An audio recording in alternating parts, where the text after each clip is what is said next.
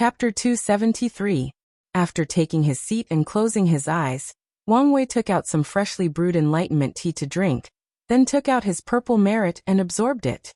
Since Wu Hong assured him that it did not have any problem, he was reassured to use it as it can greatly help him create a powerful and unique cultivation scripture.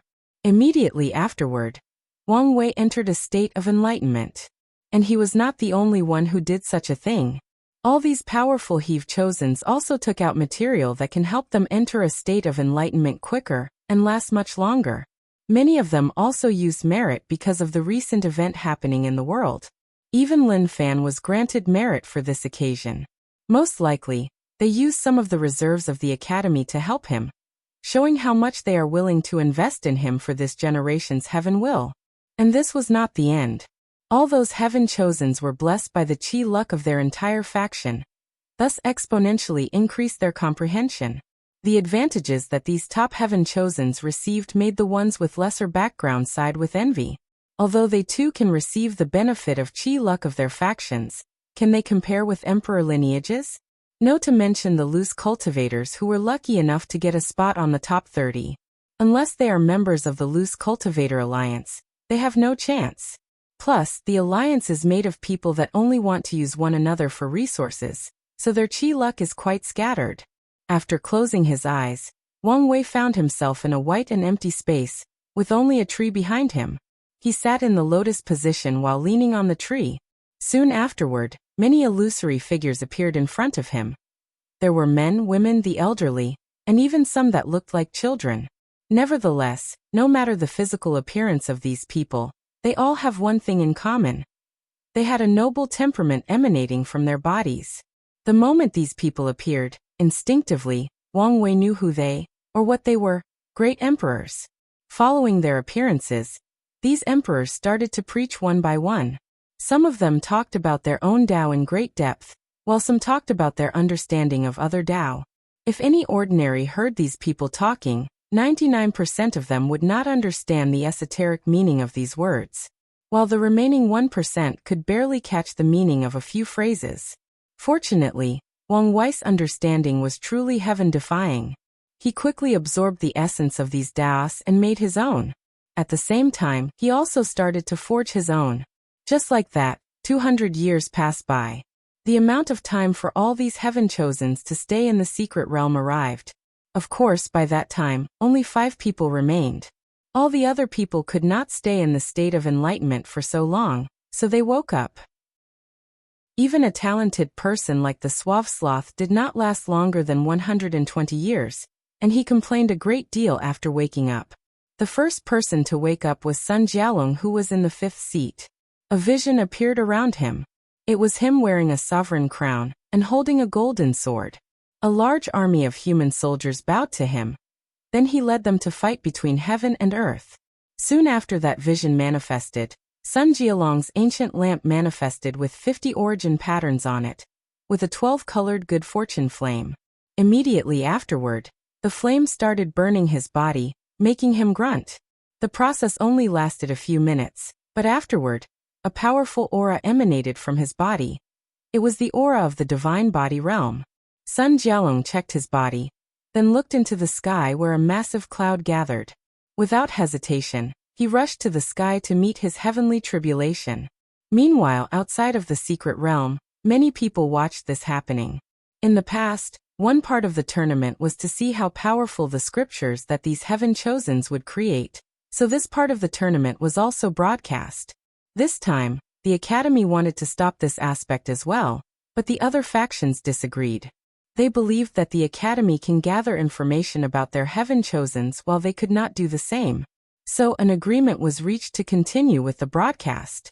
While Sun Jialong was going through his heavenly tribulation, many people were commenting on him. So a scripture based on the concept of military ruler, a sovereign that leads its people to fight and slaughter all his enemies, an iron-blooded ruler. Very powerful. Yes, and with the human destiny sword in his hand, he is probably even more powerful. Now the issue is, why did he reveal it now? The people of Great Wu spent so many years denying having the sword. Why did they suddenly reveal the information now? Could it be because he is now protected by the heavenly Tao and cannot die until he reached the next realm? It could be, or they could be planning something. Meanwhile, after finishing his thunder tribulation, Sun Jialong looked at the other people who were still in the middle of enlightenment. He frowned a little. Was he surprised that he was the first one to wake up? However, soon afterward he checked the golden sword in his divine sea, and a confident look appeared on his face. Without saying anything, he returned to his seat to wait. A few hours later, another person woke up. It was Suya who was in the third seat. Just like Sun Jialong, a vision appeared behind her. In the vision, Suya was also standing in front of a large group of people, but all these people were actually her. Moreover, all the different versions of how were scattered throughout different worlds in the endless void. There seemed to be an infinite number of them. Soon afterward, an ancient lamp and good fortune flame appeared, and she broke through the divine body realm. Then Suya opened her eyes, but she did not immediately go experience thunder tribulation.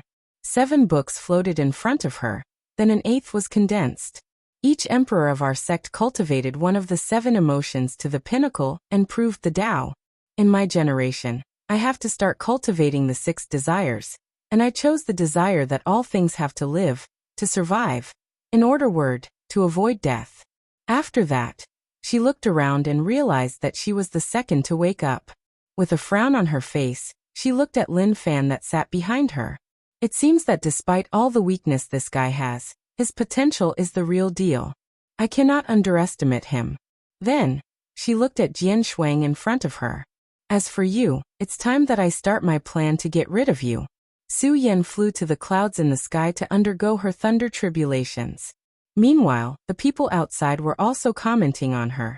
It seems that this generation's saintess will continue the legacy of her ancestor. Yes.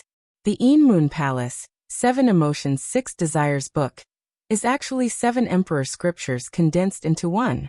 Now, she is preparing to condense the 8th chapter. Imagine if they managed to cultivate 13 emperors and finish that book. How powerful would it be? Probably even more powerful than the past, present, future Buddha scroll. Wasn't it rumored that this scripture was written by 3 Buddhist emperors that were in fact brothers? You are right. Most likely, the founder of the Moon Palace probably got the idea from them. Your guess is probably correct given the fact that they were founded during the incense era. Back in the secret realm, after finishing her thunder tribulation, Suya waved her hand into the void, scattering white lights into different parts of the world. As soon as these lights reached a populated area, they absorbed the emotions of the people around them. Then they turned into Suya or clones of hers. The clones immediately used a technique to change their aura and physical features after being born, before scattering and blending into the large population. Good, muttered Suya after seeing this. As long as any of my clones are alive, I will not die. Although I currently have only 1,000 clones, this is equal to 1,000 lives. Furthermore, as long as there are enough emotions, I can make more. And as I grow more powerful, I will be able to make more until I have an infinite amount of them or an infinite amount of lives. If I do not manage to prove the Tao, this method can be improved into an alternate form of immortality. Nodding her head, she took her seat, waiting for everybody to wake up and test one another. The next person to wake is Chapter 274. The next person to wake up was Feng Lijuan, who sat on the 6th seat behind Sun Jialong. In her vision, many people were around her. She waved her hand, then all those people became invisible. With another wave, heaven and earth became invisible, and with the final wave, the Tao seemed to become invisible. After the 12-colored flame enveloped her, she also stepped into the divine body realm. She raised her eyes into the sky to look at her thunder tribulation. Then she disappeared in the eyes of everyone watching. Soon after that, the thunder tribulation finished gathering strength, but it could not find the person that it should strike. I searched for some time but discovered nothing. As if anger, the clouds gathering in the sky became more vast and powerful. Then began the search for Feng Lijuan again. But it did not find anything. If the secret realm was not designed to isolate each participant to not interfere with one another, the thunder tribulation would have probably struck the other heaven chosens.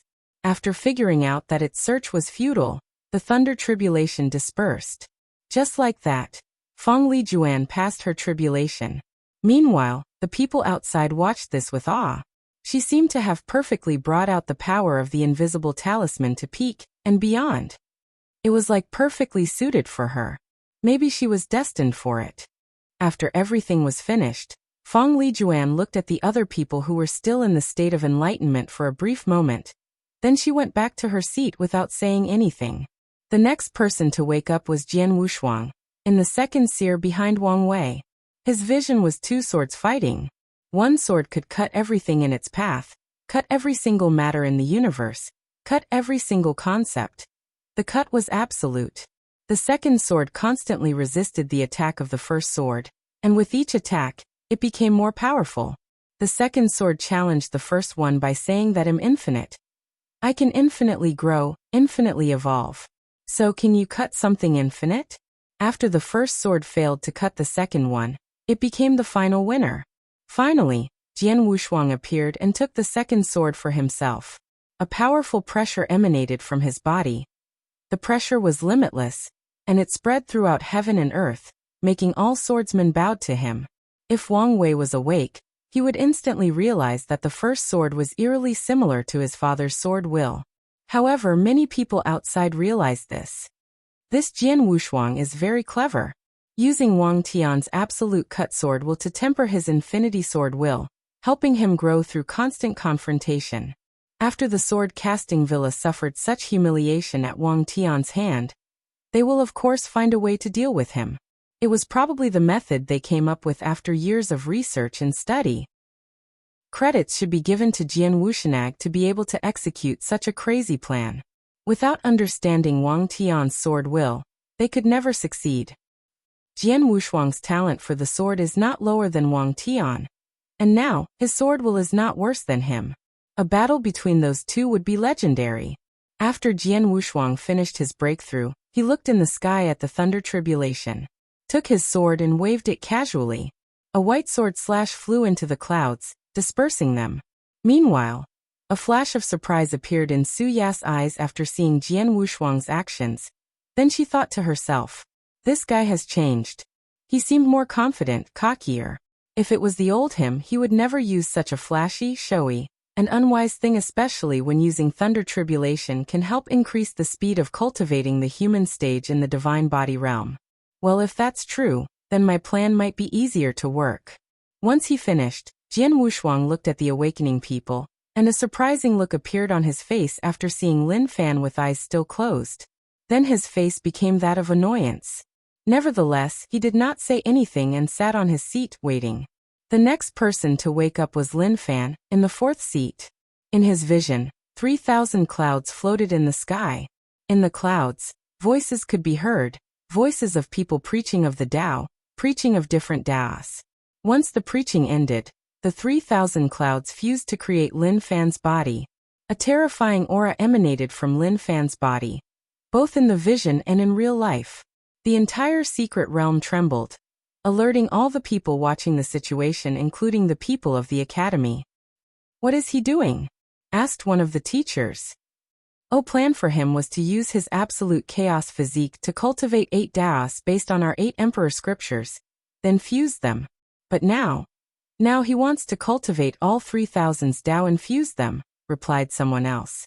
Is that possible? Well, chaos is the embodiment of all the great Taos in existence, so it should be possible. Many of the teachers' breath became rapid after hearing this. They could imagine how powerful their heaven chosen would be after this.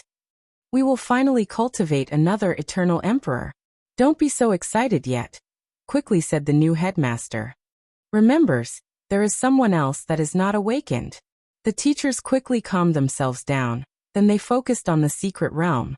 In the meantime, in the D family booth, D Tian squinted his eyes after seeing Lin Fan's vision and aura. Then he sneered. Another outlaw that is trying to control one of the 5 hidden supreme Tao. Chaos. This Lin Fan will not leave long, especially since his name is already on the Heavenly Tao Protection Book. If Bai Han was still here, he might have warned these fools. Then he focused his attention on Wang Wei, waiting for his awakening. In Tion's mind, if there was a person that had the tiniest of affecting his plans of becoming emperor and reviving his wife, it would be Wang Wei.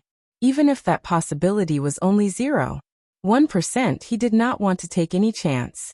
After Lin Fan finished his thunder tribulation, he soon realized that he was not the last one to wake up. He frowned for a moment, then landed next to Jian Wushuang and gave him a look. The two eyes clashed for a few seconds, then Jian Wushuang moved. Next, these heaven-chosens moved their sits based on how late they woke up. Lin Fan sat on the second seat, Jian Wushuang on the third, Feng Lijuan on the fourth, Suyao on the fifth, and Sun Jialong on the sixth. Of course, on the seventh seat was Mo Xingyun. And on the eighth seat was Zhang Xian, who had the number 7 boundless void physique. While these heaven-chosens were fighting over seat position, Wang Wei's vision finally appeared. It was similar to his Yun Emperor vision. A mighty and majesty version of Wang Wei sat on a throne without countless sages, supremes, worlds, and races at his feet. However, this vision was slightly different from before. In the past, Wang Wei had strings of fate in his fingers, controlling all those people. But now, the strings were at his feet, as if he was beyond them. As soon as that vision appeared, the entire domain of the Emperor Enlightening Academy trembled lightly. Moreover, a few sensitive people could feel the anger of heavenly Tao after the vision appeared. These people have never seen heaven so furious, so wrathful. However, contrary to their ideas, nothing happened afterward. There was no divine punishment thunder or anything. Everything just returned to calm. Meanwhile, Wang Wei was oblivious to the things happening outside as he was too focused on breaking through the divine body realm. His ancient lamp appeared around him, and many people were once again shocked. Not only did he have a 13-colored flame which was unheard of before, but he had 184 origin pattern on the base of the lamp. The only person not amazed by this event was Tian. He is probably the only person that truly knows the meaning behind this phenomenon, and even its owner might not know. After the lamp appeared, Wang Wei focused on the next step of his breakthrough, which was very simple, at least to him. It was simply to infuse your will, goals, dreams, or desires into the Gould fortune flame. This might seem a simple thing, however, it was not. Whatever ideas or goals a cultivator installed in there, he or she has to truly believe in it to the point of sacrificing their own life for it. Without such a high level of determination, they will never be able to enter the divine body realm. As for Wang Wei's goals, it was always to be free and unfettered, to be able to do as he wishes, to control his fate, no, to transcend it. Chapter 275. The divine body realm is divided into 3 stages: human, earth, and heaven. The purpose of the entire realm was to refine a body that could withstand the power of law, a divine body. As such, in the human stage, cultivators have to use their good fortune flame to temper or recreate their bodies. They have to refine their skins, muscles, bones, organs, and blood. In general, they have to go through a similar process Wang Wei went through while cultivating the ancient desolate body refining scripture. As for Wang Wei, since the ancient desolate emperor used this realm as a blueprint for his scripture, he did not have to go through the human stage. So, after instilling his goals into the flame, he used it to quickly go through most of the human stage, making sure that he did not make some mistake or overlook some tiny part of his body during tempering. And he did find one, his brain. Due to how fragile an organ it was, there was no specific way to refine or temper it in the ancient desolate body refining scripture, making it one of the weak spots of his body. Knowing this, he immediately used the good fortune flame to temper his brain. Many people squint their eyes after seeing this. All these heaven-chosen first refined their skins after the breakthrough, but he chose his brain. However, after thinking about it for a moment, they realized it made sense that cultivating in the divine body realm would be different for him, because of his strong fleshly body. After Wang Wei finished the gruesome process of burning his brain off, he was satisfied with the result. From now on, he would not immediately die if someone blew his head off. They would have to do it at least 5 times before he would die. And after he finishes tempering his blood, he will reach the realm of single-drop rebirth, meaning that as long as a single drop of his blood remains, he can instantly regenerate his entire body. Following this, the aura of divine body realm appeared on him. Opening his eyes, he clenched his fist, feeling both the increase of power and lifespan. A typical divine body realm cultivator has 30,000 years of lifespan. However, due to his heavenly physique, Wang Wei already had such a level of lifespan. With this new breakthrough, he can now live 90,000 years, which is the normal lifespan of a primordial spirit realm cultivator. And that's only the lifespan granted to him by the origin path system. His fleshly body dramatically increased his lifespan. Wang Wei raised his head to the sky, staring at the thunder tribulation. Once the first thunder fell, he opened his mouth and swallowed it. That goes for all the others as well until the tribulation ended. Slowly turning around, Wang Wei did not look at these heaven-chosens, but in the distance. His eyes penetrated the secret realm and countless layers of space, until he reached a mortal establishment in the domains of the academy. There he saw an old man inside a room, sitting on a chair. The old man's hair was all gray and he had wrinkles all over his face. On top of the old man's head, Wang Wei saw a gray line, and he knew them as fate line. He could see them for quite some time, but did not know how to use them. Now he knew. By focusing on the fate line, he saw the fate of this old man from his birth to the present. He saw when he was born, when he first cried, the first time he farmed the land with his parents, his first love, his first kids and grandkids. In an instant, he watched the life of this old man from birth to adulthood, then to old age. And that was not the limit. Wang Wei then started to see the fate of this old man's ancestors. He watched the lives of his great-great-great-great-grandfather. To be precise, he saw the lives of all the old man's families up to 15 generations in the past. After that, Wang Wei watched the future of this old man. He knew that 2 years from now, while trying to pick up something from the floor, the old man would trip and fall, never getting back up again. His family will bury him and continue their lives as farmers. Until 3 generations later, the entire village will be destroyed in a catastrophe, thus ending this old man's bloodline. Wang Wei sighed at how insignificant the life of mortals is. Their fate has long been written in stone, and not only do they not know about it, but they would be helpless even if they knew. They are nothing but puppets controlled to either make the flow of the universe function normally or serve the purpose of more powerful beings. Once finished observing that mortal, Wang Wei finally looked at these heaven-chosens.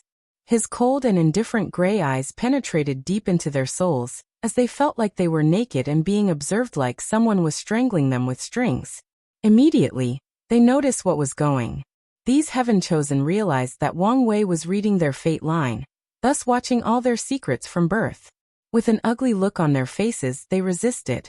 The previous vision of these people manifested in front of them, trying to block this weird attack. Unfortunately, it was useless, at least to most. Muttered Wang Wei as he looked at Lin Fan. This guy can block my fate reading technique? Could it be because his Chaos Dao is on the same level as my Fate Dao? Unfortunately, he is still too weak. Immediately, he increased the pressure and power on Lin Fan.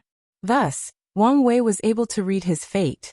He saw how he grew up in the lower realm, how he was maltreated by his clan because his absolute chaos physique could not cultivate their low-level technique, how he met his Dao protector and master, his rise in the clan and throughout the entire world. All these heaven-chosens had all their secrets leaked to Wang Wei, except for their emperor scriptures that were protected by a band powerful enough to even guard against fate. Wang Wei learned all their secrets up to the present. Knowing the dire situation that they were in, they all attacked at the same time. However, Wang Wei ignored these people as his innate shield appeared around him, blocking all their attacks. During the entire process, Wang Wei thought to himself, although I can read the past and present of these people, I cannot read their futures. Cultivating is a process of detachment, so their fates are not set in stone like a written book. Their futures are full of endless possibilities based on the decisions that they make in the present. However, all cultivators including me have what is known as Nexus of Fate, which is an event in their lives that will happen no matter what. Unfortunately, my Transcending Fate Sutra cannot yet see fate nexuses. Anyway, it's only a matter of time. After that, Wang Wei looked in the direction of the academy, to be precise, the booth of the D family. Just like he did before, he read Di Tian's fate line. However, the latter waved his hand, and a black and white appeared. The wheel exuded the power of reincarnation, and easily blocked Wang Wei's ability. I knew that it would not be so easy. This guy is in another league of his own. Hee. Only defeating such a powerful enemy would make the heaven more interesting, otherwise things would be too easy. After that, Wang Wei looked at all these people attacking him at the same time, yet still unable to break his defense. His vision then landed on Mo Xingyun. My theory about her was correct, but I'm starting to wonder who was that person that made a deal with her, as he was obviously not Feng Heng. I need to meet Feng Heng personally to read his fate line. Moreover, I'm also slightly interested in that gluttony swallowing scripture. After that, he looked at Sun Jialong, making the latter's heart skip a beat. For my plans to work, the human destiny sword would be of great help. However, now is not the time to get it. Wang Wei then clenched his fist, took a punching pause before throwing a punch. A powerful shockwave came from him, sending all these heaven chosens flying away. He then activated his token to leave the secret realm. Meanwhile, all of the people sent flying away had only one thought. How could he be so powerful? And that also included Lin Fan, who was the only one still standing despite still being thrown away. As he looked at the disappearing back of Wang Wei, he clenched his teeth with unwillingness. Despite all his effort, he was still outclassed. However, Lin Fan quickly calmed down. He knew that he still had plenty of room to grow. His Choas Dao can also contain the Dao of Fate. So, a flash of determination flashed across his eyes. Chapter 276. With Yan Chen's power, Wang Wei broke the void and teleported to the Dao opening sect. Unfortunately, there was an accident midway through. Both Wang Wei and Yan Chen found their teleportation interrupted, and landed on a desert with sands as far as the eye could see. Soon afterward, the surrounding void trembled, and the world seemed to change. Before Yan Chen could react, he disappeared from Wang Wei's sight, nowhere to be seen. As for Wang Wei, he was calm during the entire situation. He even had a knowing smile on his face. He looked into the void in a direction. There, he saw Yan Chen in a separate space surrounded by stars. The latter was using his Dharma body to attack the surroundings in an attempt to destroy whatever was blocking him, and prevent him from protecting his young master. After checking that Yan Chen was alright, Wang Wei looked in another direction and said, "Come out. I know you are here." "Oh, and how could you possibly do that?" replied a voice, who soon revealed to be Bai Han, the former headmaster of the Enlightening Emperor Academy.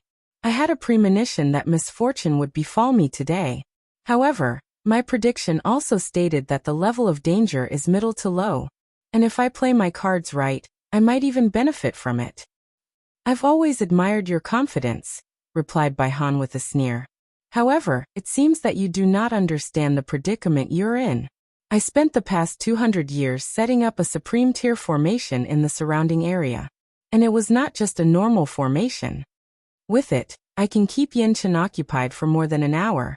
As for the Dao opening sect, given your status and how much they care about you, it will take them about 10 minutes to realize that something is wrong, 5 minutes to locate this area, and another 5 minutes to break the formation. Meaning I have 20 minutes to kill you. I guess I'm being underestimated." Wang Wei secretly shook his head. Bai Han had the time and opportunity to set up such a powerful formation, and yet he chose an isolating one instead of a killing one. He probably wanted to kill me personally, or his mind is already deeply affected by the Qi of Calamity. "I'm curious, what drove you to do something so extreme?" asked Wang Wei, still with his calm demeanor. "There is no need to try to buy time.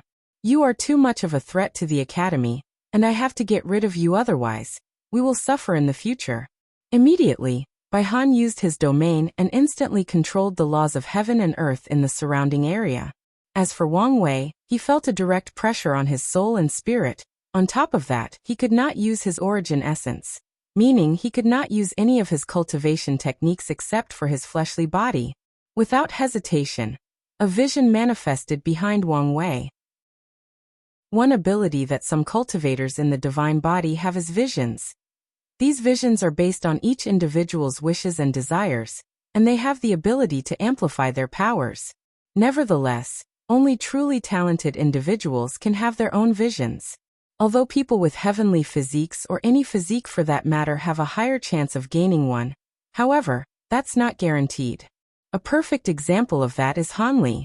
Although he had a heavenly physique, he did not have a vision. Of course, Wang Wei did not show his vision merely because of the amplification abilities, but because his vision was unique. It was fused with his young emperor's vision. So the moment that it appeared, he activated his pseudo-domain ability, hoping to reduce Bai Han's strength by half. Unfortunately, he was not completely successful. The ability only reduced Bai Han's strength by 15%. Despite this, Wang Wei was still satisfied as his main objective was achieved. Using the pseudo-domain, he was able to block most of the power of Bai Han's true domain. Feeling the regained control over his origin essence, Wang Wei was ready for the next battle. As for Bai Han, his face became ugly. Then he said, "I was right. You are a much bigger threat than anticipated."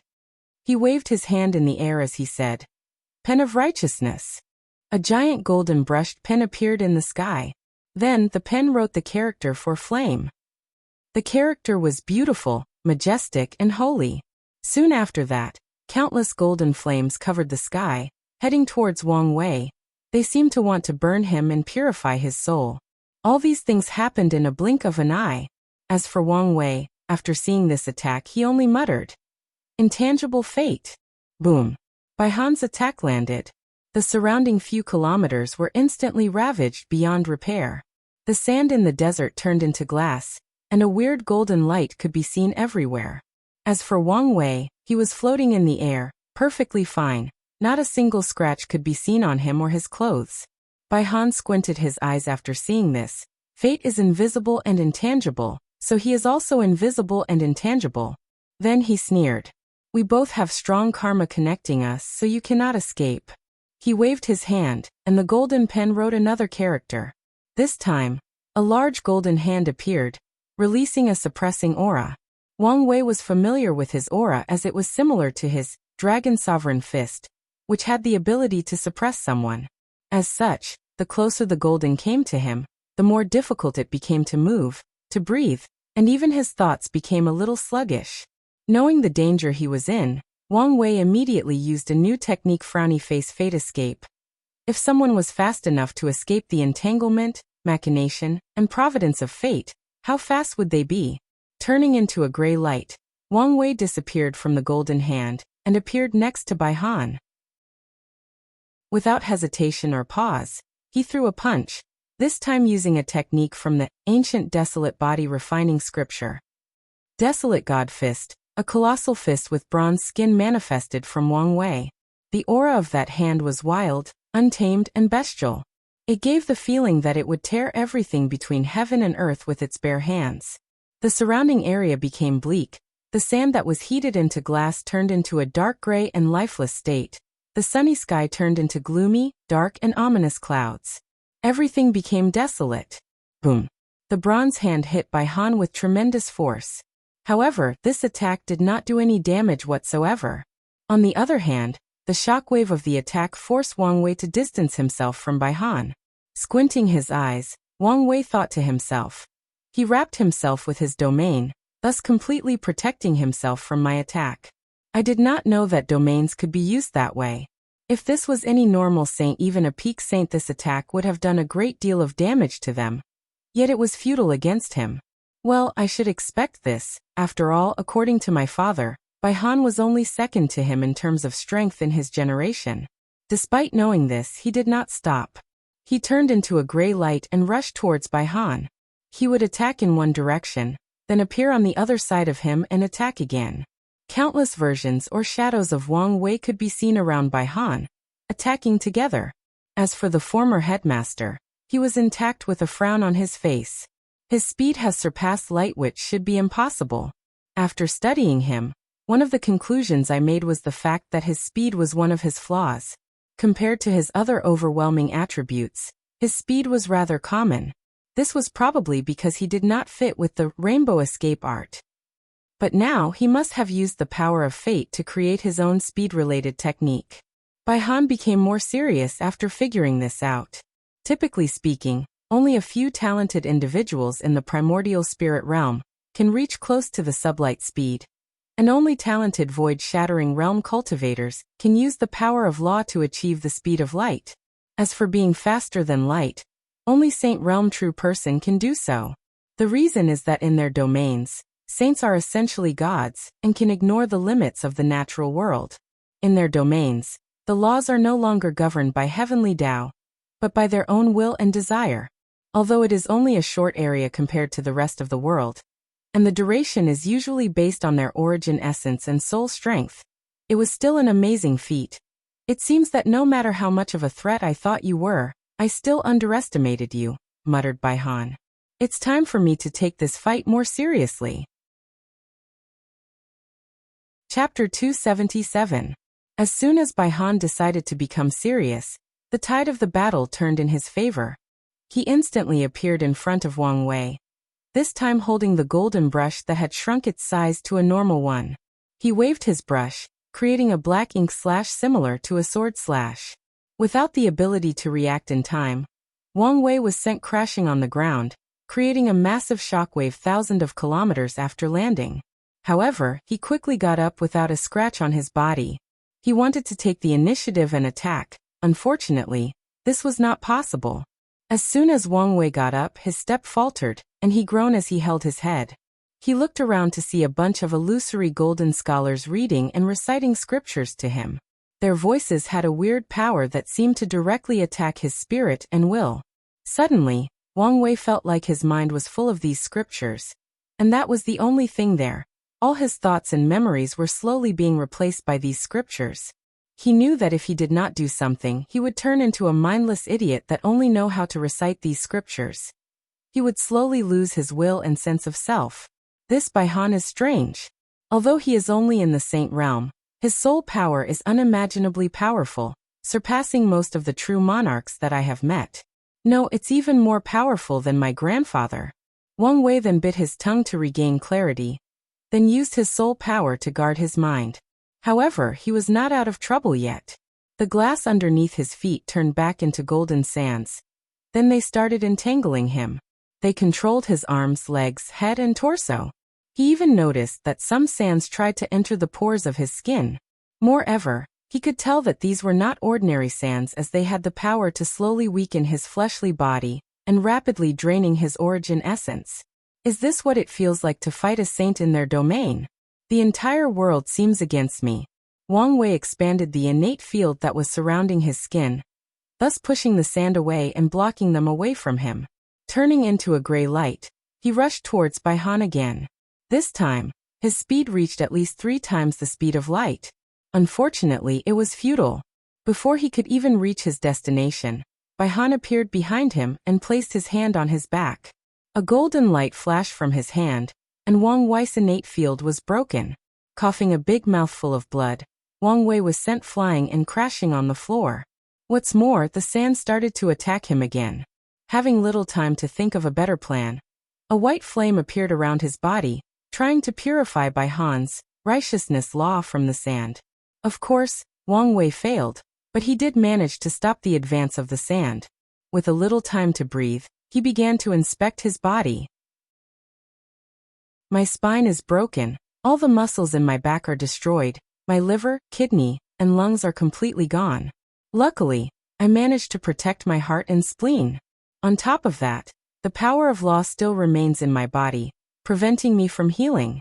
A bunch of strange runes flashed across Wang Wei's eyes for a brief moment before disappearing. He activated one of his innate talent. Unlike in the supernatural realm, activating the innate talent no longer showed these tattoos and symbols in the divine body realm. A black and white will appeared in Wang Wei's divine sea and absorbed half of his origin essence. Immediately afterward, all his injuries instantly healed, whether it was the broken spine, destroyed muscles, or missing organs. However, by the time Wang Wei got back on his feet, Baihan was already attacking. Raising his head, Wang Wei saw that Baihan wrote the character "kill" in the sky. Then a massive golden spear rushed from it with unmatched speed towards him. Without much time left for him, he reorganized his innate shield, surrounded himself with another shield made of origin essence and spiritual chi between heaven and earth. On top of that, he created 2 additional layers of shields made of the cleansing purifying flame and the heavenly destruction flame. Despite all these defensive measures, Wang Wei was still sent flying away, though he did block the attack. In the process of flying away, he clenched his right hand and made a yanking movement. Soon afterward, a transparent body appeared from Bai Han's head. With an ugly look on his face, Bai Han realized that his primordial spirit was being forcefully pulled out of his body. Looking around, he saw a white string attached to his soul with the other end on Wang Wei's hand. He mobilized the power of law to cut that thread, but he was unable to do so. So he controlled his primordial spirit and yanked Wang Wei, who was flying away. In the end, he had to let go of the primordial spirit as he was being dragged towards his opponent. Bai Han looked deeply at Wang Wei. 5 minutes passed by and he still has not killed him. Realizing that this younger generation was even more of a threat than he could imagine, he decided to end all of this. He controlled his domain, condensed it into the form of a hand, then patted Wang Wei. Looking at the very condensed law power, Wang Wei was truly helpless. So his body and soul were instantly annihilated. Looking at this result, Bai Han sighed in relief as he muttered to himself, "I had to use the strength of Quasi-Supreme to kill him. How shameful." "Not quite," suddenly ringed a voice behind Bai Han. Instinctively, he dodged to the side, but it was still a little too late. A white string rushed from his back, cutting his right arm off. He looked at his missing arm with a frown. Bai Han could feel his regenerative power hindered. To be precise, it was like the fate of his arm was severed from his own body. After quick calculations, Bai Han realized that it would take him hundreds if not thousands of years to regrow that arm. And even if he broke through the Supreme Realm, the time would nearly decrease. If this kid had even the tiniest of law power, this arm would be severed for good. Unless someone on the level of my father intervened, I would never be able to regrow this arm. No matter how much I overestimate him, it seems that I still underestimate his capabilities. "I'm curious," said Bai Han. "I saw you die, so how can you be alive?" Wang Wei merely smiled. Of course, he would not tell him about his bone substitution ability. With it, he has a few lives, so the fewer people who know, the better. Meanwhile, after his failed sneak attack, Wang Wei thought to himself, "It seems that my strength is on par with middle-level saints, could fight ordinary peak saints, but am no match for these heaven-chosen's peak saints. Nevertheless, they cannot easily kill me as well. Alright, this little test is over." "What do you mean?" asked Bai Han with a bad premonition. "I said at the beginning of the battle that I expected to encounter danger. Do you really think that I would not be prepared?" Bai Han's face changed as he looked upward. He saw Yan Chen holding a sword and a massive Dharma body behind him. Without hesitation, Yan Chen swung his sword and the Dharma body followed. Bai Han concentrated his domain in the shape of a shield. A massive explosion occurred, shaking the entire formation. Muttered Yan Chen, looking at the translucent Bai Han that was holding a golden brush. He actually has a supreme tier-proven Dao artifact that saved his primordial spirit. However, let's see how many attacks he can withstand. So Yan Chen made another attack, and Bai Han's translucent body began to fade. Knowing that he has few other options, he made a drastic decision. Bai Han tried to use his understanding of the Supreme Realm to forcefully open the Supreme Path and reach that realm. For a moment, clouds started appearing in the sky in the area of the formation. However, they only lasted a brief moment before Bai Han spit out a big mouthful of soul blood, further weaken him. As for Yan Chen, he was relentless in his attacks. On his 9th attack, Bai Han's proven Dao artifact was destroyed. Taking advantage of this situation, Yan Chen went for the kill. As Bai Han watched that powerful flash rushing towards him, he sighed internally. Then memories of his life flashed across his mind, thinking of all the regrets he had.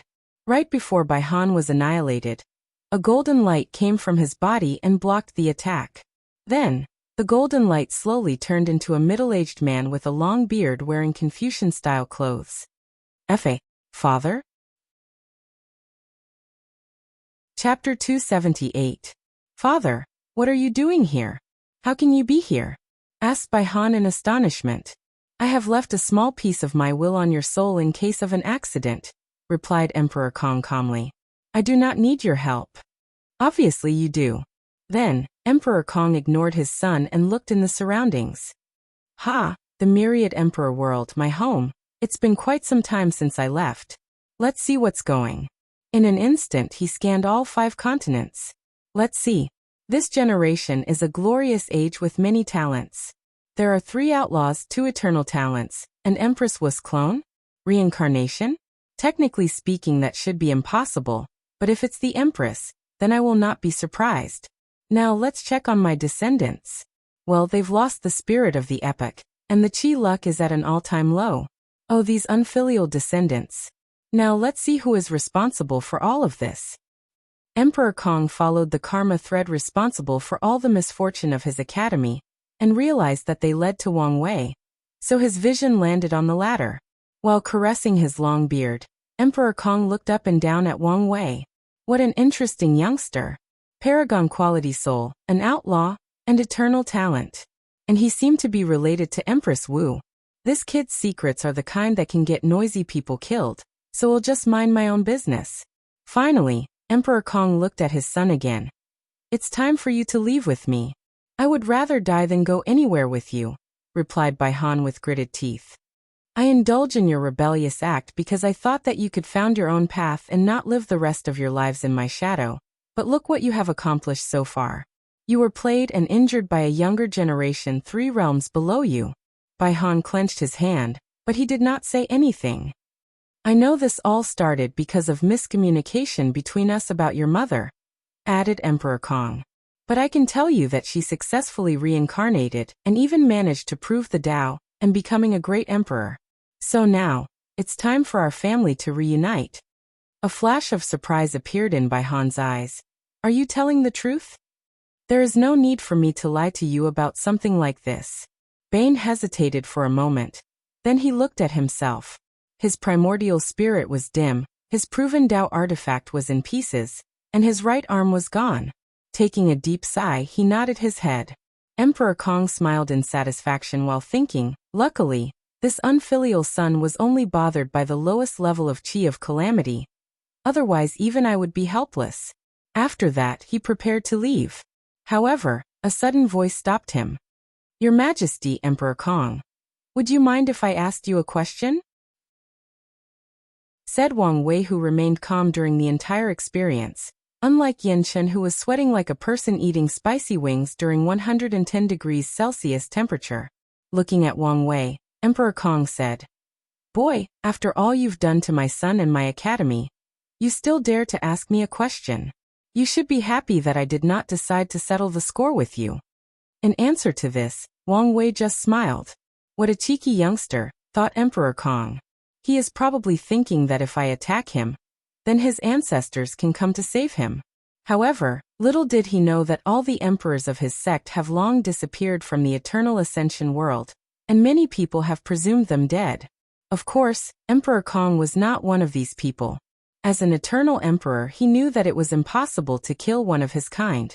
As long one person knows their name, or even a piece of writing of their names exists, an eternal emperor can use this fact to resurrect themselves.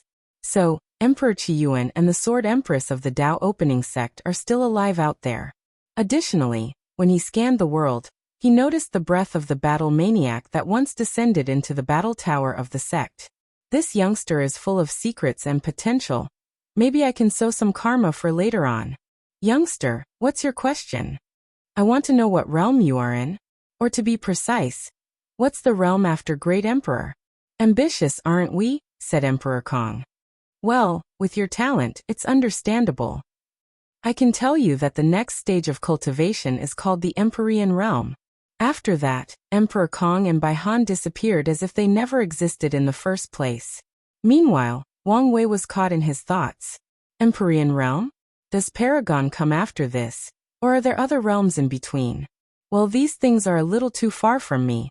I wonder why that Supreme Will did not show up after Emperor Kong told me such secret? Is it because of his high level of cultivation, or something else? What are the criteria for it to show up? Young master, you should not take such risk, reprimanded Yan Chen, who was finally able to breathe after Emperor Kong disappeared. For a moment there, he thought that he was gone. His only thought was whether if he exploded himself could he give the young master the opportunity to escape. You underestimated the mind and bearing of a great emperor. He would not just attack me because of contradiction of the younger generation. Still, your actions were reckless. Not reckless, calculated. What do you mean? Have you noticed that no great emperor has ever interfered in the affair of the world after they leave? Even the ones that are extremely protective of their family or sex. They never showed up even when their descendants faced extinction, replied Wang Wei. You mean? Yes, most likely, they have certain restrictions preventing them from doing so. Yan Chen pondered for a brief moment before sighing. You may be correct, but was it worth risking your life to ask a question that you did not even get the answer with? It seems that Emperor Kong allowed only me to hear the answer. Could this be the reason that Supreme Will did not show up? Or did the Emperor use some kind of secret method to tell me the information? Seeing the strange smile on Wang Wei's face, Yan Chen's eyes light up as he figured out something. In that case, it was indeed worth it. All right, let's return to the sect before all the other people become worried and come get us. Breaking the space, Yan Chen hurried home with Wang Wei. After a few minutes, they arrived and Wang Wei noticed Wu Hong waiting for him at the base of the mountain, so he went to meet her. I sense a powerful will scanning the entire world. Is everything all right? Asked Wu Hong. Yes, but I met a will of Emperor Kong. Him? Given his cautious nature, once he sees all the mysteries surrounding you, his first instinct would be to ignore you, unless you antagonize him. Did you antagonize him? Of course not. But you did not let him leave just like that, did you? Wang Wei was momentarily speechless. I just asked him about the realm after Great Emperor. So, you were testing whether he would get in trouble for telling you the secrets of heaven. However, with Emperor Kong's strength, it should be very easy for him to bend the rules slightly without any consequence. It appears so, replied Wang Wei. Then, he went to meet his family with Wu Hong as he did not see them for more than 200 years. Although he felt like less than a second passed by. After reuniting with his family for the entire night, the two of them flew to one of the peaks of the sect. There, many upper echelons of the sect were waiting for them. Is everything ready? Asked Wang Wei to Wang Fu, the great elder of the refining hall. Yes, young master. Wang Fu took out a bunch of white translucent orb from his space ring, and they all floated in the air after being removed. Wang Wei looked at Wu Hong next to him and said, It's your turn. Nodding her head, she placed her hand on his forehead. Following this, a bunch of runes came from his head. No, they came from his soul. These runes congregated in the sky, forming a perfect picture. Finally, 3,000 lights flew from the rune formation and entered one of the floating orbs, instantly turning them more sacred. Voices of people explaining the scriptures could be heard coming from them. Big brother, I cannot believe you managed to actually memorize all the information of the Tao tablets. According to my father, since they are the voices of great emperors explaining the Tao, it should be impossible to memorize or write down, only understand. You are wrong. Although I tried to memorize them, I also failed. So, how did you bring them back from the academy? I had Wu Hong secretly sealed them in my soul, then have the sect prepared materials that could store them before transferring them. Wang Wei sighed. He was truly afraid that Emperor Kong would see through his plot and intervene. Luckily, the latter either did not notice or did not care. After this plan succeeded, the entire Tao opening sect celebrated as the foundation of their sects has just been increased. With access to these 3,000 Tao orbs, many people can be enlightened in front of them, thus making their path of cultivation smoother. Additionally, a piece of news soon spread throughout the entire Myriad Emperor world, and it read, The Tao opening sect have their Tao tablets, so next generation, they will hold their own heaven-chosen selection trial. Chapter 279. After settling the affairs of the Tao tablets, Wang Wei spent the next few days relaxing and indulging himself. He drank the best wine, ate the most delicious food, gambled a little. He even went to a brothel to watch some of the famous dancers in the central continent. As for Wu Hong, she accompanied him during the entire process, even to the brothels. And she was quite complimentary of their skills, though she proclaimed that she was even better. Wang Wei called her boasting, and later that night, she proved him wrong by giving a show that he will never forget in his life. Since he could not touch her yet, he had to take a very long cold bath to calm himself down. After returning to the sect, he received a talisman from Tai Gang, so he flew to meet him. So why did you call me? Sacred son, I want to show you my immortal army, replied Tai Gang with excitement. So Wang Wei followed him to one of the mountain peaks. He saw an army of divine altar cultivators wearing gray armor. They all had stoic faces and a terrifying killing intent around them. He could see some kind of link between those soldiers. Waving his hand, a spear made of spiritual qi appeared in Wang Wei's hand. Then he threw it. Boom. With a sonic boom, the spear pierced the hearts of more than 1,000 soldiers. However, during the entire situation, their faces did not change one. They did not grimace, nor have any fear of death. And the reason for that was soon shown.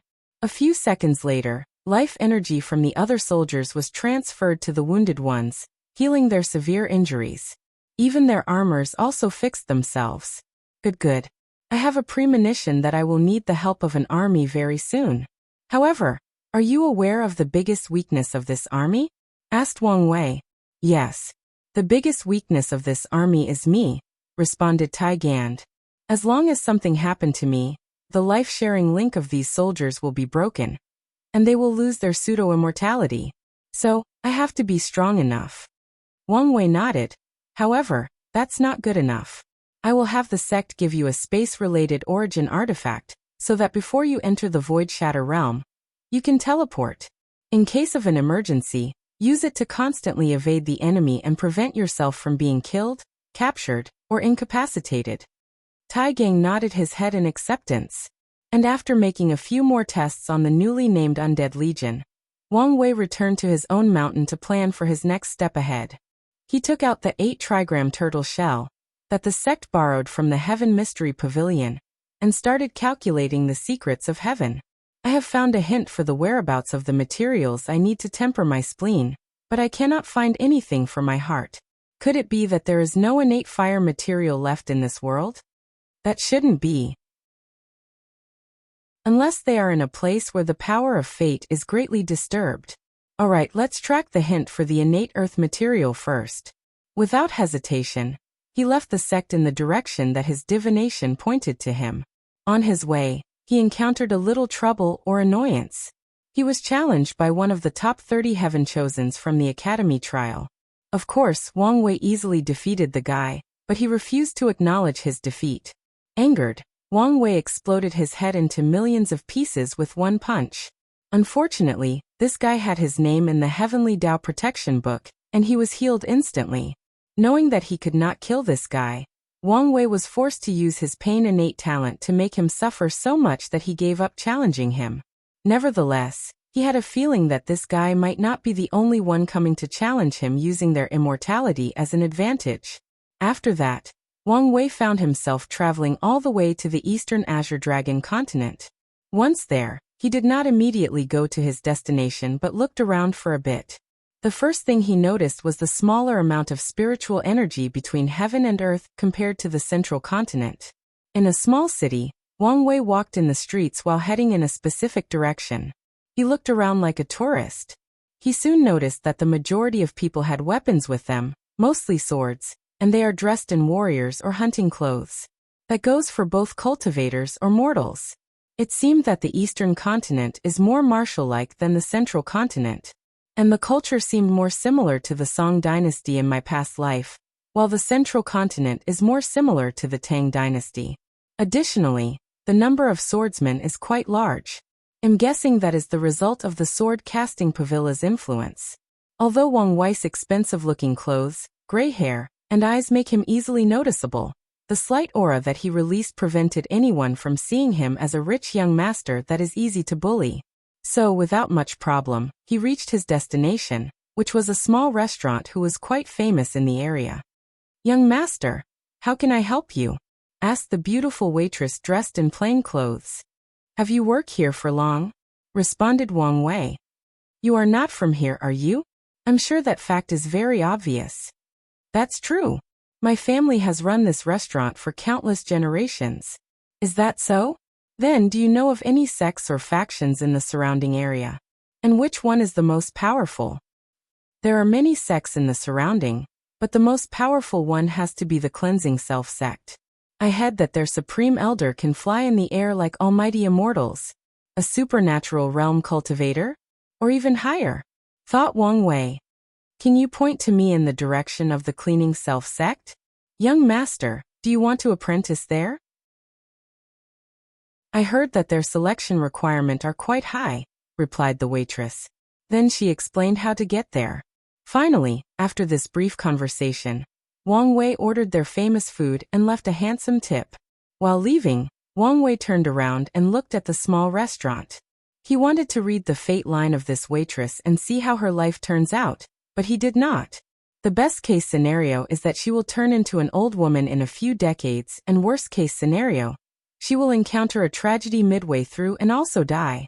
The world is full of mortals, and unfortunately, their fates have been set in stone. After sighing deeply, Wang Wei flew to his destination, which was a small mountain where a sect was located. With a quick glance, he could instantly tell that the most powerful of this sect was in the supernatural realm, and their sect formation was just a top-level profound tier.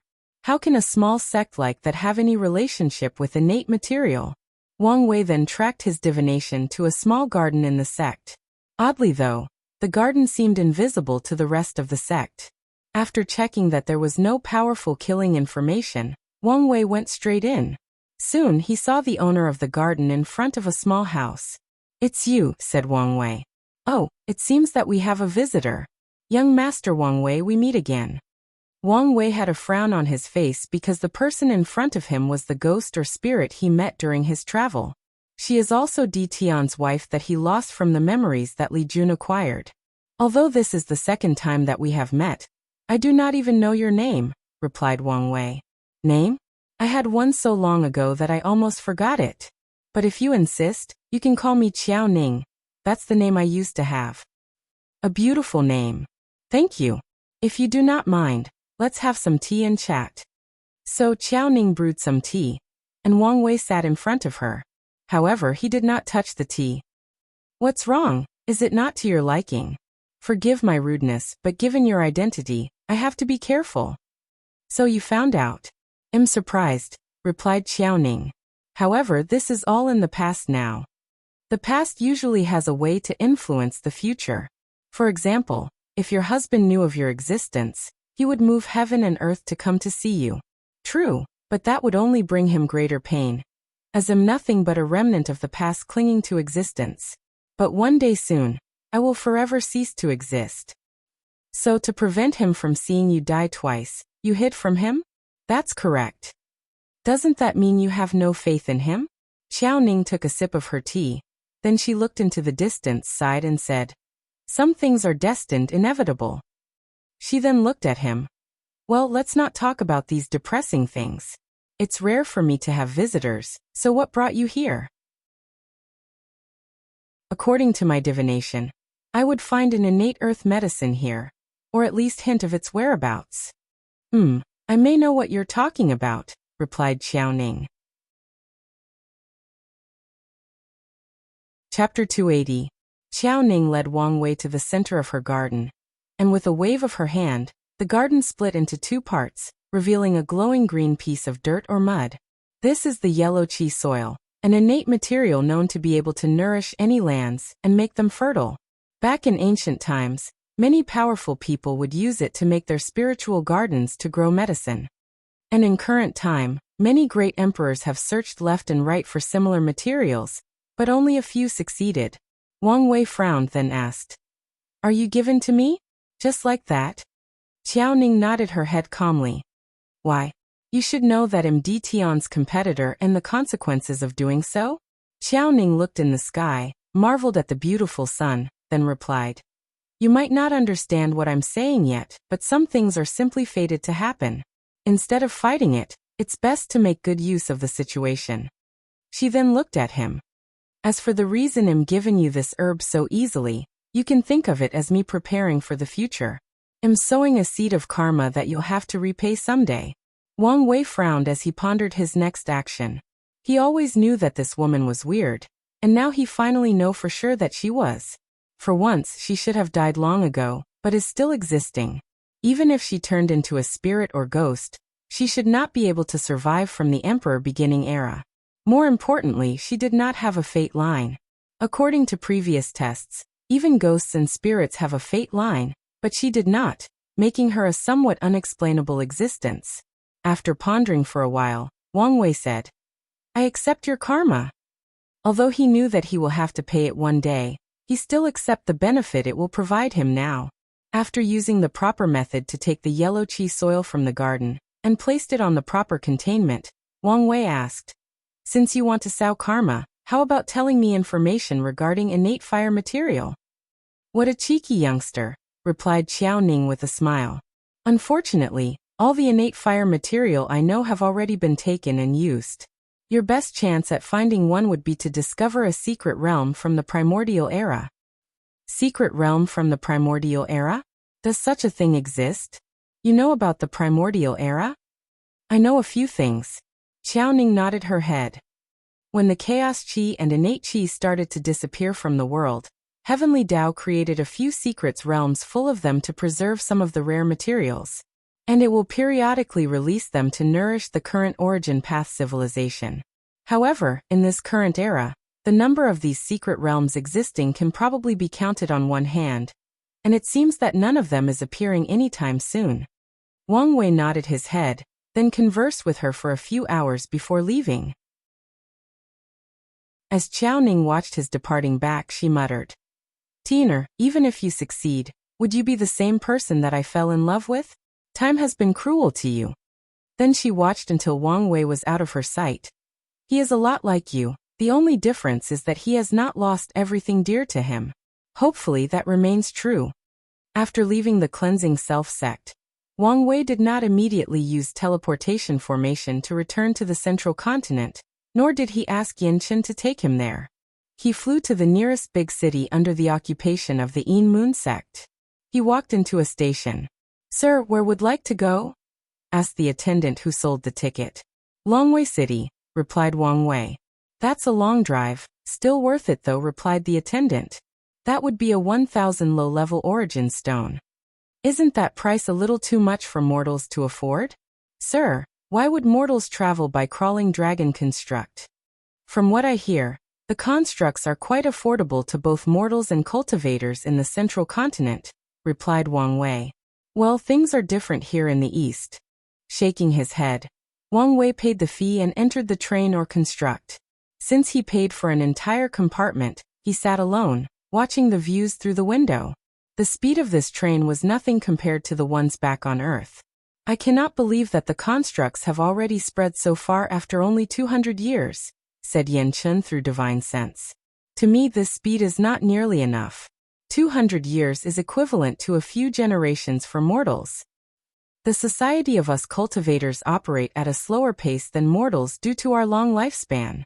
Adding to that how vast our world is actually, it should take a few thousand years or more for these modern ideas as you called them to spread throughout the entire world." "That's true, but I'm guessing that this was not the only reason. I'm sure a bunch of conservative old men has realized the change that the world is going through, and they do not like it. Since they cannot stop it, they decided to slow its progress," replied Wang Wei with a sneer. Yanchen sighed. If it was not his sect's young master who instigated this change, he probably would be one of these conservative old men. "Young master, what are you going to do once they are spread all over the world?" "The next step would be to form another alliance and connect all 4 continents together. That way trade would be much easier." "In that case, you will have to deal with the sea race. They will not allow anyone to use or occupy the ocean without their permission." "You are right. However, as you said, there is still a lot of time left. And with these people secretly meddling, there might be no result until I become emperor. Anyway, I originally wanted people to imitate our constructs as a way to establish a foundation I can build on after I prove the Tao. So there is no need to rush." Wang Wei enjoyed the ride while comparing this construct to the ones he created. Midway through the voyage, there was a slight disturbance with a cultivator trying to make trouble. Unfortunately, he probably did not know that the Yin Moon sect had disciples stationed at the train for situations like this, so he was beaten and kicked out. After arriving at his destination, Wang Wei visited the city. However, the process was not as enjoyable as he imagined, or led to believe. Although the cuisine was as exquisite as the rumors, the entire city was full of drunk swordsmen fighting one another. He could not get along with these men who loved their swords more than their own mothers and wives. Plus, he was recognized, leading the city lord to make a big fuss out of the situation. So after enjoying the food, he left with Yan Chun. After returning home, Wang Wei got straight to business. He flew to an open field where Wang Ju was waiting for him. In front of them were countless mortals, mostly dressed in ragged clothes. Did you do everything according to my instructions? Yes, young master. Half of them are criminals with heinous crimes, while the other half are people with pure hearts and lived an honest life. Did you tell the good one the consequence of their decisions? Yes. What about their payment? Yes. All their descendant will be taken care of for 9 generations. If they happen to have someone with the ability to cultivate, even if their talents are mediocre, the sect will still accept them as disciples. Wang Wei nodded his head before looking at the large crowd. He waved his hand, then the fate lines of all the people manifested themselves. Then with another wave, a scissor appeared and cut these fate lines, making all these people falling to the ground.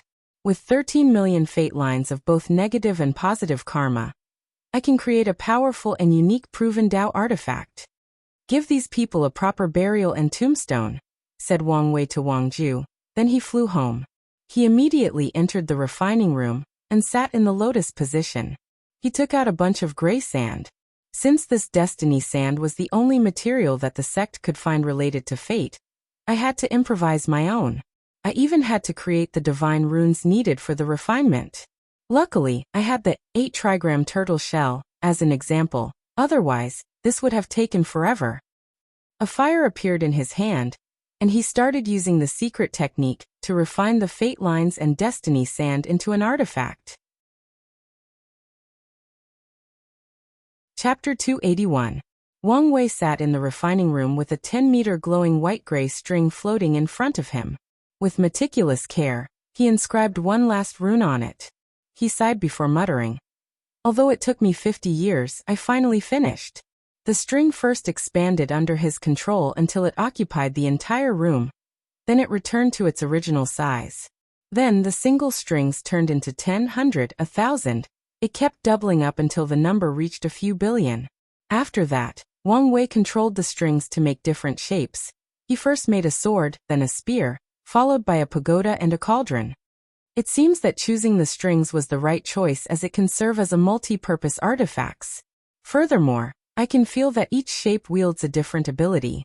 After making sure that nothing was wrong with his proven Dao artifact, Wang Wei placed it inside his sea of consciousness. Since the artifact was linked to his Daoan and turn his soul, it did not have any problem resting there. After getting something to drink, he took a little walk around dominating Fate Mountain, which was the mountain given to him when he became the sacred son.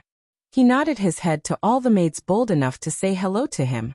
He visited the demonic beasts hall where many powerful beasts were being raised. To his surprise, he discovered a Jiaolong, which was a subspecies of true dragons. In the myriad emperor world, this kind of demonic race is actually quite rare and valuable. Meanwhile, Wang Wei had one in his mountain and did not even know about it. He was a little ashamed of how little time he spent on this mountain, or interact with the people. As for the demonic beasts, since he usually has Yan Chen take him directly to places, he rarely used them for traveling. After checking the demonic beast hall, he visited the garden. Once again, he was surprised at how valuable the things planted there were. Saint-tier herbs were everywhere, along with a few dozen supreme-tier ones. He even saw a few quasi-emperor herbs. It was during these moments that Wang Wei realized how privileged he was. Any resources he wanted, he just had to ask and someone would bring it to him.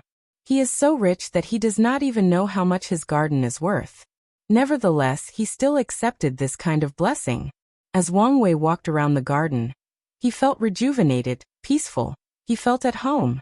He knew that this feeling was the result of refining the yellow qi soil into his spleen, granting him a greater affinity with the earth and spiritual herbs. He could also guess that his alchemy also increased at least the part that need to identify, process, and mixing herbs. After he visited the entire mountain, he chose a spot with a beautiful view, made himself some tea to relax.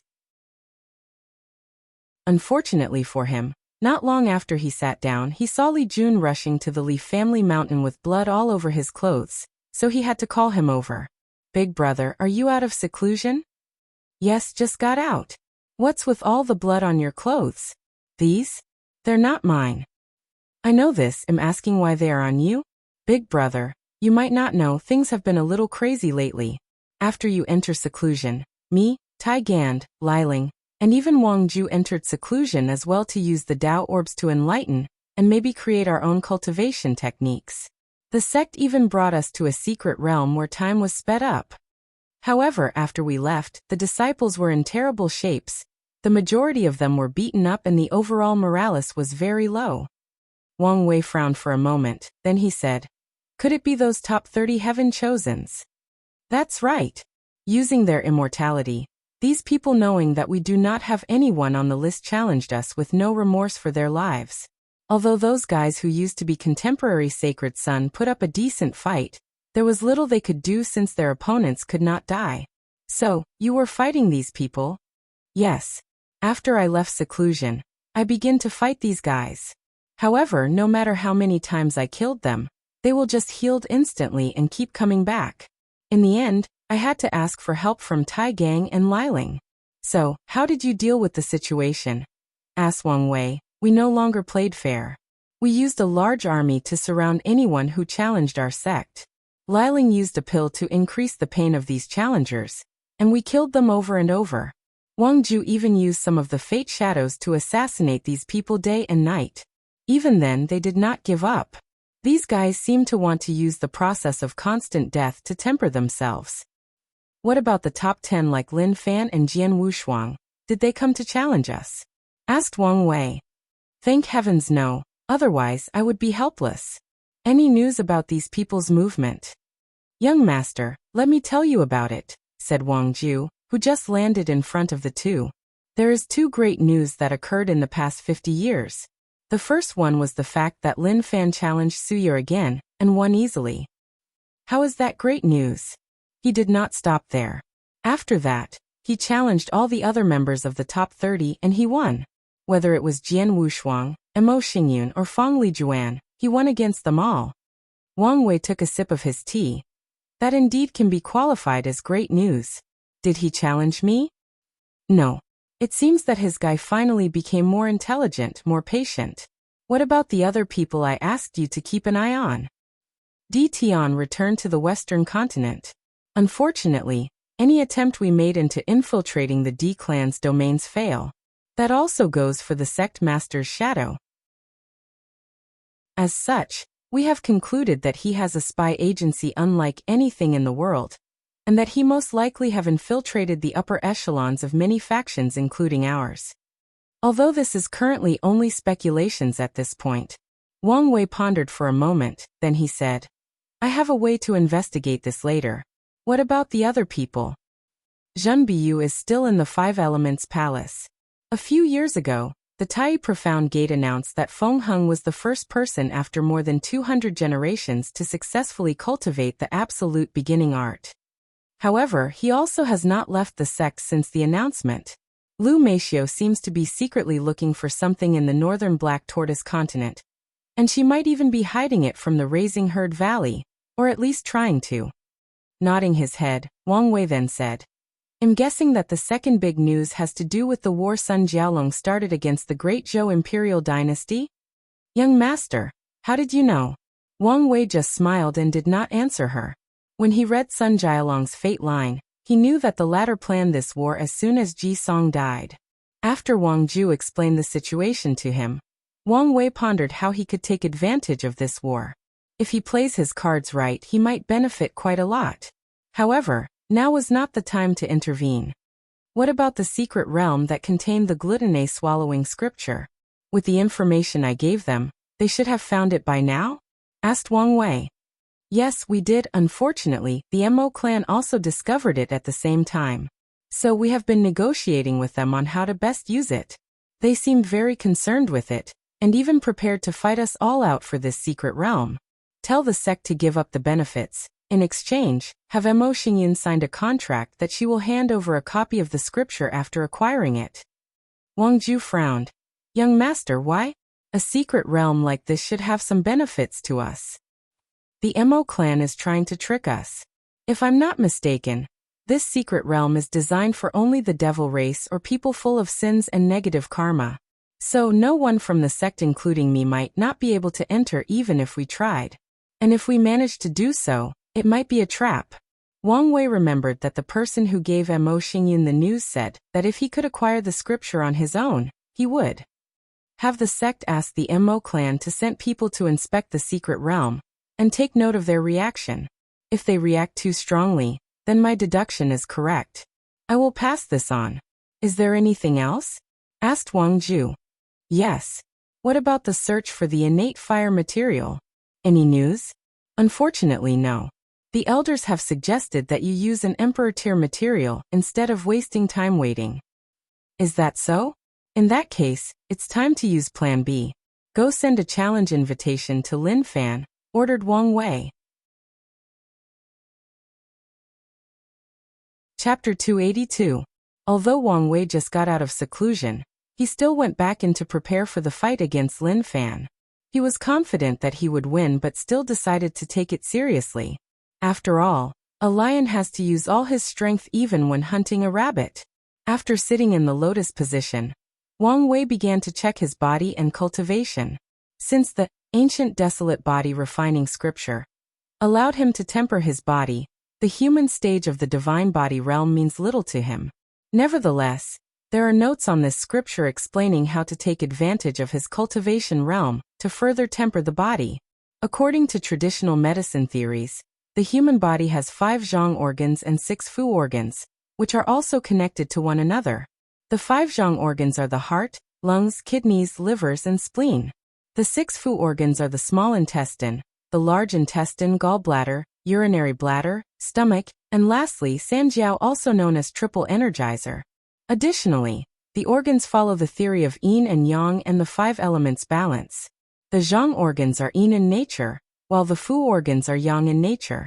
The heart fire is connected to the small intestine, the lung metal is connected to the large intestine, the liver wood is connected to the gallbladder, the spleen earth is connected to the stomach, and the kidney water is connected to the urinary bladder. According to the ancient desolate body refining scripture, Wang Wei has to temper all his zhang organs to perfection. Then the energy of these organs will in turn strengthen the fu organs. However, many people of the past that have cultivated this scripture found it more useful to use the divine body realm to actually temper the fu organs, thus further strengthening the fleshly body to a more powerful and perfect state.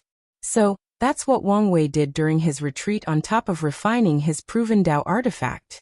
Now that he succeeded in his task, he can now step into the earth stage of the divine body realm. In this stage, cultivators have to use their good fortunate flame to open their 9 orifices, which are the eyes, nose, ears, tongue, external genitals, and anus. Of course, the orifices are not referring to these body parts, but to hidden gates in the human body located in these locations. These gates are like restrictions or inhibitors in the human body, and by opening them, humans can slowly uncover their potential and ascend to higher beings or life forms. Additionally, the process of opening these gates is a way of cleansing the spirit until it reaches a state where it is one with the world, where it can process the way that the natural world functions and develops. After closing his eyes, Wang Wei soon discovered 9 doors inside his body located in the places of the orifices that were glowing. However, he soon discovered that one of his gates seemed weaker than the others, and he knew the reason for that. The 9 orifices are linked to the zhang organs.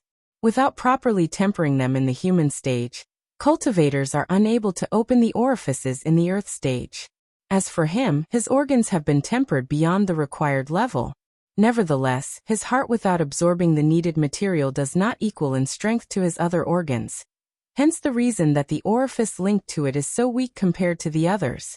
So he ignored that one for now and focused on the other ones. According to his knowledge, these 9 orifices can also be opened with spiritual qi between heaven and earth, but it is better to use the good fortune flame. Wang Wei began to open the gates to the ears, genitals, and anus orifices. The reason was that these orifices are linked to the kidney, so it is possible to open them all in a very short period of time. After slamming open the gate in the ear's orifice, mysterious energy rushed out to baptize Wang Wei's entire body. The process only lasted for a brief moment, but immediately afterward, Wang Wei could hear things a few kilometers away. It took him a moment to control that ability. After opening his genital orifice, his primordial yang energy dramatically increased, thus further increasing his blood energy, thus in turn increasing the strength of his fleshly body. Of course, the only thing in his mind after that was, maybe I can finally keep up with the wife. Oh, how hard it is to be and have a powerful girlfriend. Lastly, Wang Wei opened his anus orifice.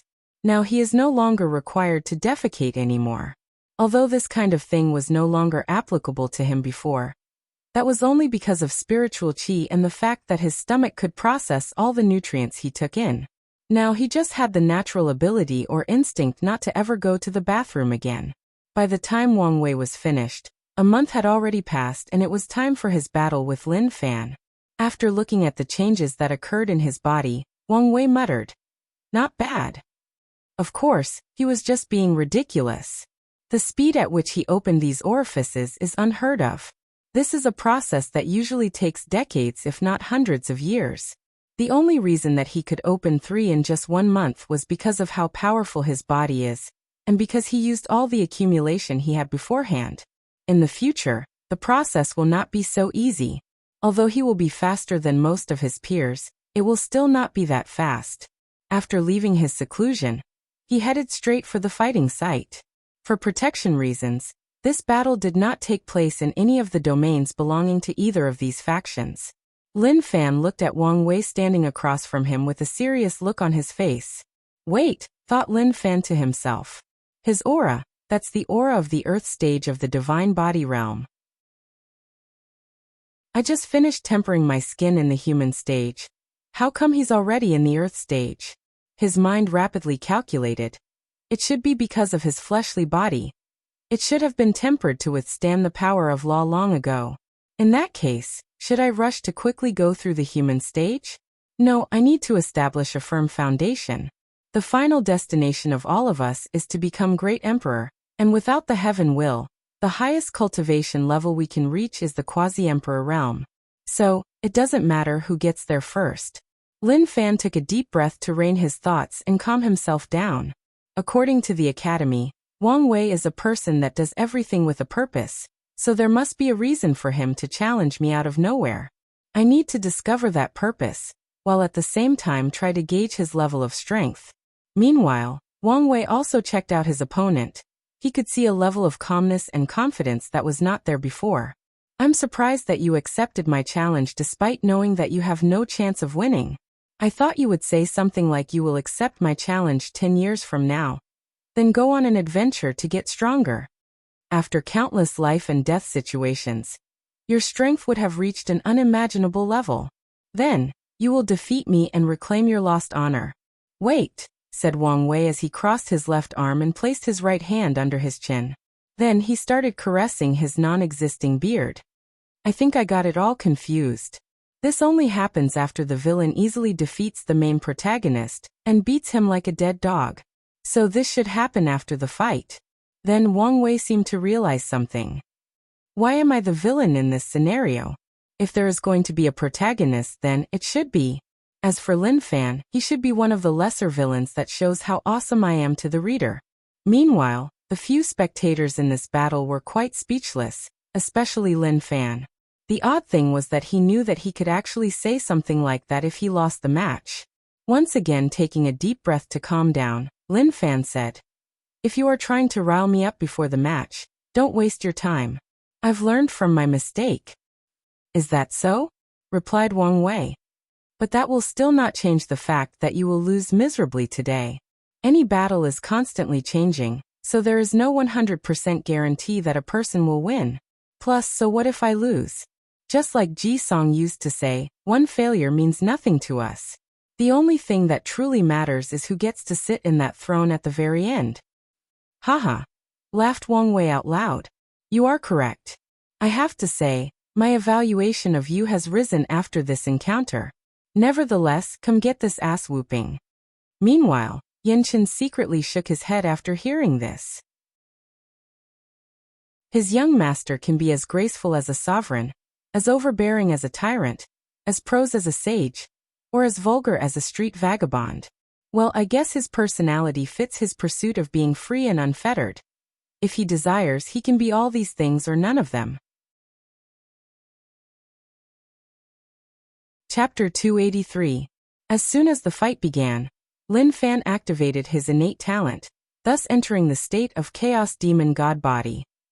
His body turned into a deep and profound black hue with stars or worlds shining all over. A similar aura also surrounding him, making him look even more mighty.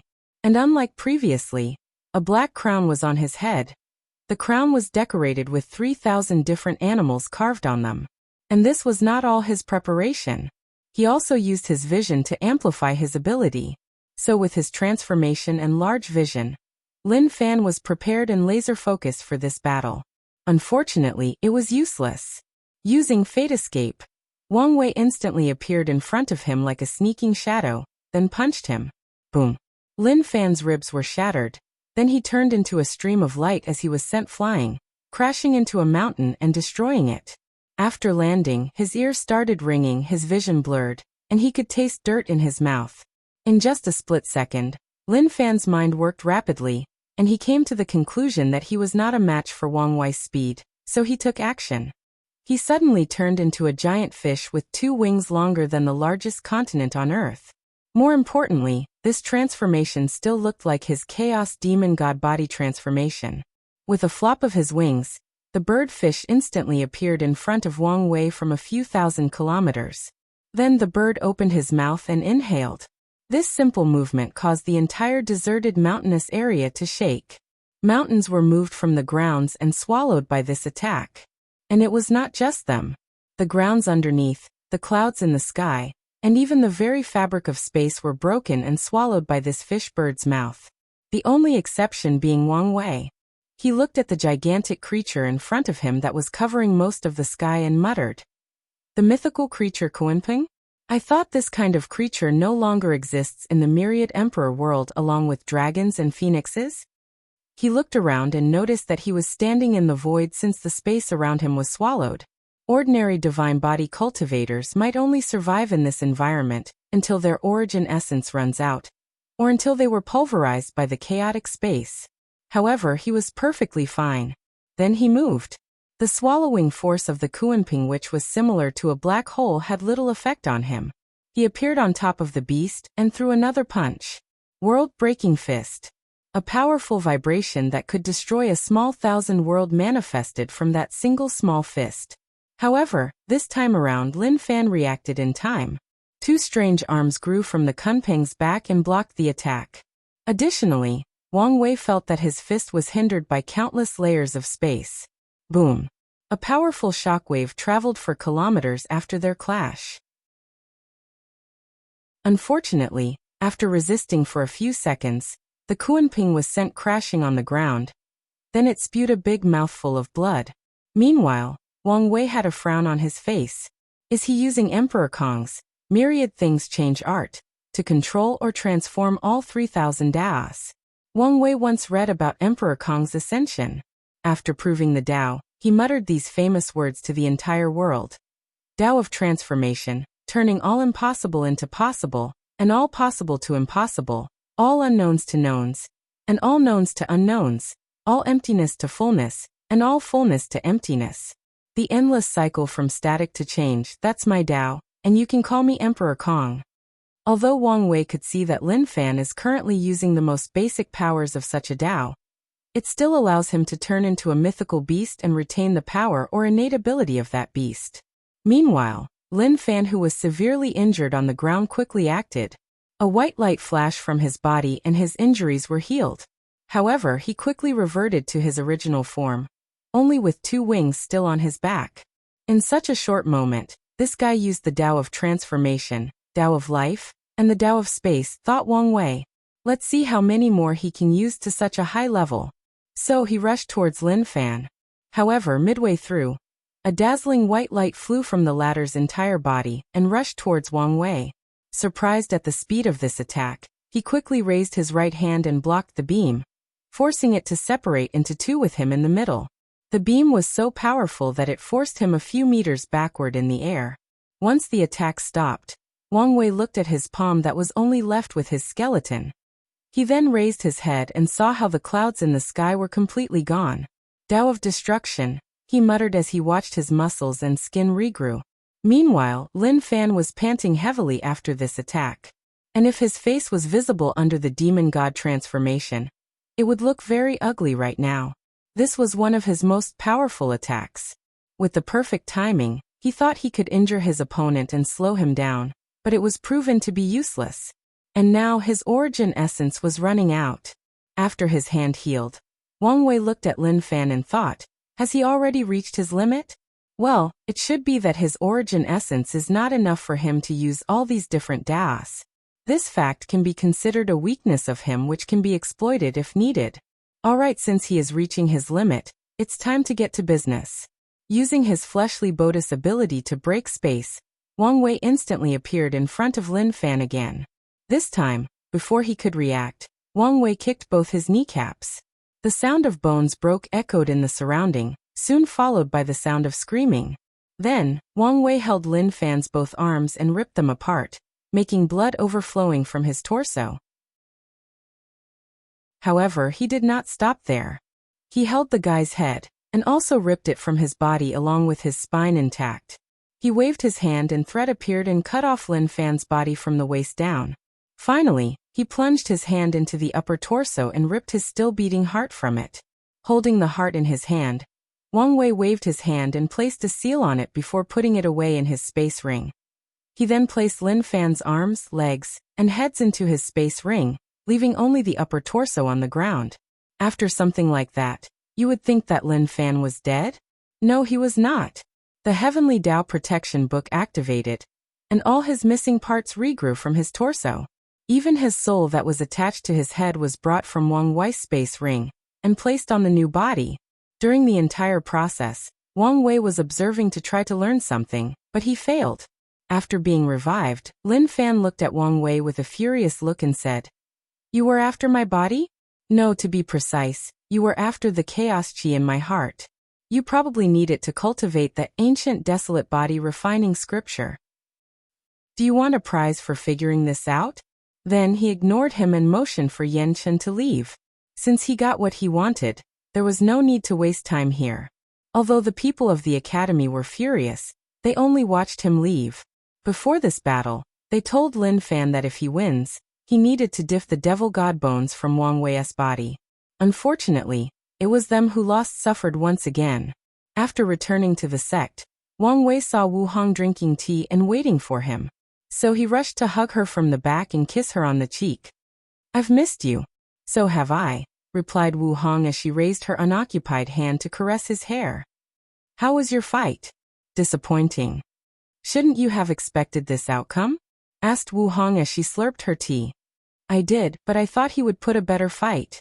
You know, I found out this guy was not even a true body refiner, so even though he was stronger than Ji Song, he was not as resilient." "Well, this can be expected. The absolute chaos physique provides its owner with a powerful physique on par with most average body refiners. So they do not have to suffer all the pains of body refiners, while having all the benefits." So Lin Fan probably thought that this was enough for him. However, after this fiasco, he should learn from his mistake. Wang Wei nodded his head. During this fight, he realized that Lin Fan had a tremendous amount of potential. If it was not because of his current immortality, Wang Wei would have taken this chance to kill him once and for all. "So, where have you been the past few years? I heard that you left the sect after I entered seclusion." Chapter 284.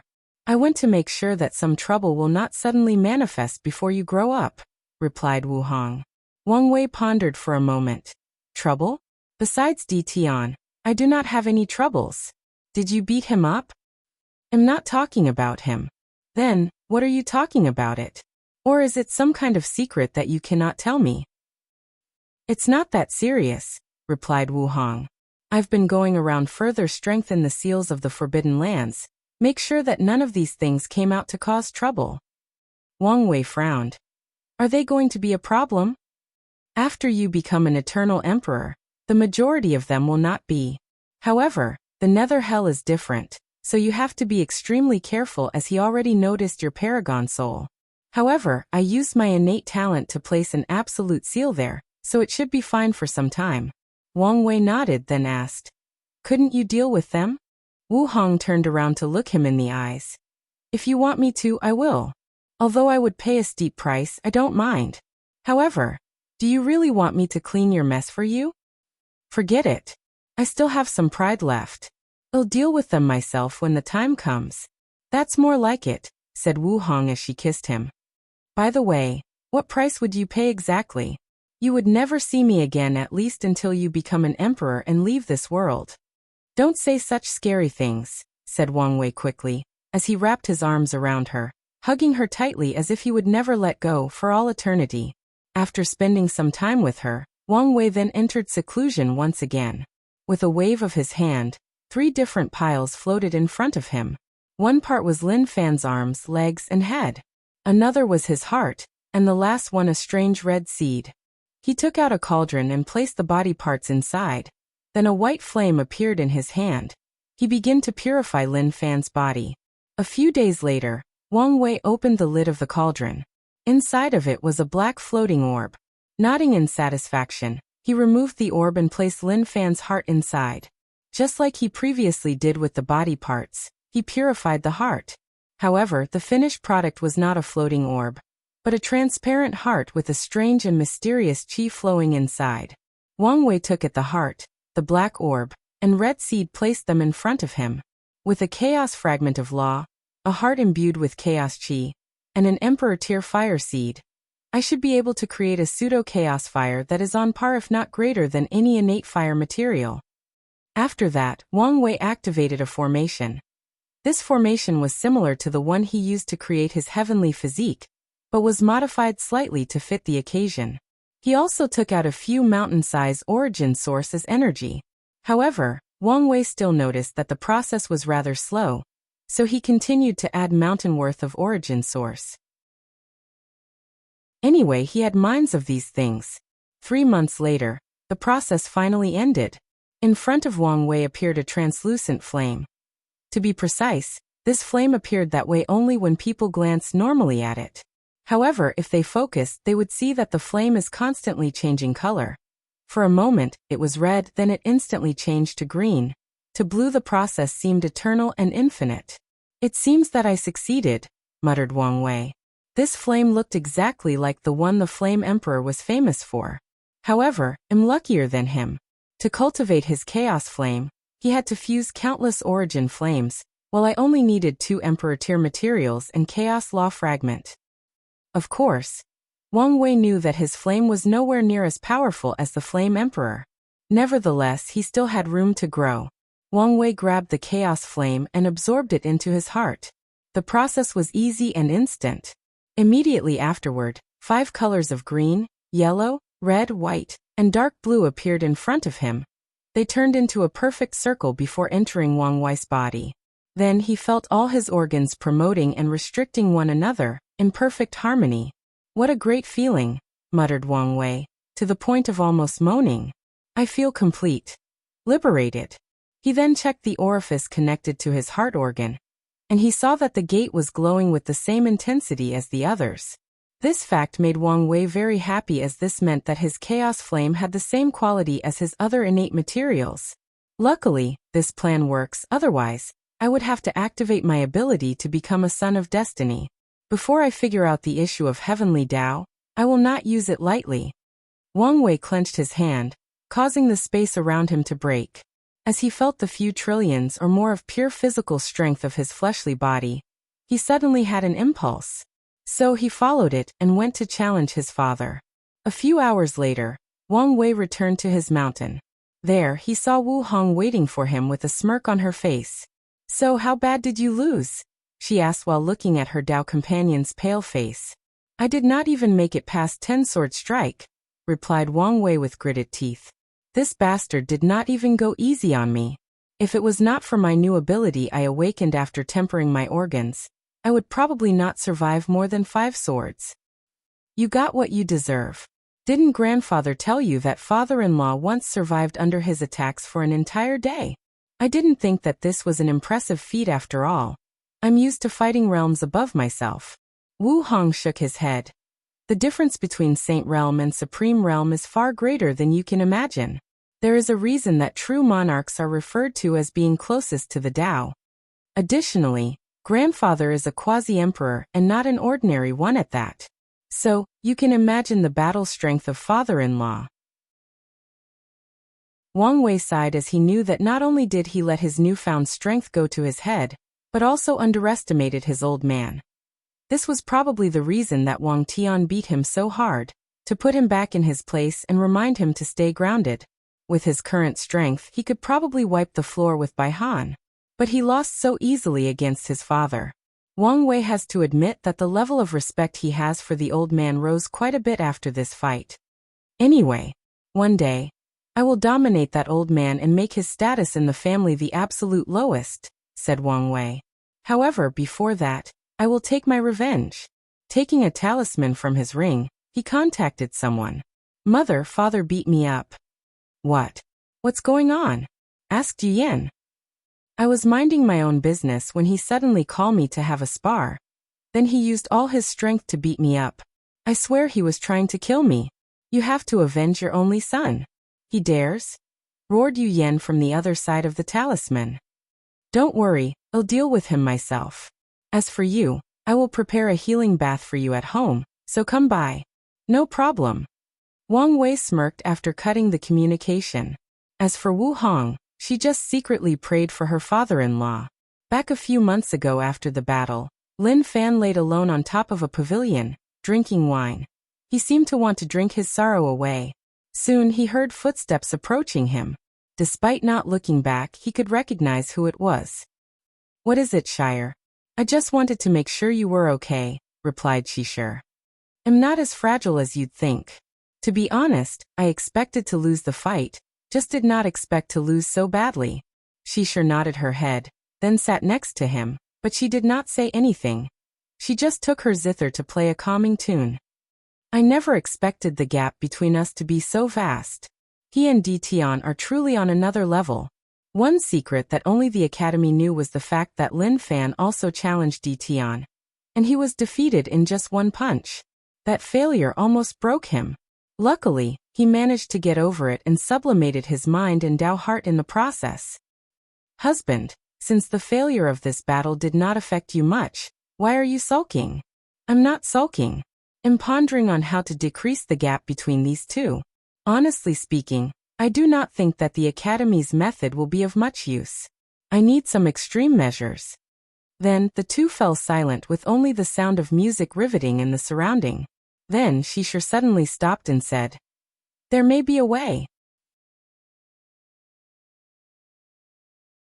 Chapter 285. Lin Fan stopped drinking and looked at the hesitating look on Shishir's face, his eyebrows raised slightly before saying, If you have something to say, then do so.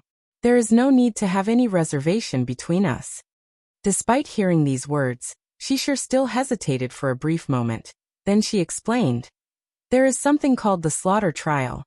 It is a place created by an eternal emperor where heaven chosens from many different world communities are sent in one place to slaughter one another. As a result of this, the resources available there are unimaginable. The last survivor of this trial is usually considered as a potential eternal emperor. Lin Fan pondered for a moment. This trial sounds like the Spirit Road trial. So which eternal emperor created it? And why have I never heard of it? It's indeed like the Spirit Road trial, replied Shishir. Except that there is no restriction on cultivation level. As for who created this trial, I do not know, as it was a foreign eternal emperor. You mean an eternal emperor from a different heavenward world than the myriad emperor world? That's correct. The reason that you have never heard of this trial is because of how far it is from our world. So few people have even been chosen from our world to participate. Few? Meaning there have been people who participated. So how did they do it? Once in a while, A random token will be sent to our world, and the destined individual might acquire it, added Shi. Recently, our Chamber of Commerce acquired one token from a lucky individual. That's good news. If I can participate in this trial, my strength can increase by leaps and bounds. I can finally close the gap with these two. Husband, you should understand how dangerous this trial actually is. In the end, of all the countless heaven-chosens participating from hundreds of heaven will world, only one person will remain standing. Lin Fan calmed down after hearing this as he hesitated. He could only imagine how powerful the people participating in this trial would be. There might be a few scary monsters like Wang Wei and Tian there. However, Lin Fan gritted teeth. As I said before, I need an extreme measure. After making his mind, Lin Fan immediately contacted his teacher and Tao protector, Qiu Jin, to tell him about his decision. And knowing the severity of this situation, Qiu Jin contacted the new headmaster to make a decision. After a few days of arguing, they supported Lin Fan to participate in the trial. After receiving the token from Shi, Lin Fan bid goodbye to his wives, concubines, and family. Then he activated it. Instantly, he disappeared and appeared somewhere else. Looking at his surroundings, Lin Fan found himself in a city with countless people walking around. And as soon as he arrived, people also noticed him as he was basically in the center of the city. The first thing that Lin Fan noticed was the fact that the aura of the people around was weird and strange. After a brief moment, he realized it was because the cultivation system of these people was completely different from his origin path system. While Lin Fan was checking the people around him, they were doing the same to him. "A new unlucky fellow?" muttered one person. Looking at his aura, his cultivation seems to be grade 5. Well, at least he is not at the bottom in this trial. I wonder what world he is from. A few minutes after arriving, a golden light came from Lin Fan's body and rushed to the sky. Then, a list appeared that was visible to all the people in different cities of the trial. Lin Fan, Absolute Chaos Physique, Myriad Emperor World, ranked 3876th. Many people watching this were surprised. Another Absolute Chaos Physique? That's like the 8th to appear in this trial. Why are you surprised? Don't you know that the top 3 heavenly physiques are the same for all world communities? I know that, but it still is weird. Not really. What I really care about is the other information.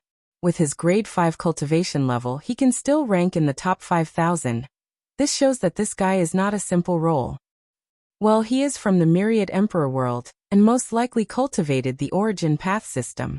Although the cultivation speed of this system is slow, the strength of its people is nothing to laugh at. Additionally, the amount of lifespan that each realm grants them is also decent compared to some systems like martial art. That's true. The Myriad Emperor world can be considered one of the most powerful heavenward world. And on the list of worlds with the most eternal emperor, they are ranked in the top 3. Even that vile 9 devil god world was finally annihilated in their hands. Meanwhile, Lin Fan secretly listened to these conversations and was shocked. He sighed as he finally understood how vast the world truly is, and how insignificant he is compared to it. Even his most proud absolute chaos physique is nothing extraordinary in the endless void. After sighing to himself, he headed in the direction of his residence based on the information he just received in his mind. Back to the present in the Eastern Azure Dragon continent. In a specific domain, there were 5 extremely large palaces arranged in the shape of a pentagon. Each palace had a different color between green, deep blue, white, yellow, and red, and the names of different elements were written on these palaces. The different characters in the palace contained different profound meanings. For example, the character for fire in the fire palace contained Tao rhymes related to the fire element. If someone is talented enough, they can understand the laws of fire just by looking at it. And the same goes for the earth, water, metal, and wood palace. Oddly though, in the middle of the pentagon, there was no luxurious palace decorated with precious gems or materials. No white cranes were dancing in the sky, no peaceful and immortal-like music echoing in the surrounding like in the other palace. At the center was a small wooden cabin, and inside was a girl dressed in plain and ordinary Taoist robe. And this was not the only thing ordinary about her. She did not have a heavenly beautiful face that could make gods and immortals envy, nor did she exude any powerful aura. She looked plain and simple. Suddenly, the girl opened her eyes from her meditation. Her eyes were extremely clear and pure, devoid of filth or taint. She looked in one direction while muttering, "Innate 5 elements balance? It seems to be coming from the central continent." Then the girl who was the number 6 5 elements balance physique, Junbiyu, took out a talisman from the only ornament on her body, a black ring. For the next few minutes, she talked to someone through a communication talisman. "It seems that I have to take a trip to the Tao opening sect." Meanwhile, back in the Tao opening sect, after getting his father into deep trouble, Wang Wei started to do his work. He flew straight into the sky and took out his proven Tao artifact. He controlled the strings to turn them into a mirror.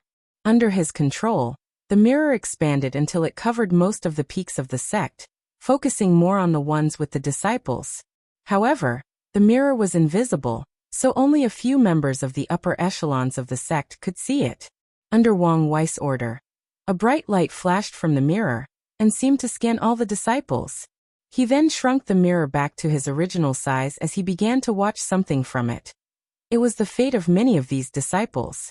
Under his control, Wang Wei managed to filter a lot of information very quickly until he discovered what he was looking for.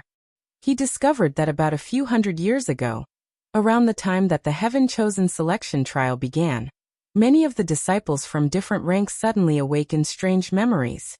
And after that, their personality changed. Although they all tried to hide this sudden change, it was noticeable if someone looked closely. After focusing on these disciples, Wang Wei learned that they were all reincarnated. To be precise, they are part of an elite intelligence group that referred to themselves as the Sleepers. After their death, they will reincarnate and then reawaken the memories of their past life. That way, they can infiltrate many factions without any suspicions. And before their death, they will leave records of all the information they gathered to their leader. Unfortunately, Wang Wei learned that these disciples' ranks were too low to know the identity of the leader, but Wang Wei could guess who it was: Di Tian.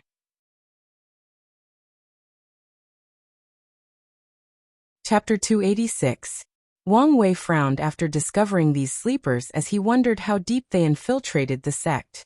If even the sleeping ancestors have members of them, then this will become a big deal. And if those sleepers have also infiltrated other sects, well, Wang Wei cannot imagine how powerful their information-gathering abilities are. Moreover, he wondered how powerful Di Tian used to be able to reincarnate so many people at the same time. This is not something an ordinary Supreme Realm powerhouse can do. After making his discovery, Wang Wei called his father and grandfather, then told them of the situation. Wang Tian frowned deeply before asking, "Can you find the ones in the upper echelons of the sect?" "Without the power of the law, I can only identify the ones that have strange fate lines without being backlash. However, if they do not resist, it will be much easier." "In that case, I ordered them not to resist," said Wang Chang. "I can talk to the Supreme Elders. The only issue now is whether any of our immortal venerables or Tao ancestors have been affected," said Wang Tian. "I don't think we should worry about that. To become a Tao ancestor or immortal venerable, the help of a great emperor is needed. Even if these sleepers have the ability to hide from emperors, it should not be possible when they are so closely involved," added Wang Chang. "In that case, let's begin the cleanup. Wouldn't it be better to just monitor these people and try to feed them false information?" said Wang Wei. "In normal circumstances, that would be ideal. However, if what you said is true, there is a high chance that our sect's emperor scriptures have been leaked. So, we need a safer approach to this situation." Soon after that, a cleansing took place in the Tao opening sect. All sects deacons, elders, great elders, and supreme elders were called in and ordered not to resist Wang Wei's probe in their fate lines. And those who resisted were immediately arrested. This cleansing did not stop there. All the Wang, Yan, and Li clan members were also searched, along with all the disciples. And for the first time, Wang Wei entered the secret world where the reserved members of the other families were located. It was then he finally understood how large the clan actually were, especially the Wang family. The ones still remaining in the myriad emperor word are only the tip of the iceberg. And the cleansing did not stop there. Wang Tian and Wang Chang even brought Wang Wei to the sealing hall of the sect, thus showing the true foundation of the sect. And he was truly shocked. Inside a darkly lit room, he saw countless coffins, and after checking their auras, he could not hide the surprise in his face. Wang Wei swore in his life that he had never seen so many Supreme Realm and Saint powerhouses. It was enough to form an army of millions. However, he soon learned that many of these people have been sealed for countless millennia, and their life force and blood energy have been exhausted.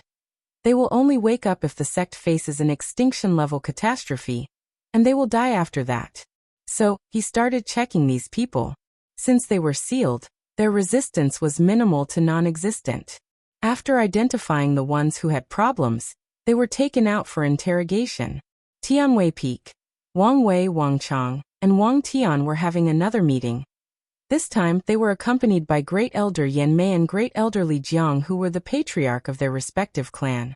After being cleared of any suspicions, they were allowed to participate in the investigation. So, what was the result? Asked Wang Wei. Wang Tian sighed deeply. Not as good as we expected. All these people committed suicide once we tried to search their souls.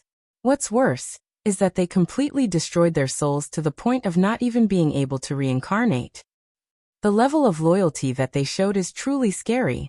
Not one of them hesitated to commit suicide, added Li Jiang. Wang Wei frowned as all their actions proved futile. No information was gathered by this cleansing. They did not even know for a certainty whether the leader of these people was indeed Di Tian. It was just his guess and intuition. How about our losses? Asked Wang Wei after regaining his thought. Not as much as expected, replied Yan Mei. However, according to our statistics, the majority of people caught were in fact members of the sectarian side, so they're the ones who suffered the most. As a matter, the number of people in our families who were reincarnated was very small. Is there a reason for that? Everyone shook their heads. After pondering for a while, Wang Wei asked Great Elder Yan Mei to show him the list of the sleepers caught. Wire, did you think of something? Asked Wang Tian. After a quick scan of the lost, he replied. Yes. The number of people reincarnated from the Wang and Yan clan is the least of all the groups. All these people in the room are some of the most talented and gifted members of the sect in the past 3 generations, so they quickly understood his meaning. Eternal emperors? Asked Yan Mei. That's right, replied Wang Wei. According to the information we have, Di Tian existed during the Emperor beginning era. If he created these sleepers and has them reincarnated since that time, there is a chance that the Qiyuan Emperor and the Sword Empress, 2 eternal emperors of our sect, to notice something and take precautions. The people nodded. However, this information did not change much. Since there were still sleepers among these 2 clans, this showed that either Wang Wei's theory is wrong, or the leader of this group found a way to bypass the preventive measures that the 2 eternal emperors placed on their families. What we have to worry about now is how to appease the sectarian faction, said Wang Tian. In recent years, we have finally achieved a certain level of unity. This recent cleansing might affect that. Indeed, given how they suffered the most loss, even the sectarian faction understood the situation. They might still be secretly resentful. We can bind together and divide them some of the resources that are only privy to our clans, suggested Li Jiang. Although that might temporarily calm them down, it should not be enough to have them 100% support us as they did in the past few hundred years, rebutted Yan Mei. Indeed, the remuneration should be worth all their loss, said Wang Tian. Just offer them another Dao ancestor spot for when Wire becomes emperor, suddenly said Wang Chang. Everyone's eyes light up after hearing this, as this was the perfect remuneration. They did not need to give any resources, just a promise. Furthermore, Wang Wei was the one who would pay in the end. Meanwhile, the person that just received another karmic debt was speechless. So, Wang Wei secretly cursed these old foxes after figuring out their plans, especially his grandfather. Although he looked like a brute that only used his fist, he was the most cunning of all of them. What made Wang Wei even madder was that he did not even know how he would help these people become Dao ancestors. So he decided to take this opportunity to ask. Unfortunately, before he could open his mouth, his grandfather said, "You don't need to ask. When you are eligible to know, I will be more than glad to tell you. Wang Wei then gave a fierce look. Unfortunately for him, he was ignored. So Wang Wei secretly sighed. During times like this, he wished his paternal grandmother was still alive. That way, he could use the same method he used to deal with his father to deal with his grandmother. Without anyone to check and balance him, the old man can do whatever he wants. Wang Wei knows that if he gets on his grandfather's bad side, the latter will not hesitate to beat him up, and even his mother would not be able to save him. After Wang Cheng's proposition, the group started to discuss how to deal with the aftermath of this event. However, midway through, the shadow appeared behind Wang Tian and said something to him that made him frown a little. Is there a problem? The people of the Five-Element Palace came for an official visit. They even brought Zhen Biyu with them. Everyone raised an eyebrow as they instantly realized that this visit might not be a normal one. Chapter 287. According to proper custom, Wang Tian and Wang Wei flew to the front of the mountain to receive the people of the Five Elements Palace. As soon as he arrived, Wang Wei noticed something different. Unlike the previous Great Zhou delegation, this one was quite small. To be precise, it was 3 women. With a single look, he knew that 2 of these people were in the Supreme Realm, while the other was in the Divine Body Realm, so Wang Wei focused on her. Zhen Biyu looked quite ordinary to ordinary people, from her hair to her Taoist robe. Everything seemed ordinary. Yet, she had an extraordinary temperament or aura surrounding her. She looked pure, innocent, or simple. Usually, someone so ordinary would be easily forgettable, but not her. After meeting, everyone greeted one another. Usually in this situation, a superficial tour would be in place, followed by greetings and polite chat. But the people of the Five-Element Palace requested to skip all the pleasantries and get directly to the objective of their visit. And during the entire situation, Zhen Biyu was quiet and calm, and she just randomly looked around once in a while. Tianwei Peak, an official meeting took place between those 2 powerful emperor lineages. So, to what I owe this visit? Asked Wang Tian.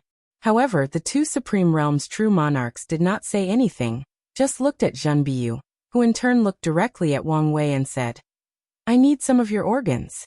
The room instantly became quiet as no one understood what was going on, so they also looked at Wang Wei. In this situation, since Zhen Biyu as a member of the younger generation was in of the conversation, then he also had to come forward. Well, as much I would like to believe that my level of handsomeness has reached the level that women want pieces of me, I have a feeling that this is not your intention. So fellow Taoist Zhen Biyu, please elaborate, replied Wang Wei with his charming smile. Unfortunately, Zhen Biyu did not seem to care. With a little frown on her face, she said, I've been warned by the elders to not be as direct as I normally am, so I understand your confusion. I apologize for that. While I was cultivating a while ago, I felt a powerful innate 5-element power coming from the central continent, so I tracked it to here. And after meeting you, I know that they came from your organs, so I came to get it. Wang Wei raised his eyebrow as he observed Zhen Biyu. He could feel that she was not used to speaking so many words at once, meaning not was she taciturn, but a person of little word. I appreciate the elaboration, but once again, this is not enough. How exactly are you going to take them? Replied Wang Wei. This time a slight pressure emanated from his body. However, his pressure seemed to not affect Zhen Biyu. Without any change in expression, she took out a large orb the size of a basketball from her space ring. With a glance, Wang Wei could feel a small world inside this orb, and it was also full of the power of the stars. According to the elders, the final step in your cultivation of the ancient desolate body refining scripture is to open the acupoints in your body with the power of the stars. In front of you is a small world full of star essence left by the Primar Star Emperor of our sect. I want to use this in exchange for a piece of your Zhang organs. Information about the Primal Star Emperor quickly rushed into Wang Wei's mind. He was one of the most powerful great emperors of the 5-element palace with the possession of the 10th heavenly physique, the Star Monarch physique. During his rise, he invented a method to transform origin essence into star essence, granting extremely powerful battle strength and an unparalleled control of star power. During his rise, the The Five-Element Palace was still the most powerful Taoist sect of the myriad emperor world, and they resided in the central continent. Additionally, tensions started rising between the palace and the Tao opening sect. The reason being the fact that there were rumors that the Primal Star Emperor was trying to create a new cultivation system based on stars, thus replacing the Origin Path system. Adding to that the fact that he could transform Origin Essence into Star Essence, the sect was worried and war almost broke out. However, for reasons unknown, he did not do so. He did not even spread the method of transforming Star Essence. All these thoughts quickly flashed across Wang Wei's mind. Then he asked, "Is this Star Essence from before he proved the Tao or after?" "After. Right before he disappeared." Wang Wei nodded his head, glanced in the direction of his grandfather and Yan Chen, and slightly moving his head. The two understood his meaning, and used their divine sense to check before nodding to him. After receiving a positive answer, Wang Wei pondered for a brief moment before saying, "I can accept your exchange, but I have a few conditions." "Please say." "First, before I give you the pieces of my organs, I need to erase any connection they have with me, and you have to absorb here in the sect. If you do not want to trade, say so," suddenly said one of the two true monarchs, obviously upset with this condition. However, Zhan Biyu was still calmed, albeit a frown appeared on her face. "Why?" "As you know, some powerful spells or curses require the caster to have part of the target's body to work properly. I have to take precautionary measures to ensure my safety. Of course, I understand your hesitation, so I can promise not to be near her during the process, and we can provide you an empty mountain, and you can set all the safety measures you want." The two true monarchs exchange a glance, then they discuss with Zhan Biyu. Finally, she said, "Fine, what's the second condition?" "My second and final condition is that I need a few drops of your source blood." Immediately, Zhan Biyu guessed Wang Wei's goal, which was the same as her, used the power of 5 elements from her physique to increase his strength. Additionally, if she were to use his organs for something nefarious, he could reciprocate. "Do you think this is a fair trade?" asked one of the true monarch. "Why not?" replied Wang Wei. "My organs are refined by innate 5 elements materials. They are worth more than the Emperor Star Essence you provided." These true monarchs knew that this sacred son of the Tao opening sect was talking nonsense. Although what he said was true, that was taking into account all his organs. What they wanted was just a small piece. Though very frustrated, they did not continue to argue about this. This exchange was very important to them. So after a brief exchange, they decided to accept the terms. Zhan Biyu handed over the orb along with 2 drops of her source blood. Of course, she also cut off her connection with it. As for Wang Wei, he cut a few pieces of his organs, removed the power of fate containing in them, then cut off the fate that these pieces of organs had with him. From now, they had no relationship whatsoever with him. They were simply organs with 5 elements powers that came out of nowhere, and just existed between heaven and earth. Furthermore, he did not do anything to them. For once, he was always a person of his words. Plus, the two sides signed the highest level of binding contracts possible in this world. Immediately afterward, the two true monarchs were given one of the floating mountains. Then they started placing formations all around to protect Zhan Biyu. They even contacted their sect and have them ready in case something truly happens. Inside the sect master hall, after the people of the 5-element pace left to prepare the security of the mountain, Wang Wei was still discussing with the upper echelons of the sect. "What do you think of her?" asked his grandfather Wang Chong. "Given that she was most likely born with a pure heart, her talent is perfectly suited for Taoism. Adding to that her 5 elements balance physique, her potential is nothing to laugh about. Pure heart is a state of mind where the mind or spirit has no dust, is not affected by desires, emotions, or complicated thoughts. The mind is peaceful, calm, and quiet. It is the perfect state to comprehend the rules or laws of heaven and earth. This state can be accomplished through deep meditation and cultivation, but people born with such talent are considered true geniuses of cultivation. They are also sought after by the Taoist sects as it is easier for them to understand scriptures and Taoist philosophies." Chapter 288. A few days passed, And the true monarchs protecting Zhen Biyu already set up the necessary protection for her in the mountain that the sect provided for them. Then she spent a month absorbing Wang Wei's organ parts. Soon after that, the people of the Five Elements Palace quickly left the Dao opening sect. Tianwei Peak, Wang Wei and the upper echelons of the sect were having another meeting. A projection screen was in front of them, showing Zhen Biyu's process of absorption. During the process, many people secretly sighed at Wang Wei's ingenuity of creating constructs or puppets the size of ants to have them secretly spy on her cultivation room. Even when her Dao protector used their divine sense to check the room, they will overlook such a small and insignificant animal.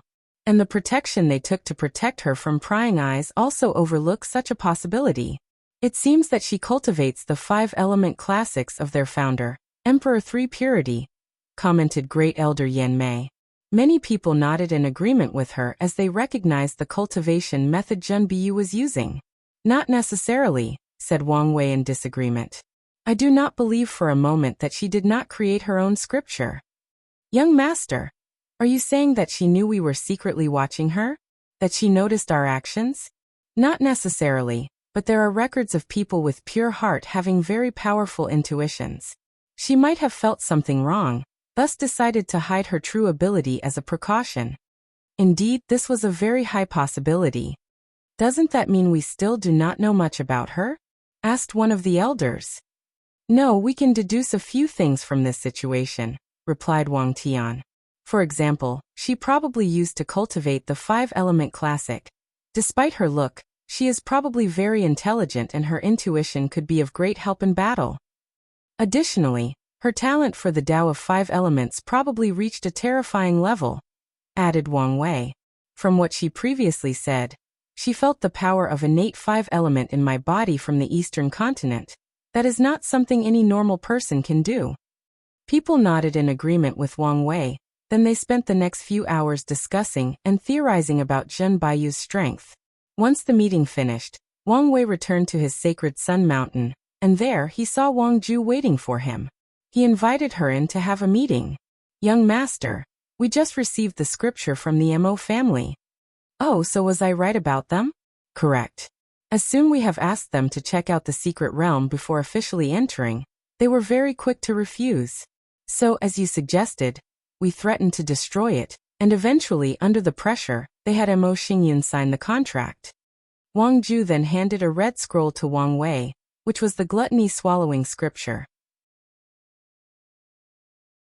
He opened it and read it. All living beings are born feeble and helpless, and from birth, require eating to survive. We eat nutrients from our mother's womb, eat food to grow up, sustain ourselves, grow and prevent death. Even cultivators cannot escape the cycle of constant consumption. They eat spiritual energy, heavenly and earthly treasures, and even one another. Eating is a fundamental part of the universe, a part of the cycle of nature. But why should living beings stop at consuming things that are edible? All things in existence have value, whether it is a piece of dirt or the most valuable of heavenly materials. So consume everything, indulge in the act of consuming, treat everything between heaven and earth as nothing but food.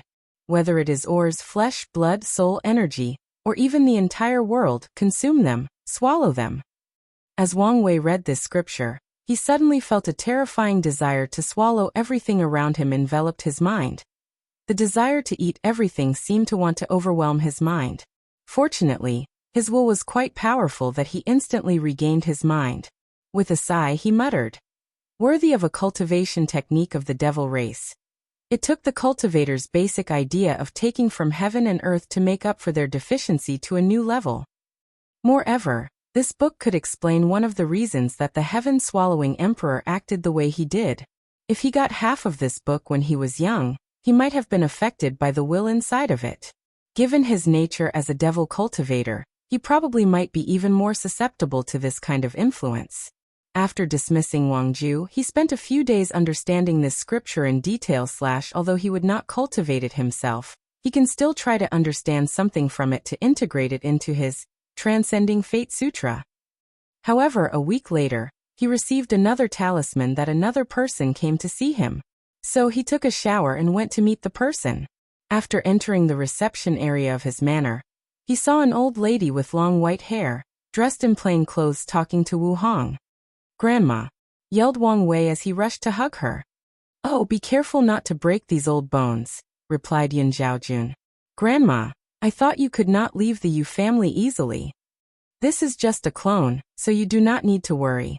Wang Wei nodded his head as he knew that Void Shatter Realm powerhouses could easily create clones of themselves, not to mention his grandmother who was a true monarch. "So, what brought you here to see me?" "I came to see my new daughter-in-law." "So, you did not come to see me?" asked Wang Wei with a pout. "Of course I did. How could I forget my lovely grandson?" So, the three sat together over tea to chat. "So, when are you planning to hold the Dao Companion ceremony?" "We were thinking after we both entered the primordial spirit realm, we will hold a small ceremony with friends and family," replied Wang Wei. "After primordial spirit realm? That's not a long time. It's good to be early and make it official." Wang Wei frowned slightly. "Grandma, is there something wrong?" "No, I'm just happy that you found the love of your life so quickly. Luckily, you do not have to go to all the trouble your parents went to before getting together." Wang Wei nodded his head. "What about Grandpa? Is his injury all right now with the merit?" "Yes, he is much better now. He should be able to leave his seclusion after a while." "That's good. If you need more merit, the sect should have plenty left. Don't hesitate to ask." "I know," replied Yin Zhaojun as he pinched his face.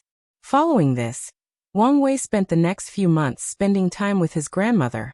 During this time he did not cultivate, plan, or thought of anything besides enjoying quality time with his family. Truthfully, he truly enjoyed this peaceful and quiet time. Thus, was also a little sad after she left. Nevertheless, he would still see her again. After that, Wang Wei entered deep seclusion. However, while he was cultivating, the world was not so quiet or peaceful, especially the central continent. Green Tree Domain. A young man wearing golden armor and holding a golden sword led an army charge against another.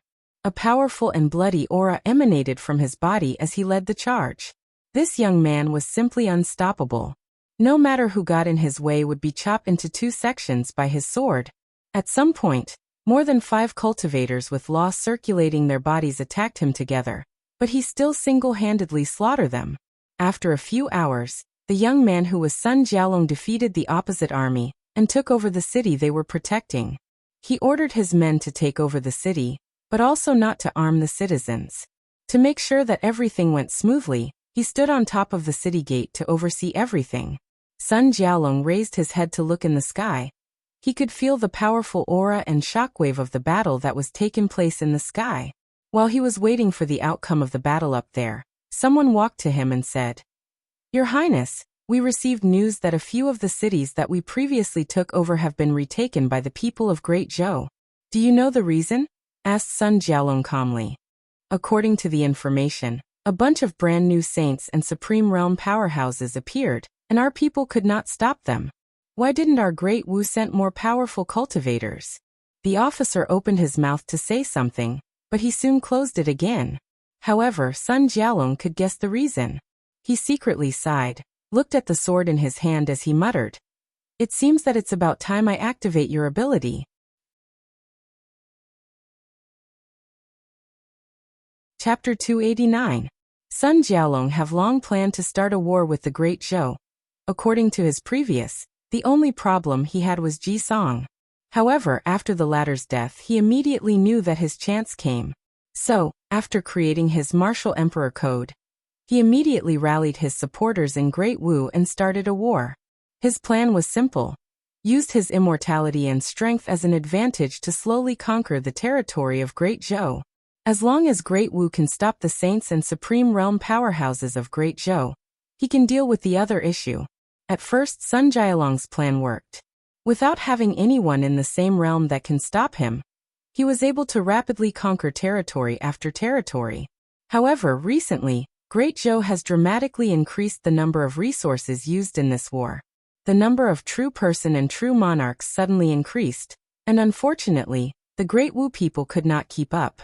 One would think that since Great Wu has one more great emperor than Great Zhou, their foundation would be more solid and have way more resources. Unfortunately, 3 of the 4 emperors of Great Wu were pseudo-emperors or emperors who acquired the heaven will, but their will, state of mind or Tao heart does not reach the level to bear it. Additionally, given how long the Great Zhou imperial dynasty has been established compared to Great Wu, the latter could not compete with the former in terms of resources and strength. After figuring all of this out, Sun Jialong dismissed his attendant. Then he entered the city lord's manor. He set up a formation, then sat in the lotus position to cultivate. He held the human destiny sword in his hand. Then multicolored energy came from it and entered his body. A week later, Sun Jialong opened his eyes. His breath dramatically increased. With this new round of qi luck, I've managed to completely temper my muscles. Now it's time for the organs, muttered Sun Jialong. If any of the other heaven chosens were here, they would be shocked as Sun Jialong is already in the organs tempering process in the human stage of the divine body realm. Meanwhile, the majority of them have just finished with their skins and are about to temper their muscles. Then he took a communication talisman from his space ring to contact his father, Sovereign All-Wisdom. "Father, how is everything going?" asked Sun Jialong to the face that appeared in front of him. "Not so good. With the recent loss, many people are starting to waver and wanting to stop the war." Sun Jialong just sneered after hearing this. This is the exact mentality that made our dynasty so weak. As soon as things get a little difficult, everyone wants to hide their tails behind their legs. All Wisdom sighed before replying. "You should have been aware of this fact long ago. So if you want to truly change the dynasty for the better, you have to either take slow measures or drastic ones. Either way, you would still need to rely on yourself to solve the current problem. So do you have a solution? Maybe. That does not sound reassuring. I've never tried this method before, so I do not know whether it will succeed." All Wisdom nodded but did not ask further. "According to your request, I have acquired the talisman from Feng Li Juan. So fast? I thought they would bargain more." Despite how they look to the outside, most members of the Divine Tao League are actually quite poor. So after rejecting their offer for an innate material, we quickly came to an agreement after being given some rare resources. "Why do they need an innate material?" asked Sun Jialong in confusion. "Most likely, it was a strategy of asking something outrageous, so that they can get more out of the bargain. As long as I get what I want, it does not matter." All Wisdom nodded, then paused for a moment. "Are you sure your plan is going to work? Even if it works, our hatred for the Great Zhou dynasty will reach a new level. Maybe you should reconsider this. Our hatred with the Great Zhou has long reached the point of beyond repair. In the past few millennia, they have slowly eaten up our territories. The only reason that Great Wu still exists today is that the Great Zhou has not cultivated another emperor. Now that they have been eliminated in the competition so early, it is the perfect time to weaken them. And once I prove the Tao and become emperor, I can annihilate them." All Wisdom sighed out loud. "I'm sorry, but I do not think that many people of the dynasty will openly support you this time." Sun Jialong nodded his head, but he was not disappointed as he expected this outcome. After chatting with his father, he left the city lord mansion.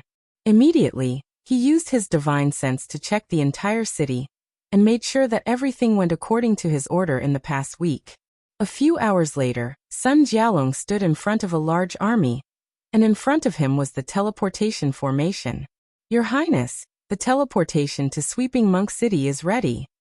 However, Sun Jialong ignored the speaking person, closed his eyes, and connected with the human destiny sword. A few seconds later he opened his eyes and said, "Change the course, we're going to Ice Glaze City." "But sir, Ice Glaze City is far east of our location. Strategically speaking, it's not recommended to attack there now. You just need to follow my orders, not question them," said Sun Jialong with fierce eyes. Without any choice, the army was redirected to Ice Glaze City. Just like the previous war, Sun Jialong led the battle. With his unparalleled strength and the human destiny sword in his hand, he massacred anyone on his path, bathing his golden armor red. However, midway through the battle, something strange happened. The blood of all the fallen soldiers was absorbed to the ground. And once the battle ended, not far from the battlefield, the space broke apart, countless formations formed in the air, and massive red lights rushed from the formation to rush to the sky. With a smile on his face, Sun Jialong quickly sacrificed the human destiny sword, and a golden shield appeared to prevent the red lights from creating a vision and alerting other people. He immediately commanded his generals and lieutenants to take care of the aftermath of the battle, while Sun Jialong rushed to the formation. Without pause he entered. Soon, he found himself in a room, and in front of him was an army of puppets. After checking the surroundings quickly, he took a step forward. Then, this puppet army started attacking. For the next few days, Sun Jialong constantly fought wave after wave of puppets, until he reached the main room of this secret realm.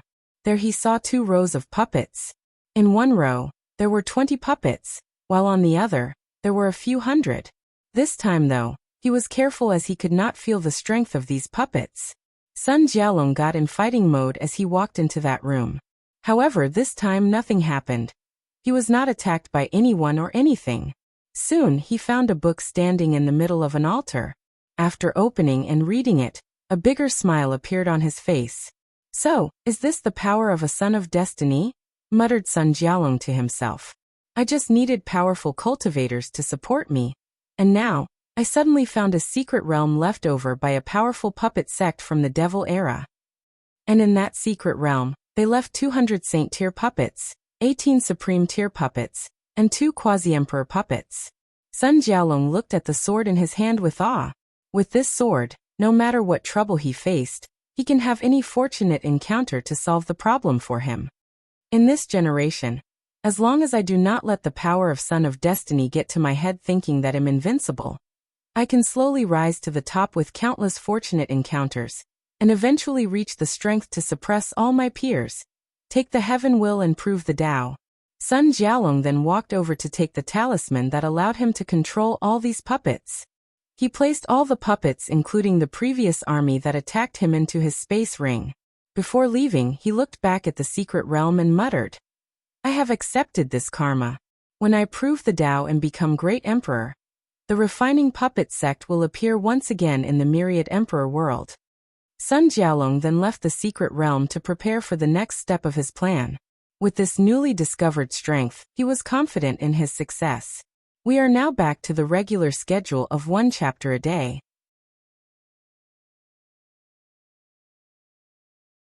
Chapter 290. Great Zhou Dynasty Capital. Today was a normal day like any other day. Because of the recent war, the general situation has been tense, thus making the entire city quite somber, with every citizen wondering about their future. Sovereign Ji Wen did his best to appease the people as this negative mood has been affecting the dynasty's qi luck. However, he was only partially successful. With each city that Sun Jialong takes over, the morale of the people becomes lower even if he manages to recapture some of them back quite rapidly. Sovereign Ji Wen was dealing with military affairs when he suddenly felt something. And it was not just him. Everyone felt it, even the mortal. To be precise, everyone saw it. A gigantic palm that covered the entire city slowly fell towards it. The palm exuded a terrifying pressure, making most cultivators unable to breathe properly. More important, everyone knew that if it hit, the entire city would be destroyed instantly. Of course, this did not happen. As soon as the palm reached a certain level, the formation protected the city activated, and the attack was blocked. "Who dares to be impudent in my dynasty?" roared Sovereign Ji Wen as he instantly appeared floating above the city. Soon though, he saw the people responsible for the attack, to be exact, 20 people. Puppets. Immediately, he realized that these people or things were not alive, but supreme-tier puppets. Could these people be sent by Great Wu? That's impossible. Given their foundation, they should not have such powerful puppets. Then Ji Wen used his divine sense to scan a few million miles outside of the city, searching for something. No people controlling them? Or are they able to hide from me? I guess it does not matter given the current situation. He waved his hand. A multicolored dragon appeared in front of everyone. The Qi Luck dragon roared. Then immediately afterward, the aura around the puppets slowly decreased. In just a few seconds, their strength was reduced to the Saint realm, and it kept on decreasing. However, A golden light flashed from their bodies. Then their strength stopped decreasing. On top of that, they returned to their peak states. "What power is that?" muttered Sovereign Ji1. "It should belong to the human destiny sword," responded one of the many supreme tier that appeared next to him. "So it is those damn snakes of Great Wu. But how did they get their hands on such powerful puppets? Last that I know, they never had any refiners that specialize in this field, let alone be powerful enough to create supreme tier ones. This is not important right now, Your Majesty. The important thing is to find a way to deal with these two quasi-emperor puppets. Should I open the emperor formations? No, the price is too big, and with the current war, this is not the best move. In that case, I can only do that." Jiwon took out a jade talisman and crushed it. Soon after that, two extremely powerful auras manifested themselves deep from the royal palace. Then two old men with white hair and beard appeared in the sky. Their bodies looked sickly as they were as skinny as bones. A breath of death and decay surrounded them. They looked at the puppets in the sky, then at Jiwon before nodding to him. The two quasi-emperor opened their mouth and swallowed, then the spiritual energy in the following few domains was instantly swallowed by them. In front of everybody, their bodies slowly returned to normal. They grew muscles, their skins were no longer rough like paper sands, their eyes no longer dull and listless. They looked more normal now. Unfortunately, the decay breath surrounding them did not disappear. After regaining their vigors, they rushed to fight the two quasi-emperors. Knowing the potential destruction that their battle could reach, they dragged the puppets outside of the world, in the endless void. In fact, all the other true monarchs did the same.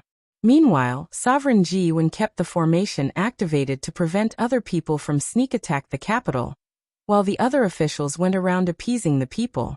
Unfortunately, as a result of this, no one actually noticed the invisible shadow that sneaked into the palace. This battle lasted for a few hours, and many people secretly watched the confrontation between these two imperial dynasties. After the war, Sovereign Ji1 had a meeting with his officials. "Prime Minister, what do you think about this attack?" "It was very strange. There is no way that they believe such an assault would work, so they might have another reason for their attack," replied Zhao Yan. "Any ideas?" "The best theory we can come up with is that they either wanted us to waste resources by activating the Emperor formation, or they wanted us to wake the sleeping Supreme Elders." Everyone sighed after hearing this. During this battle, the two quasi-emperor puppets were partially destroyed, but still escaped along with all the others. In times, they can be repaired, however. The same cannot be said for these Supreme Elders. The reason that they sealed themselves in the first place was that their lifespans reach their end, but now that they have woken up, they can only live for up to 20 years. Also, since their blood vitality has been exhausted, they can no longer reseal themselves. As such, the Great Zhou dynasty just lost two quasi-emperor at the cost of rendering these two puppets usable for a few decades. This is a great loss for them since they are in the middle of a war. How about we also attack their capital?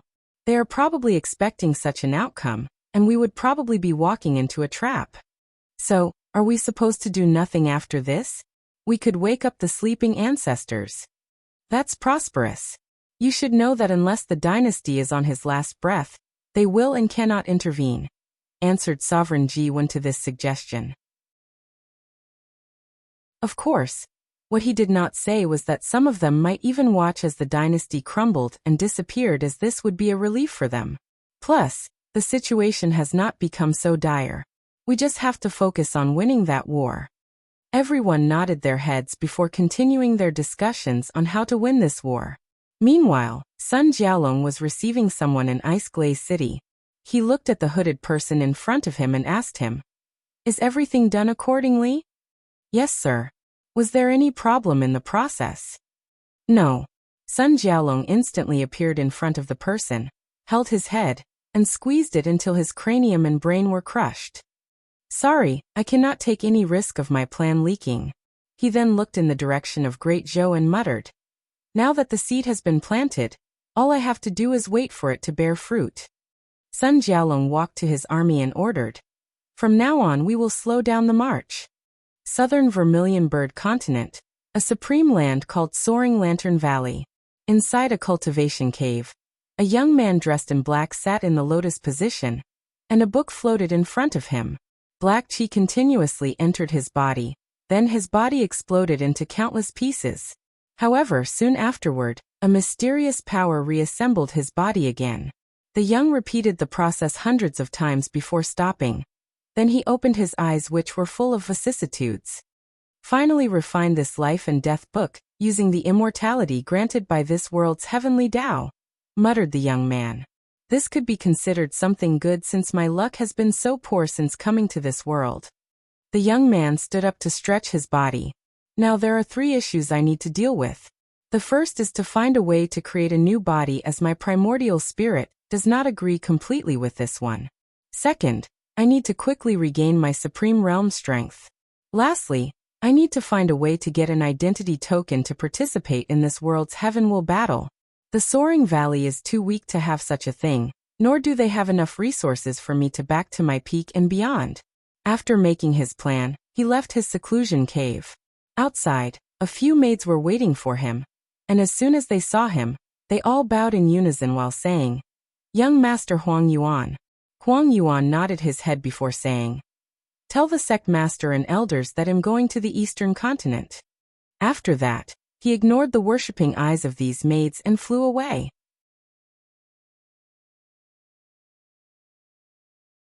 Chapter 291. Great Zhou Imperial Dynasty. Sovereign Ji-Wen was holding an official meeting. However, he sat on his throne with his hand on his chin, looking in the distance. Over the past 500 years, ever since the attack on the capital, the movement of Sun Jialong has slowed down drastically. Although we have lost many territories, we also managed to capture some of them as well, reported the army commander. That's good news. If they continued to move as fast as before, then we would have lost more domains. Not necessarily. The previous tactic, although very fast and effective, had a fatal flaw. The citizens did not feel any sense of belonging to Great Wu. But now, after 500 years, it is more than enough time for them to start identifying as Great Wu citizens instead of Great Zhou. That's true. If we manage to recapture these territories, the citizens might not accept us. It all depends on how Great Wu treated them. The room became quiet for a moment, then someone asked, "So, what's our next step?" Everyone then looked at Ji-Wen, who was still staring in the distance, completely ignorant of the gaze surrounding him. "Your Majesty. Your Majesty. Your Majesty," said Prime Minister Zhao Yan. Did you say something?" asked Sovereign Ji-Wen. "Your Majesty, is everything all right? You have been very absent as of late." Ji-Wen sighed before saying, "To be honest, I've been feeling that something is wrong for quite some time now. However, I do not know why. Maybe I'm too tired." Zhao Yan frowned. "Your Majesty, you're connected with the dragon luck of the dynasty, so your intuitions are sharper than others. If you feel that something is wrong, then there is a high chance that something will happen to you. So, it's better to investigate as soon as possible." Sovereign Ji-Wen was about to nod his head when he heard the sound of loud footsteps slowly coming not far away. He frowned as he wondered who dared to break the dynasty's law of not interrupting court meeting unless there was an emergency. Ji-Wen's eyebrow raised when he saw who barged inside the meeting. "Sewer, what are you doing outside of the royal tomb? Plus, you should know better than to disrupt a court meeting." Unfortunately for Ji-Wen, his son just looked at him with cold eyes full of hatred. Then Ji-Su's eyes moved to the court officers in the room. Immediately, many of them moved from their seats and stood behind him. To be precise, more than 3/4 of them, including the commander of the army and the head of the Imperial Guards, Zhou Fan. Realizing what took place, Ji-Wen stood up from his throne. "What are you doing?" "Isn't it obvious?" replied Ji-Su with a sneer on his face. "You unfilial son. Why are you doing this? Especially at a time like this? Unfilial son? Ha ha ha ha ha," laughed Ji-Su with a grave hint of madness and sorrow. "Are you worthy to say such a thing after what you've done to my brother?" roared Ji-Su at his father. Ji-Wen took a half step back. Then he said, "Is this what this is about? Because I could not protect Songer? Do you think that I do not miss him as much as you? Do you think I do not grieve for him every single day? Do you think that I do not blame my weakness and incompetence for not being able to protect my own son? This is not about your weakness, replied Jisoo as he looked down at his hands. Over the past 100 years, I've thought of the situation over and over again, and I realized that given the situation, there was nothing either of us could do. He paused for a moment.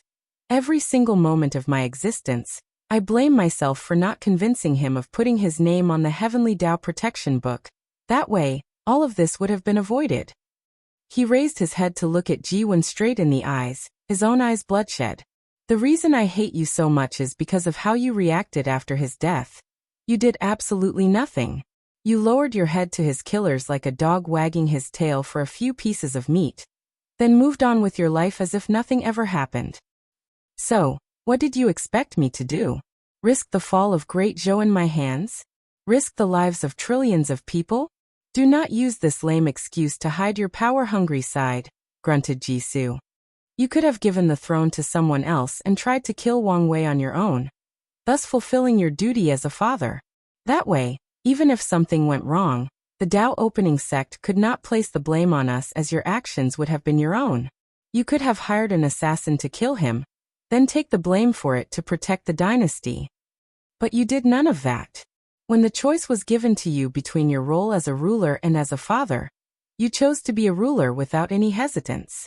This is the reason for today's event. Since you like power so much, I will forcefully take it away from your cold hands, leaving you with nothing. Ji-won was momentarily silent after hearing this. In that case, there is nothing to say anymore. A golden halberd and armor appeared over his body. He began to control the dynasty's luck to bless himself and increase his power. However, to his horror, he realized that his control over it was slowly decreasing. What have you done? You mean this? Said Jisoo as he held a dragon carving made of the most precious of jade, the imperial seal. Do you think I did not prepare for this in the past few 100 years? Added Jisoo with a smirk. How is that possible? Wait. Your mother, said Ji-won. However, soon after that, he spewed a big mouthful of blood, then he fell backward. Luckily for him, he caught the throne behind him. Your Majesty, yelled Prime Minister Zhao Yan as he rushed to the emperor. Many other officers did the same thing, but Zhao Yan gave them a fierce look and prevented them from approaching Ji-won. Even the queen is related to this situation. I cannot trust anybody, thought Zhao Yan. While the prime minister was injecting his origin essence into Ji-won's body to try to remove the poison, another person walked into the room. It was a beautiful middle-aged woman dressed in a long hanfu decorated with red phoenixes. She had a golden crown on her head. You poisoned me, muttered Ji-won with blood all over his teeth as he looked at his wife. They have been together for countless millennia, but now he was dying at her hands. However, the queen did not say anything. She looked at him with sadness, love, pity, and a lot of resentment. You do not need to worry about dying yet, as the poison I fed you the living dead, said Jisoo. Zhao Yan's face suddenly changed after hearing this. You want to turn your majesty into a puppet to control the dynasty? As astute as ever, Prime Minister. Unfortunately, your loyalty to my father is truly unwavering. It's a shame such a talented individual as yourself has to die like this. The living dead poison can kill a person's body, but keep their souls intact and living inside that body, thus turning them into living dead. Then, the living dead body can be controlled by another person. The best part about this poison is that it is very difficult to spot. I need to buy some time until the Supreme Realm True Monarchs get wind of this situation. This is our best chance of intervening. Zhao Yan stood up and released his domain, preparing to fight. Jisoo smiled after seeing this.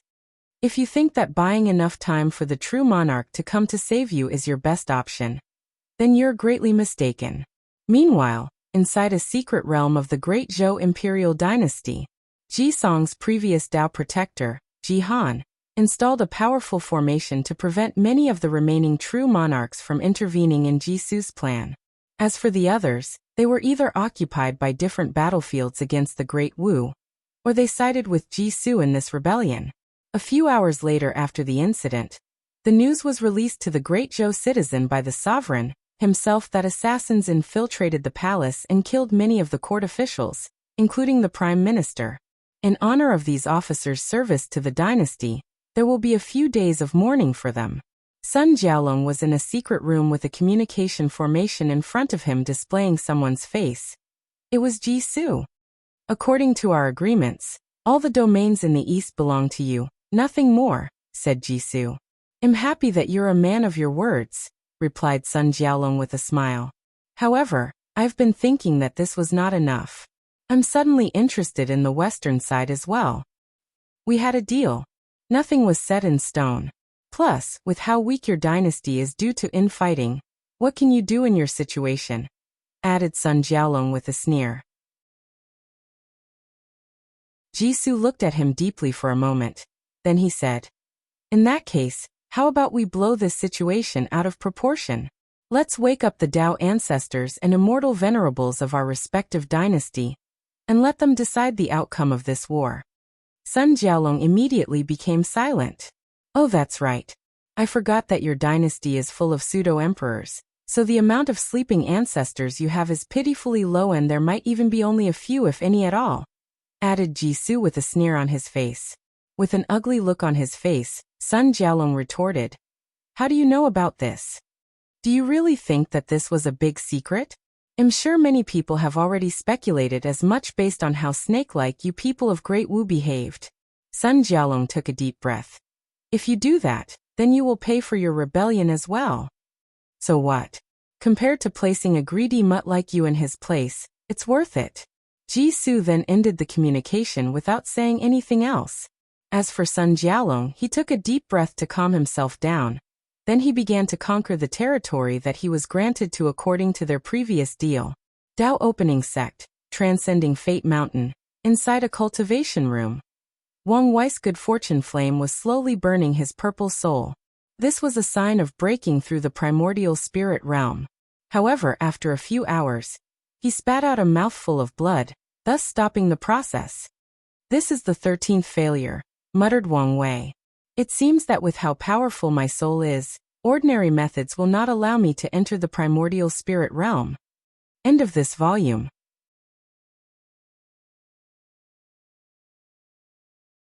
Chapter 292.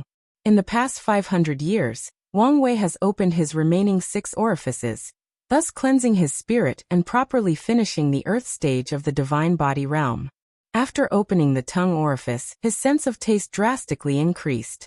If he wanted, he could distinguish all the ingredients including seasoning and heat temperature of any meal that he ate. He even tested this ability with pills. He swallowed a pill with more than 400 ingredients, and he could distinguish all of them alone based on the taste of the pill.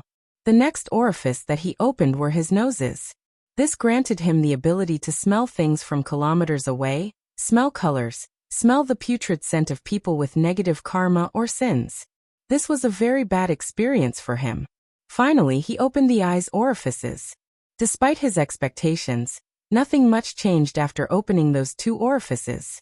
Besides an increase in vision and the power of his true vision granted by his soul slightly increased in strength, nothing much changed. Once all orifices were opened, his body seemed to have become free, more complete. It seems to have evolved to a higher state. For example, even without spiritual energy, he could survive for a few decades or more. He does not need to eat or sleep like a regular person. Furthermore, his body does not decay like ordinary people's. Even if died, his body would remain in perfect shape for a few hundred years. All these abilities were granted to him just because of the divine body realm, not because of his powerful fleshly body. Nevertheless, after entering the peak of the earth stage, Wang Wei realized that because of how powerful he already was, his strength only increased slightly after opening the orifices. He was not happy about this fact. Normally, after someone opened the orifices, they would enter the heaven stage of the divine body realm. In this stage, cultivators will start controlling the power of heaven and earth.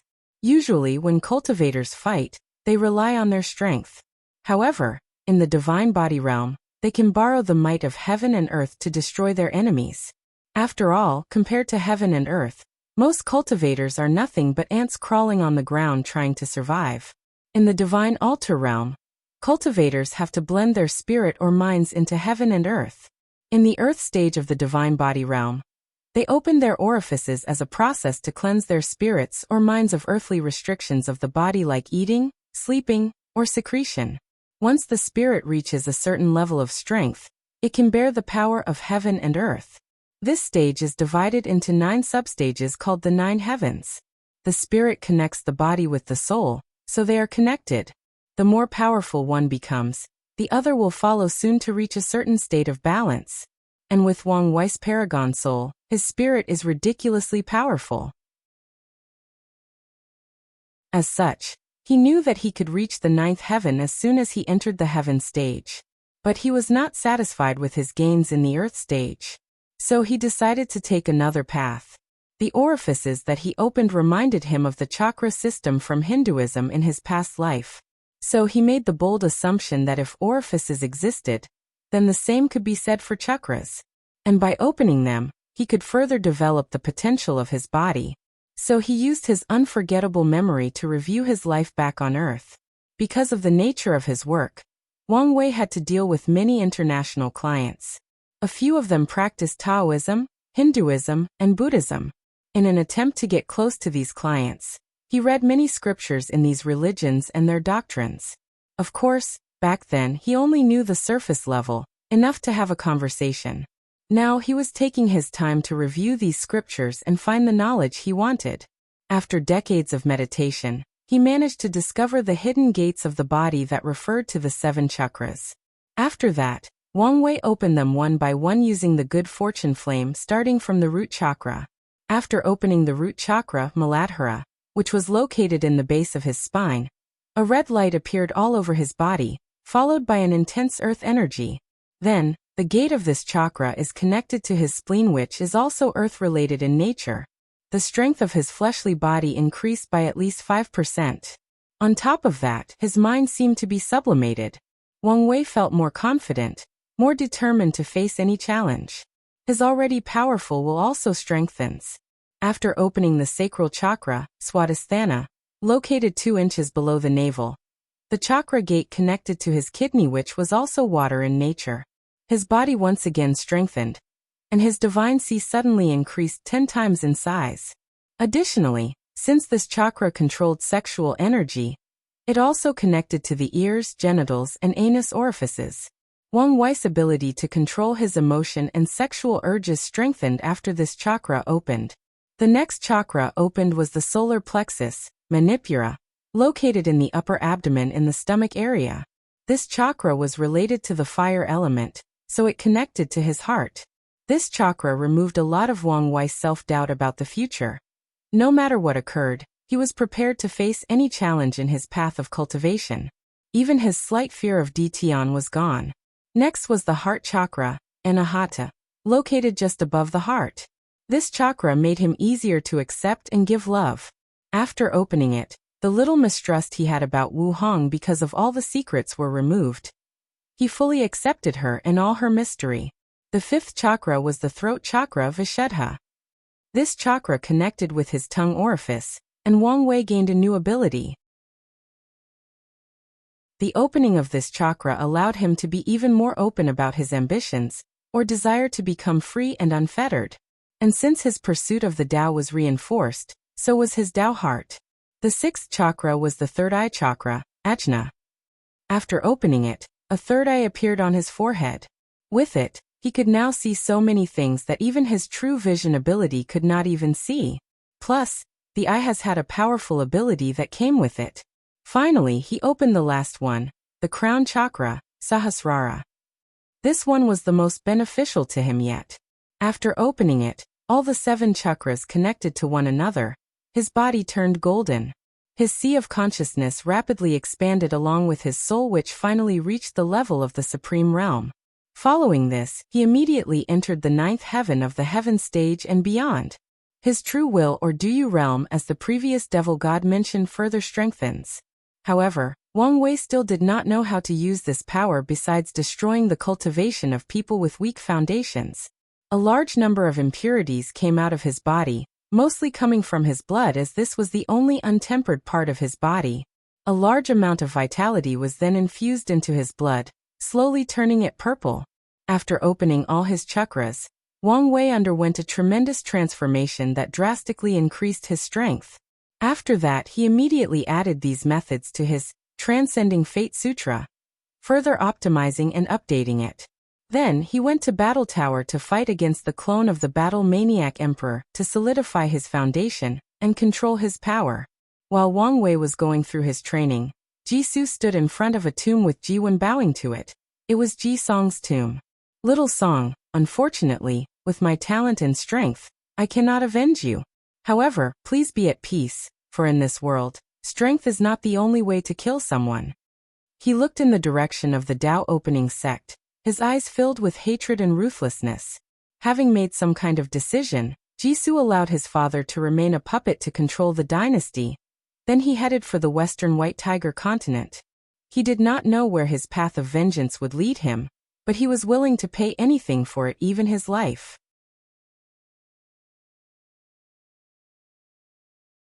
Chapter 293.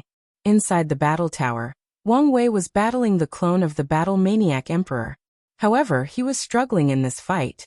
The reason being that this clone had a cultivation level of the Supreme Realm. Wang Wei clenched his fist, a golden light flashed through his fist, then he punched forward. Bang! Everything shook as if Mother Nature had lost her patience and decided to eradicate mankind for their atrocities. The mere shockwave of his fist was enough to destroy a middle thousand world and all its trillion inhabitants. Unfortunately, his attack had little effect. The Dharma body behind the Battle Maniac Emperor casually waved his hand and blocked the attack, then punched Wang Wei himself.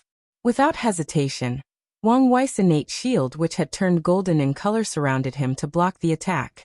That single punch instantly annihilated the ground that Wang Wei was standing on. As such, he found himself and the clone fighting in the void. Although he blocked that attack, he was not intact.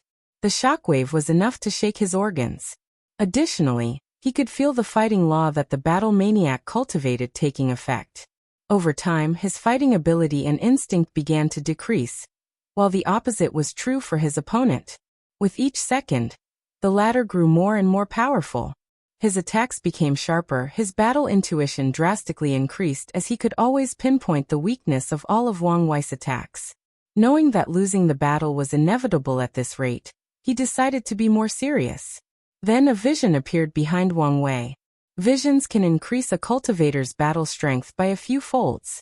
Usually, an increase between 2 times to 9 times the increase. However, Wang Wei's vision gave him an 18-fold increase. After showing his vision, Wang Wei started to use the power of heaven and earth from the heaven stage in the divine body realm. The 9 heavens of this stage have the same function as the visions, an increase in battle strength. The first heaven is equal to a 9-fold increase in strength. The second heaven is 18-fold, the third heaven, 27-fold. To the 9th heaven, which grants cultivators an 81-fold increase in strength. The minimum requirement for all cultivators to enter the primordial spirit realm is to reach the 4th heaven.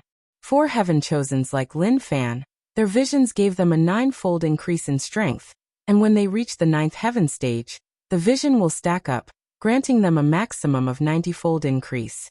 As for Wang Wei, his vision should have provided him a 99-fold increase, but because of how unique his earth stage was and how powerful his spirit is, he went beyond the 9th heaven. According to his calculation, he currently has an increase of 270-fold. So, after using the power of heaven and earth to increase his strength, adding to that his fleshly body that was now on par with true monarchs, Wang Wei was able to fight with the clone of the Battle Maniac Emperor. In the end, he still lost. After all, the clone had all the abilities of the Emperor when he was in that realm, and Wang Wei is still in the divine body realm. Nevertheless, he still fought for 3 days non-stop before being defeated. Then Wang Wei went to challenge his father again. This time, he survived until the 36th sword. After gaining control of his strength, he went back to retreat.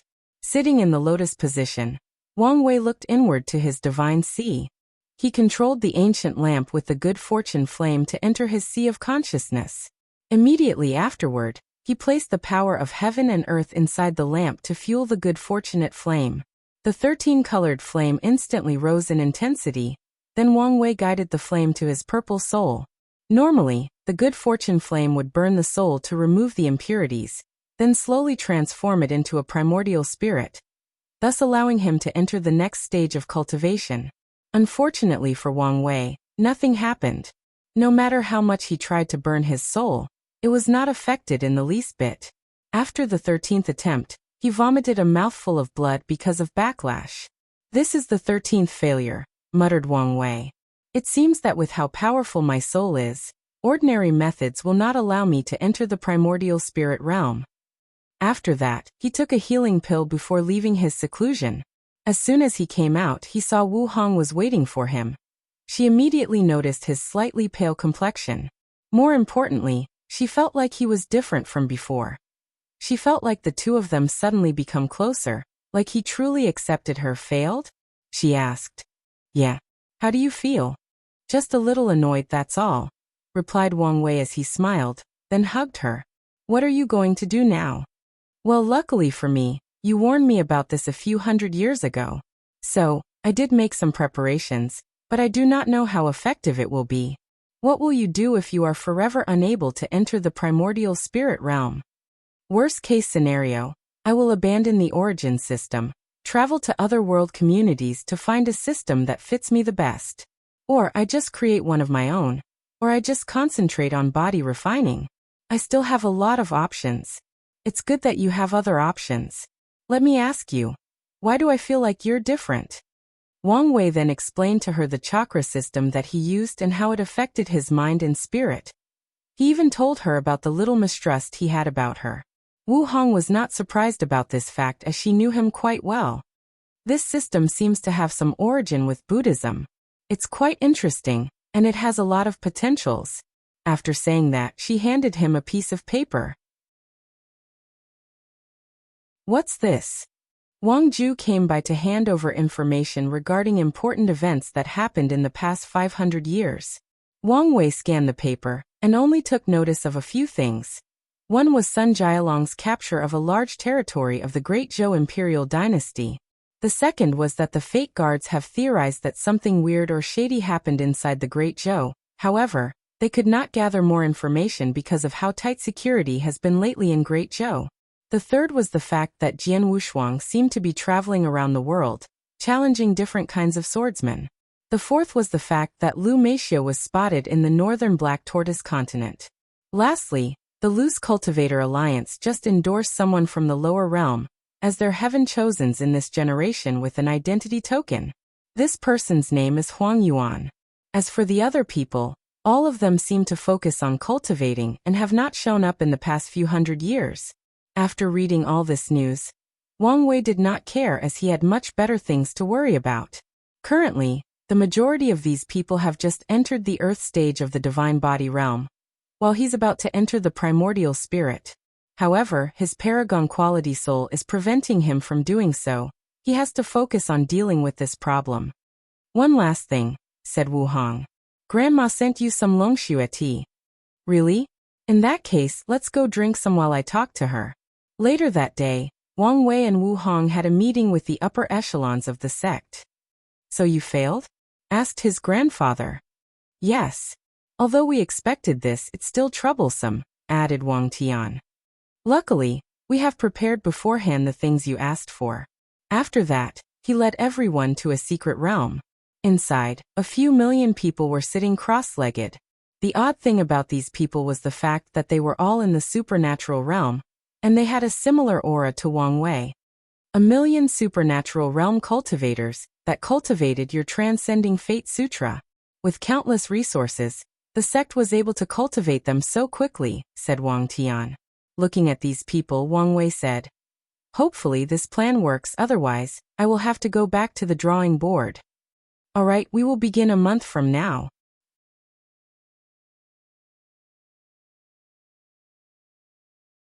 Chapter 294.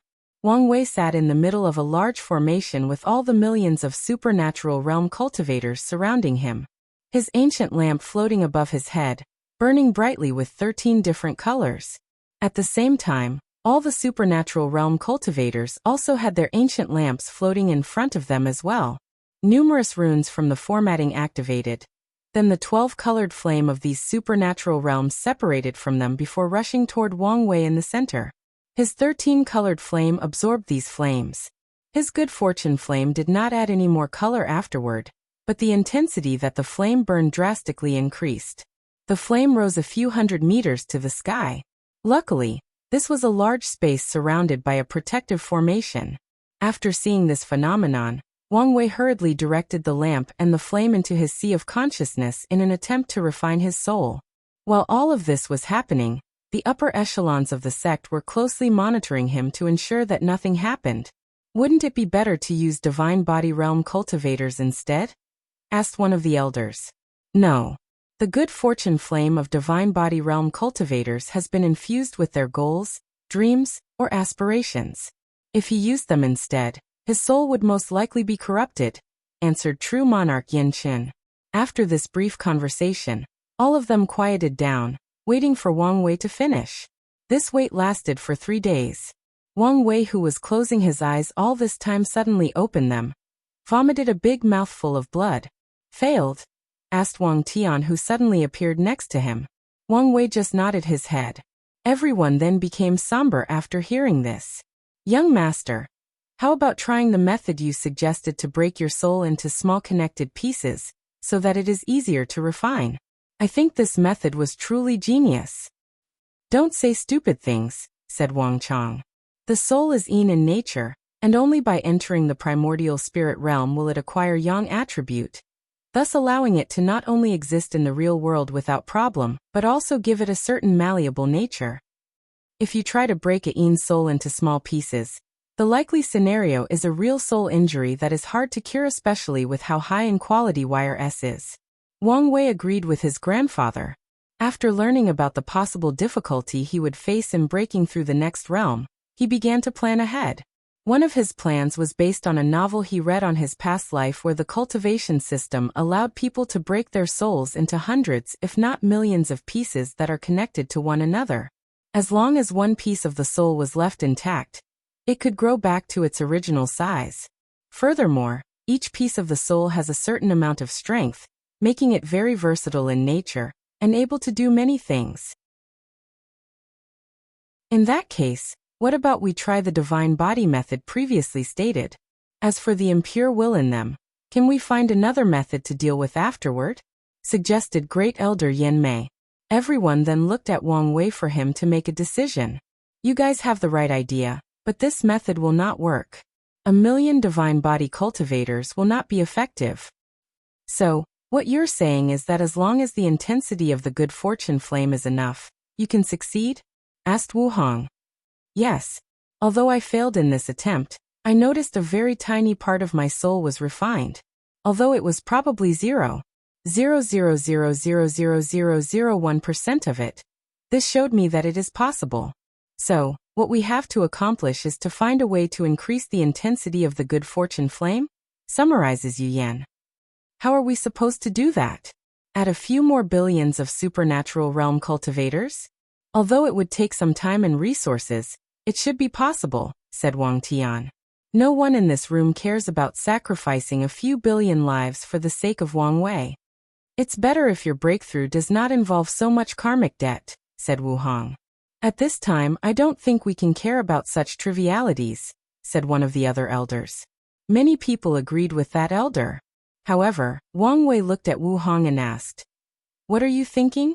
You should know that your greatest threat to the throne is Tian. Given how long he has lived and the fact that he controls the Tao of reincarnation, there is a high chance that he also knows something about karma. If you ever confront him with such a large karmic debt, well..." Wang Wei realized that she was right. "Do you have a solution to my current problem?" "Both yes and no.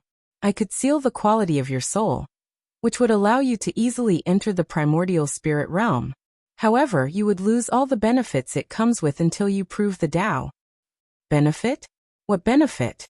So far, this thing has been nothing but a nuisance. The majority of your monster-level comprehension comes from it," added Wu Hong. Wang Wei took a deep breath. He did not want to give up his advantage. What else? Although I do not have a way to solve your problem, I can point you in a direction. That's Buddhism. Buddhism? What do they have to do with anything? Asked Yu Yan. The incense era began because a monk discovered that he could use the power of faith to refine his soul and enter the primordial spirit realm. Using faith to refine the soul? That's a good idea, replied Wang Chang. However, this method has long been lost through time. I doubt even the Taoist sect still has access to one. Unless you have that method? Unfortunately, I do not, replied Wu Hong. However, you can recreate it. I'm glad that you have so much trust in me, but I know only a little bit about Buddhism from the small books I've read in the library. Without any information to go on with, I'm also at loss. In that case, we'll give you more information, said Wang Chang. Indeed. I think it's about time you visited the sect's secret archive, said Wang Tian. Secret archive? That's the first time I've heard about it, commented Wang Wei. That's because it was not time for you to have access to it yet. Then Wang Tian led the group to a secret location of the sect. As soon as Wang Wei entered there, he saw a vast library with rows filled with books, jade talisman, and some stone carvings that had mysterious light emanating from them. In one of the rows he saw the words, Emperor Scripture written as the title. Does the sect have other Emperor Scriptures? Of course, replied his father. Where did they come from? And why have I never heard of them before? A few of them came from destroyed lineages, some came from predecessors who were lucky enough to the legacy of a great emperor, and the remaining ones came from other worlds. As for the reason that you never heard of them, there are two. One, none of these scriptures are considered orthodox, so we usually hide them. Well, not just us, but most emperor lineages do the same. You guys are just too old-fashioned, replied Wang Wei. Wang Tian glared at him, then said, the second and most important reason is the fact that all these scriptures are somewhat incomplete. What do you mean?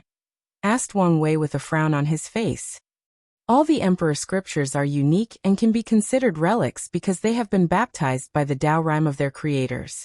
The Tao rhyme allows people to more easily understand these scriptures. Even when copies of the originals are made, they still contain the Tao rhymes.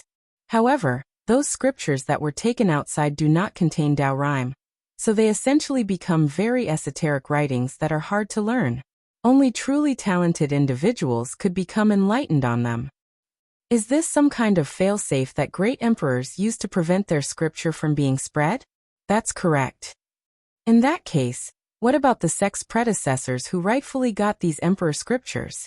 They must have done so through trial, or because they were fated with them. Wouldn't they have access to the original scriptures and Tao rhymes? Asked Wang Wei. You would think so, but no.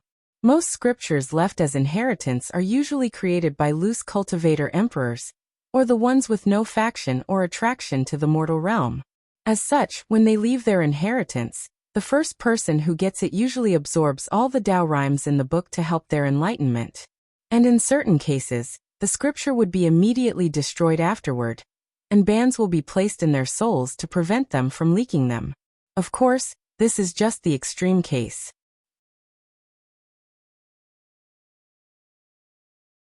Chapter 295. After briefly explaining the rules and origin of the secret archive to Wang Wei, Wang Tian and the other upper echelon of the sect began to gather all information or knowledge regarding Buddhism. A few hours later, a small pile of books and jade talismans was placed in front of Wang Wei. That's it, he asked. Although this amount looked large, compared to the amount of information regarding other subjects, this was quite disappointing. You should be glad that our sect has so much information left. As you know, information about Buddhism was mostly lost after the incense era, replied Wang Tian. Wang Wei nodded his head, sat cross-legged on the floor, opened a book and read it. However, a few minutes later, a frown appeared on his face. He then quickly opened many of the books, used his divine sense to read some of the jade talismans. The reason for his odd behavior was that he quickly realized that he could not understand the words in these books. He knew the language they were written in, but every time he focused on them, a vague shadow seemed to cover his mind, making it impossible to understand what he was reading.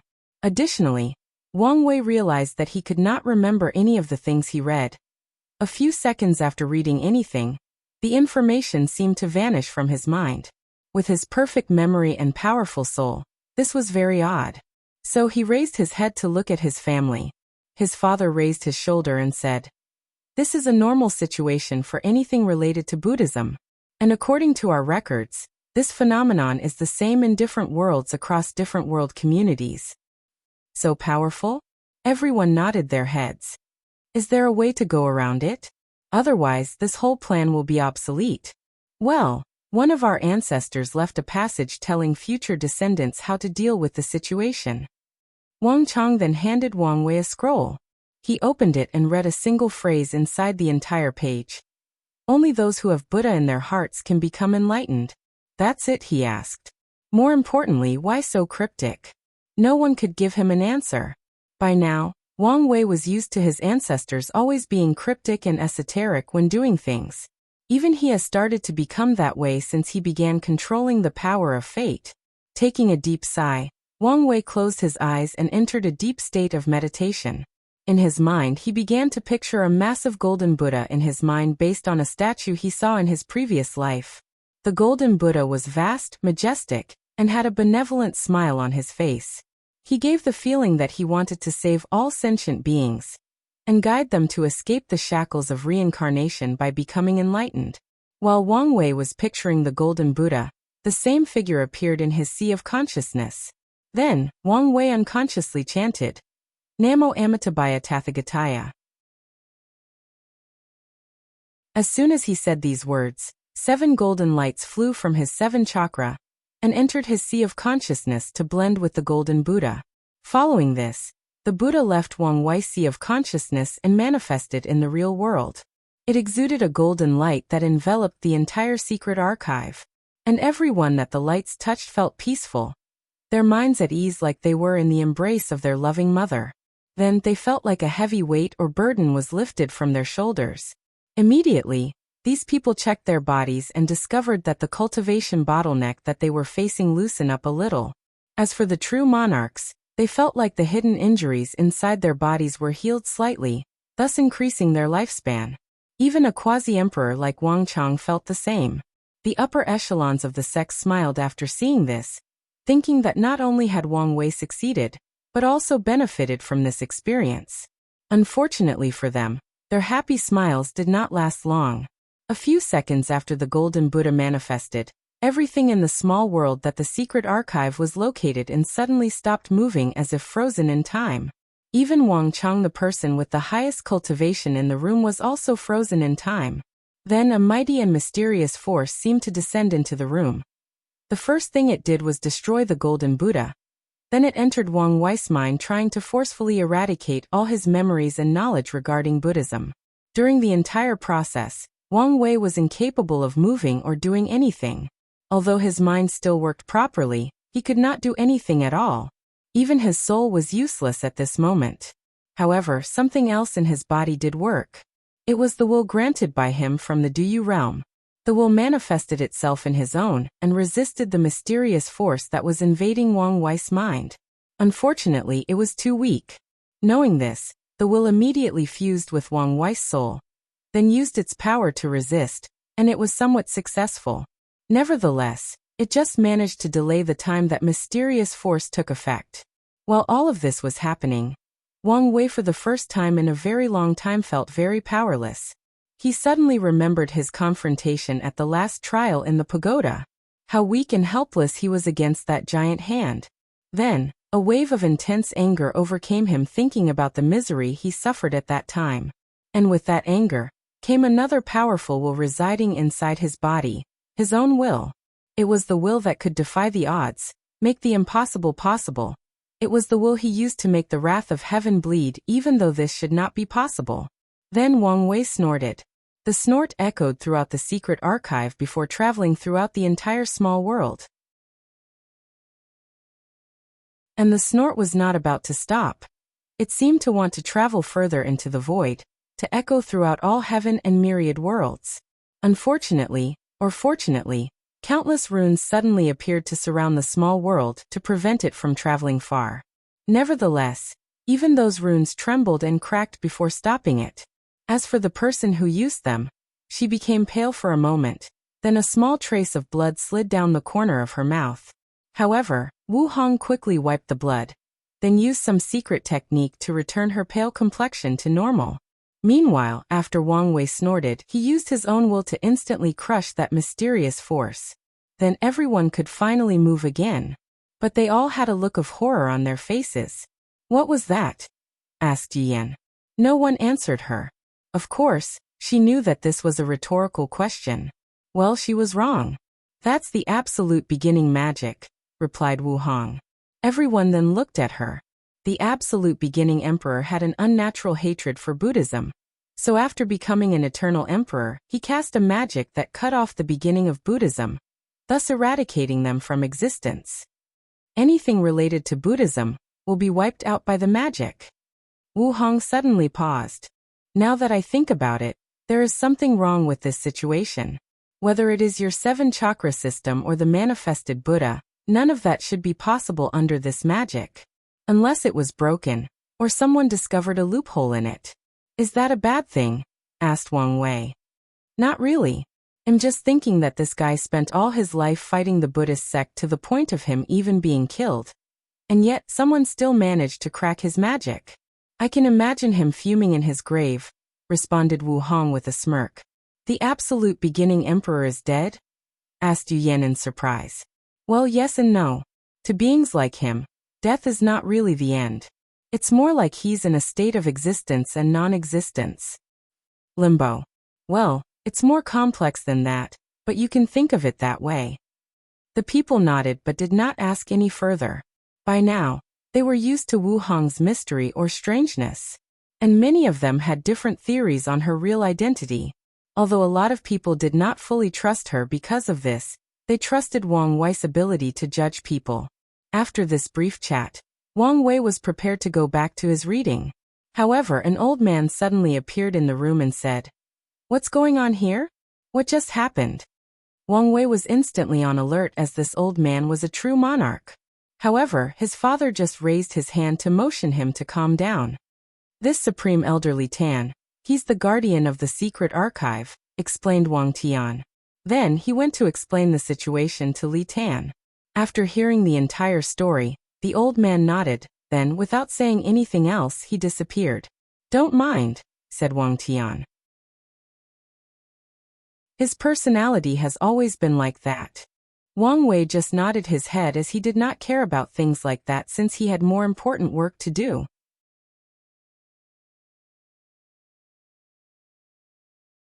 Chapter 296. After this weird encounter with the absolute beginning magic, Wang Wei returned back to the pile of books. However, unlike before, he had no problem reading or memorizing the contents. It seemed that his method worked. So, he spent the next few weeks going over every detail regarding Buddhism in order to find a way to use incense to refine his soul. "Did you find the method?" asked his father. "No," responded Wang Wei as he shook his head. "All I learned was that some Buddhist monks in that era used something called sentient being flame to refine their souls. This flame was created from gathering incense from all living beings, hence the name. So it was no use." "Not necessarily. Although I did not find the method, I did come up with an idea on how to succeed." Everyone's eyes lit up after hearing this. Then they gathered around him to wait for his explanation. Then Wang Wei explained to them the step-by-step plan that he came up with in the past few days. Everyone was quiet after hearing this, trying to process the information they just received. "Well, although your plan is a little crazy, it might work," said Wang Tian. "However, there are still a few things that are needed. They won't be easy to acquire. The hardest part would be getting your hands into the origin pill flame scripture," said Yu Yan. "Fu Kaiyun is a nasty individual. The reason that he's the only one able to cultivate that scripture is not only because of his talent, but because he secretly killed any talented alchemists that have any remote chance of overcoming him. Plus, there is the fact that the origin pill flame scripture requires both a high talent for alchemy and an unprecedented devotion to pill Dao. Although your talent in alchemy might meet the requirement, you only minor in pill Dao. I have taken into account the problem of the scripture and have a plan for that, replied Wang Wei. As for Fu Kaiyun, I'll deal with him after infiltrating the Origin Pill Dao sect. Everyone nodded with him, then Wu Hong handed him a book. This is a devil technique on how to cultivate the sin flame. Since incense power contains the power of emotion, this might help you. Wang Wei's eyes lit up after hearing this as he thought of something. He motioned everybody to quiet down, then took out a communication talisman. Hopefully, she is not in retreat, muttered Wang Wei. A few seconds later, a beautiful woman with green hair appeared in front of him. She exuded an unnatural charm that would make any man tempted with just a look. Young Master Wang Wei, what took you so long to contact me? I thought you had forgotten poor little me. Young Lady Suya, as you can guess, I've been busy cultivating and time flew by. I'm sorry that I did not contact you sooner. Man, all of you always have an excuse. So to what I owe this sudden call? Couldn't I just want to talk to a beautiful woman? Why do you think that I want something from you?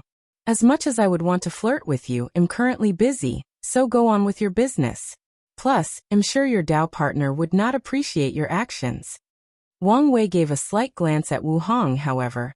She had a calm look on her face throughout the entire process. Couldn't she just fake being jealous? In that case, I'll be direct. I'm calling you for an exchange. I want your understanding to turn emotions into flames. That's an odd request. Why would you want something like that? I don't think that information has anything to do with our exchange. True. So what do I get in return? I have a rare devil race cultivation from the devil era that turns sins and depravity into flame. I think that's a fair exchange. Suya was slightly surprised as this exchange was indeed worth it, as she could get something so precious from ancient time. After pondering for a moment, she said, Unfortunately, I'll have to decline. This time, it was Wang Wei who was surprised. Why? This is a fair trade. In fact, you would benefit more in this transaction. Exactly. From what I know about you, you are not the kind of person that likes to suffer losses even a small amount. Since you're willing to do so for an exchange, this means that what you want is either truly valuable or very important. So no matter what, it'll prevent you from getting it. After all, you already have so many advantages ahead of us heaven chosen in this generation. There is no need for you to have more, replied Suya with a gentle smile on her face. Wang Wei's eyes turned cold, but the smile on his face still remained. I'm a man who always gets what he wants, Lady Suya. Since trading does not work, let's try blackmail. Hee, I would like to see what you used to blackmail me. If I'm not mistaken, said Wang Wei slowly, at this moment, you should be laying out your plans to kill Jian Wushuang. Suya squinted her eyes, then laughed out loud with her melodious voice echoing from the talisman. Young Master Wang Wei, if you think that telling Jian Wushuang my plan can be used as blackmail, then you've greatly underestimated my abilities. Is that so? Answered Wang Wei. In that case, let me tell you a little story. There was this little orphan girl born in a small village.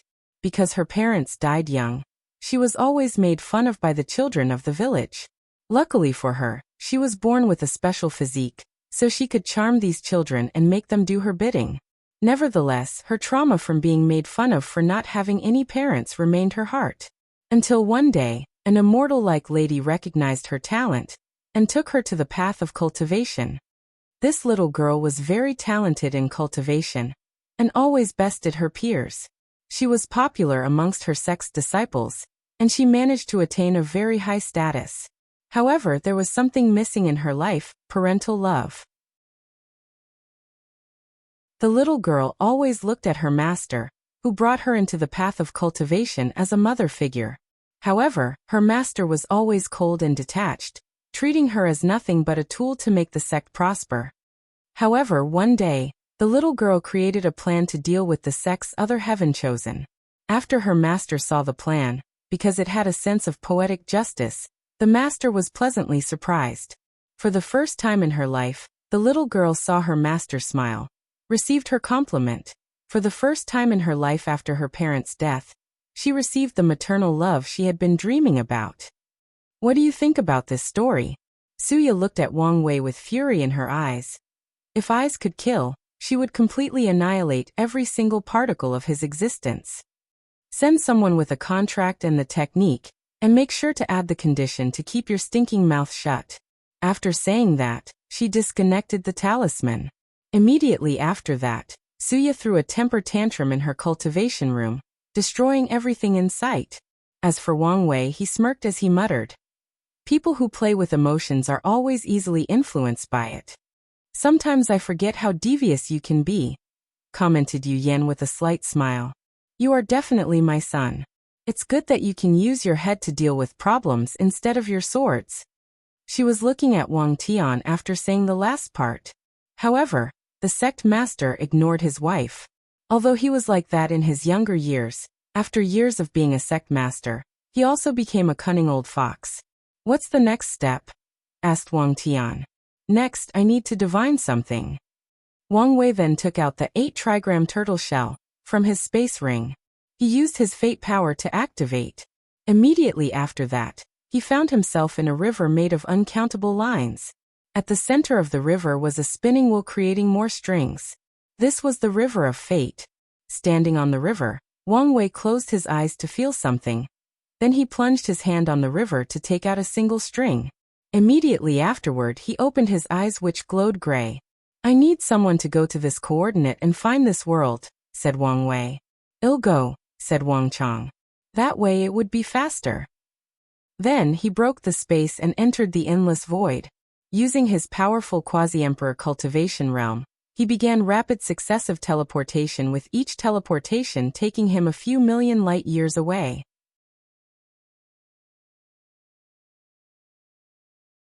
Chapter 297.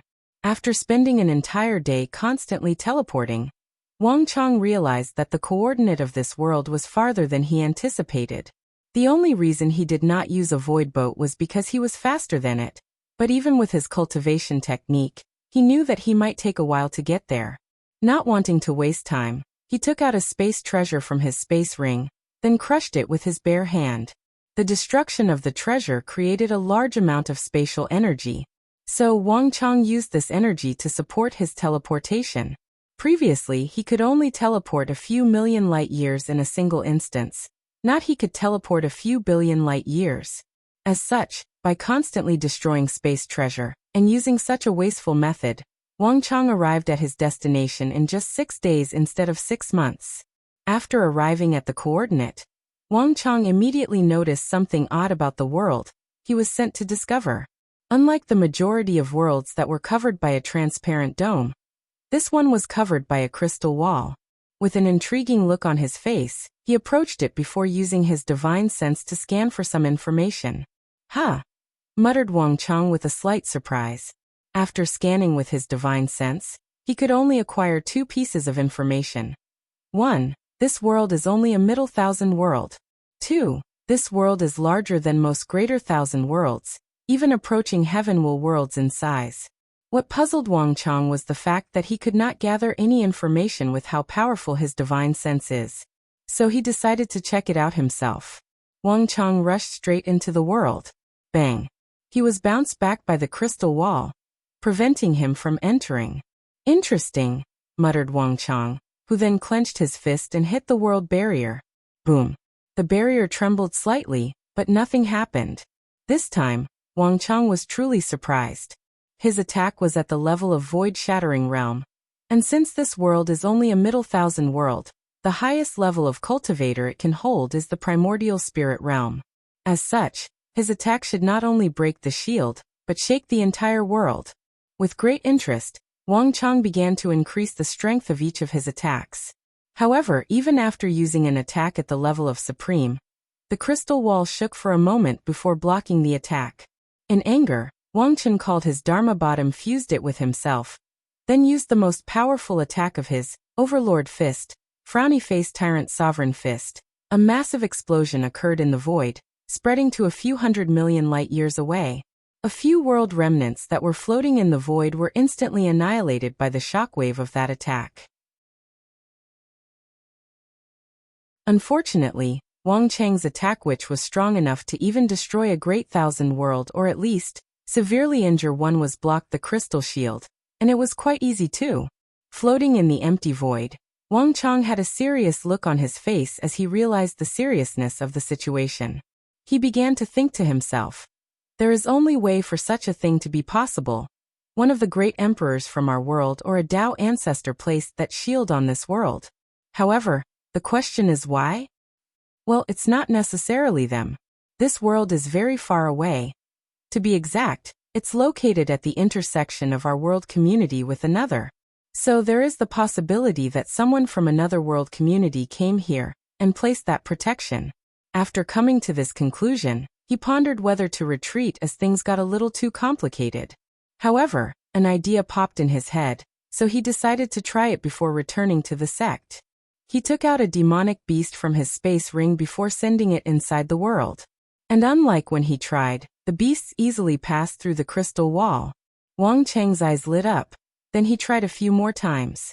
Some beasts managed to enter, while some did not. So he muttered, so that's how it is. Since this world is a middle thousand world, the shield only allows people in the primordial spirit realm and below to enter. I guess the person who made this shield wanted to protect this world from foreign invasion. After coming to this conclusion, Wang Chang took out a bunch of materials from his space ring to create a teleportation array, connecting to the Tao opening sect. A few days later he finished and teleported back. After Wang Chang's return, another meeting took place in Tianwei Peak. Everyone had a serious look on their faces while analyzing the information that they received. Personally, I think it would be best to choose another world, said Great Elderly Jiang. This world seemed to be too mysterious and might create too many variables. However, Wang Wei shook his head. I divine this world as the one with the highest chance of success, and the information has proven that I was right. Indeed, this world is only a middle thousand world, but as large as some weak heavenwell world. So the population should be relatively large, commented Yu Yan. The question now is, what do we do with the cultivation level restriction? Easy, just send Li Jun and Tai Gang. It's about time that they moved their muscles around, replied Wang Wei. That's a good method, however. The plan will take longer than previously expected if we do that, added Wang Tian. Anyway, we have plenty of time. There is no need to hurry. Soon after the meeting ended, Li Jun and Tai Gang were summoned and given information about the world they were going to and their mission there. Then they immediately organized their armies and used the teleportation array that Wang Chang made to teleport to the void next to the strange world. In order to make things easier for them, Wang Wei even sent Wang Ju and a few elites of the Shadow Guards to help them with information. As for Wang Wei, after the group left, he pretended to enter a retreat while disguising himself and secretly traveling to the southern Vermilion Bird continent. The next step of his plan lay there. And, sorry about the short chapter, but I'm really not in the mood to write today. Since I did not post a chapter yesterday, I forced myself to write one for today.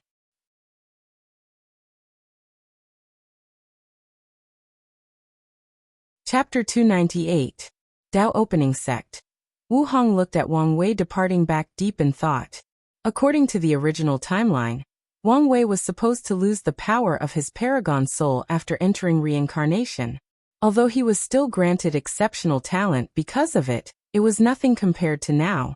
Additionally, the memories of his past life were not supposed to be reawakened until he entered the Saint Realm. Now everything is different. And with my memories incomplete, the amount of things I can do to help is decreasing with each passing day. Nevertheless, there are a few things that remain the same in this timeline. For example, Tian being his main obstacle and a few other things. Although I cannot stop Tian for him, I can still prevent some of the tragedies he suffered before, and make sure that he does not become someone corrupted by revenge. After thinking like this, he left the sect and headed to the western White Tiger continent. Meanwhile, Wang Wei changed his hair and eye color, and turned into a completely different person before leaving the sect. This time, he was not accompanied by Yan Qin.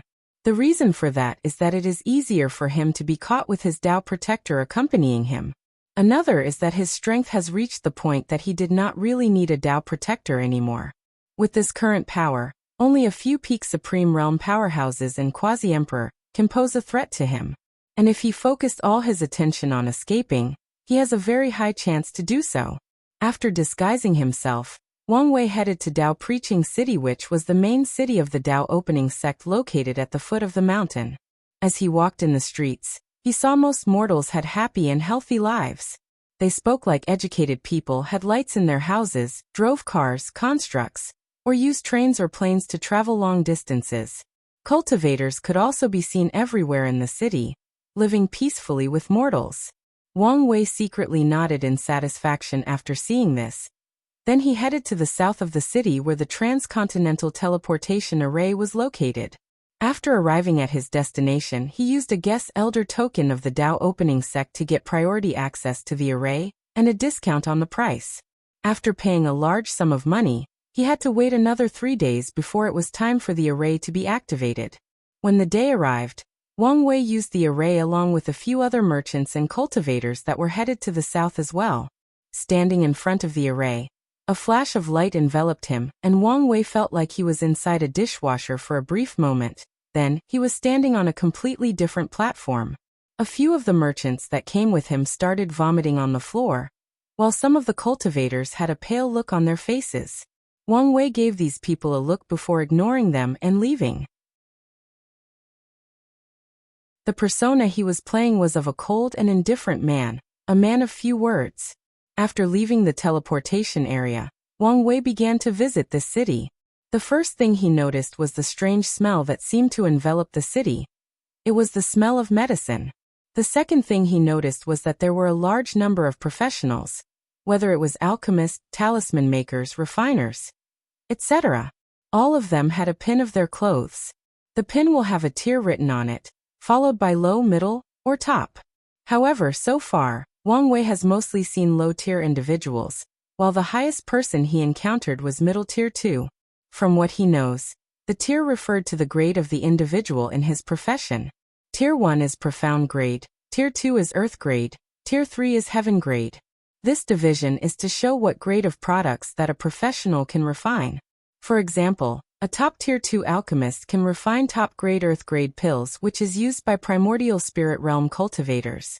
Tier 3 alchemists can refine heaven grade pills, Tier 4 saint pills, Tier 5 supreme pills, Tier 6 quasi-emperor pills, and Tier 7 emperor grade pills. After taking time to quickly understand the ins and outs of this city, Wang Wei rented a room at an inn. While sitting on his bed, he kept flipping through a paper containing a list. Then he stopped at one page and focused on it. Lu Cheng, Divine Altar Realm, low-level Tier 2 alchemist. The fifth disciple of Origin Dao Pill Sect Master, Lu Yang. Talent is above average, but is loved by his master because of his diligence. After reading the information, Wang Wei muttered to himself, "This guy is the perfect candidate. His status is high enough, but not too high considering his master has many disciples.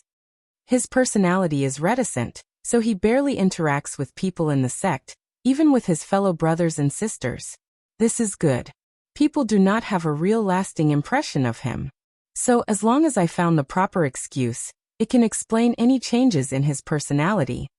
He paused for a moment as he reviewed all the information he had on this guy. His talent is a problem. If I want to get my hands on the Origin Pill Flame scripture, I will need to display a higher level of talent. After reviewing the information at hand, he made a plan. Origin Pill Sect. Inside a cave of one of the mountains, an ordinary-looking teenager with dark hair and eyes sat cross-legged with a cauldron in front of him. He was deep in concentration, refining a pill. A few minutes later, he opened the lid to see 5 pills floating inside. Mysterious lights flashed from them. Looking at the 5 pills inside, he smiled. 5 low-level earth pills, muttered Lu Cheng. Finally, I've managed to secure my strength as a Tier 2 alchemist. Although my talent is not the best, I can make it up with hard work. In fact, Lu Cheng's talent was not that bad. Most alchemists can only refine certain pill grades based on their cultivation.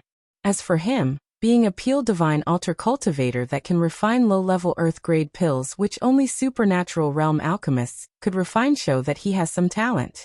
After refining the pill, Lu Cheng took out another set of ingredients to make another pill. However, midway through, he was interrupted by a communication talisman. So he stopped to activate it. Young master, the ingredient you asked the Alchemy Association to find for you has been discovered. Really? Immediately bring it over. I can finally break through the supernatural realm. Though Lu Qing to himself. Young master, there seemed to be some problem. What problem? The owner of the material is asking to meet you personally. He seemed rather adamant. Lu Qing frowned after hearing this. Could there be something tricky behind this? However, without that herb, I cannot break through to the next realm, unless I change cultivation technique. After pondering for a moment, Lu Qing decided to go. Nevertheless, he still took precautions. After leaving his cultivation cave, he used a flying talisman to go to another place and meet someone. A few minutes after arriving, an old man with the aura of void shattering appeared in front of Lu Qing. Young master, what brings you here to see me? Asked the old man with indifference and a little impatience. I'm heading to Maple Leaf City. Well, since I'm your Dao protector, it is my job to protect you, said the old man. Then, without saying anything, he grabbed Lu Qing and flew outside the perimeter of the sect. Once there, he used the power of law to break the space, so that they could arrive at their destination at a quicker pace. During the entire process, Lu Qing did say anything, nor complained. He was used to his Dao protector's attitude by now. This is one of the reasons that he rarely left the sect. After arriving at Maple Leaf City, the Dao protector was prepared to enter the void to secretly protect Lu Qing. But the latter quickly explained to him the situation, and his worry about the encounter. The old man grunted before finally deciding to stay next to Lu Qing to protect him at all times. He knew that if this little alchemist was still the disciple of the sect master, if something happened to him he would have to answer to the sect. And even if the sect master did not blame him, he would no longer receive as many pills that he does now in the future, thus halting his cultivation progress. Plus, the old man took into account the fact that Lu Qing never complained about him all these years.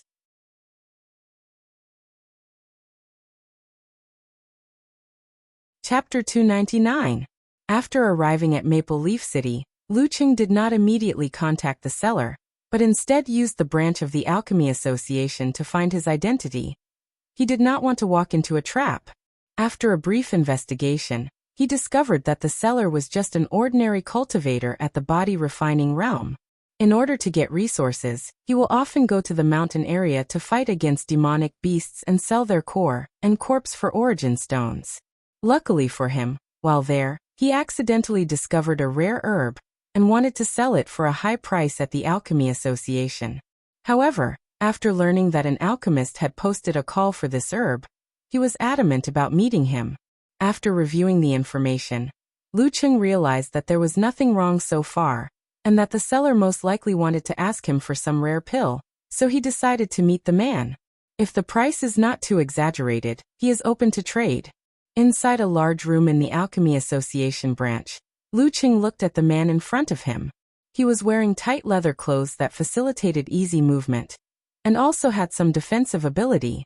However, he could also see that the man's clothes were also worn out. After checking the man's clothes, Lu Qing observed other things about him. The man had a 9th layer body refining cultivation, however, his blood qi was weak and scattered. Obviously, he cultivated a common level cultivation technique. Adding to that the fact that he looked middle-aged, his talent could also be determined as subpar. You said you wanted to see me before the exchange? Tell me your purpose, said Lu Qing, who seemed a little impatient. The seller frowned for a moment, then said, Well, I was preparing to play a little more, however, since you're in a hurry, I guess I'll get back to business. Immediately, Lu Qing felt something was wrong. He immediately wanted to do something, but to his horror, he discovered that he could not move a single inch. Meanwhile, his Dao protector also felt something was wrong, so he wanted to exit the void and save Lu Qing. However, as soon as he had this intention, countless strings suddenly appeared out of nowhere and binds him. The old man immediately started to use his fire law to break the strings. However, countless runes suddenly appeared from the strings and sealed the law inside his body. Then, a gray string entered his sea of consciousness and binds his soul. Immediately afterward, the old man felt his consciousness rapidly losing, turning him into a puppet. He only resisted for a few seconds before he was completely turned. The seller, who had a smirk on his face, raised his hand and placed it on Lu Cheng's forehead. Then he said, "Fate stealing." A fate line appeared from Lu Cheng's body, wriggling around it for a moment. Then, another fate line appeared from Wang Wei's body, which fused with his. Lu Cheng's body disintegrated into millions of pieces. Meanwhile, Wang Wei slowly transformed into Lu Cheng's appearance. And it was not just his appearance, his soul, cultivation level, physique, aptitude, and memories turned into the same as Lu Cheng. What he did was steal the latter's fate, thus turning into him. With this method, Wang Wei is now Lu Cheng, but Lu Cheng is not Wang Wei. After his transformation, Wang Wei checked his body from head to toe. He discovered that he was exactly like Lu Cheng, even his little brother had shrunk by a few inches. Well, with this method, I can even fool an emperor formation that checks the soul. Then, Wang Wei waved his hand to use a secret technique to create a clone that looked exactly like the previous seller. He proceeded to make it look like Lu Cheng, and he had an exchange before parting their ways. Since Lu Cheng was staying in a special room reserved for him by the Alchemy Association, Wang Wei returned there.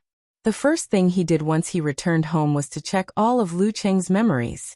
According to the technique he used, he could allow Lu Cheng's main consciousness to be in charge of this body while he stayed in the background, but he did not want to do this for many reasons. Although this method was safe and lowered the risk of being discovered due to strange and out-of-character behavior, he wanted to be in charge in case something unexpected occurred and the real consciousness of Lu Cheng is powerless. After checking the guy's memory, Wang Wei muttered, "No wonder this guy actually took my bait. It turns out that he cultivates a special technique that can actually raise his talent of alchemy." Talent in alchemy can be divided into 3 categories. Understanding of herbs and how they interact with one another. This part of talent can be made up with years of study. However, some talented individuals can hold a herb in their hands for the first time and immediately know its characteristics and how to match it with other herbs. The second category revolves around divine runes and how to properly apply them to make pills. Lastly, it is the talent to control flames. The better an alchemist is at controlling flames, the more power he or she can bring from the ingredients used in making pills. The cultivation that Lu Cheng cultivated allowed him to slowly increase his talent for flame control. However, Wang Wei quickly realized that this cultivation technique was incomplete. Furthermore, after reviewing how Lu Cheng got this technique, his intuition told him that something was wrong. Unfortunately, he did not have enough information to make any kind of judgment. After reviewing all of Lu Cheng's memories, Wang Wei did not immediately return to the Origin Pill Dao sect, but went to the east of Maple Leaf City, where there were many street vendors selling artifacts that were supposedly found in Secret Realm. He bought a very ancient small mirror.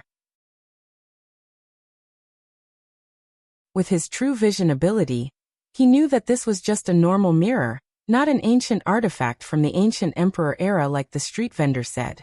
The reason he bought this mirror was that he realized that it was actually very old, probably dating to the last era and further.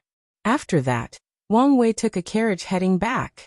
In fact, Wang Wei wanted to take a soaring phoenix construct. Unfortunately, in Lu Cheng's memory, he discovered that this guy was quite old-fashioned and hated the constructs. He did not like the fact that mortals' and cultivators' lives became entangled with one another. To him, these two people belonged to different worlds and should remain as such. So when it comes to these constructs that brought these different worlds together, he refused to use any of them. Wang Wei was not surprised by this, as many cultivators felt that way. To them, the world was changing too fast and they did not like that. "Huh," softly muttered Wang Wei as he felt something. He raised his head and looked in the distance. His vision seemed to penetrate a few 100,000 kilometers as he saw 5 Saints Realm cultivators blending in the void, hiding their auras. Although they try to hide it, I can feel that these guys have killing intent for this Lu Cheng. It seemed that things are not peaceful in the Origin Pill Dao sect. Wang Wei thought for a moment about how to deal with the situation before deciding to get rid of these people. His current priority was to get back to the sect and secure his identity. So he flicked his fingers, making the void tremble lightly. Then, another space fluctuating appeared on the location of these saints. As a result, They immediately felt something was wrong and wanted to react. However, a bunch of strings suddenly appeared and cut them into millions of pieces. They did not have time to scream, move, or open their domains for protection. Even their primordial spirit did not have time to escape their bodies, and was cut into pieces. Nodding his head in satisfaction, Wang Wei continued his journey in peace. However, he did not slowly go there as he planned. Instead, he had his Tao protector carry him back as he did previously.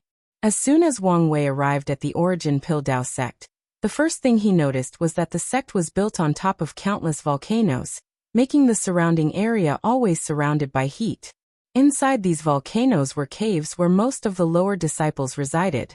This was a way to allow the ones with low levels of cultivation to use the heat from the volcano to make pills. After all, only after entering the divine sea realm can cultivators use spells. After taking a quick look at the surroundings, Wang Wei headed straight to the cave on the highest peak.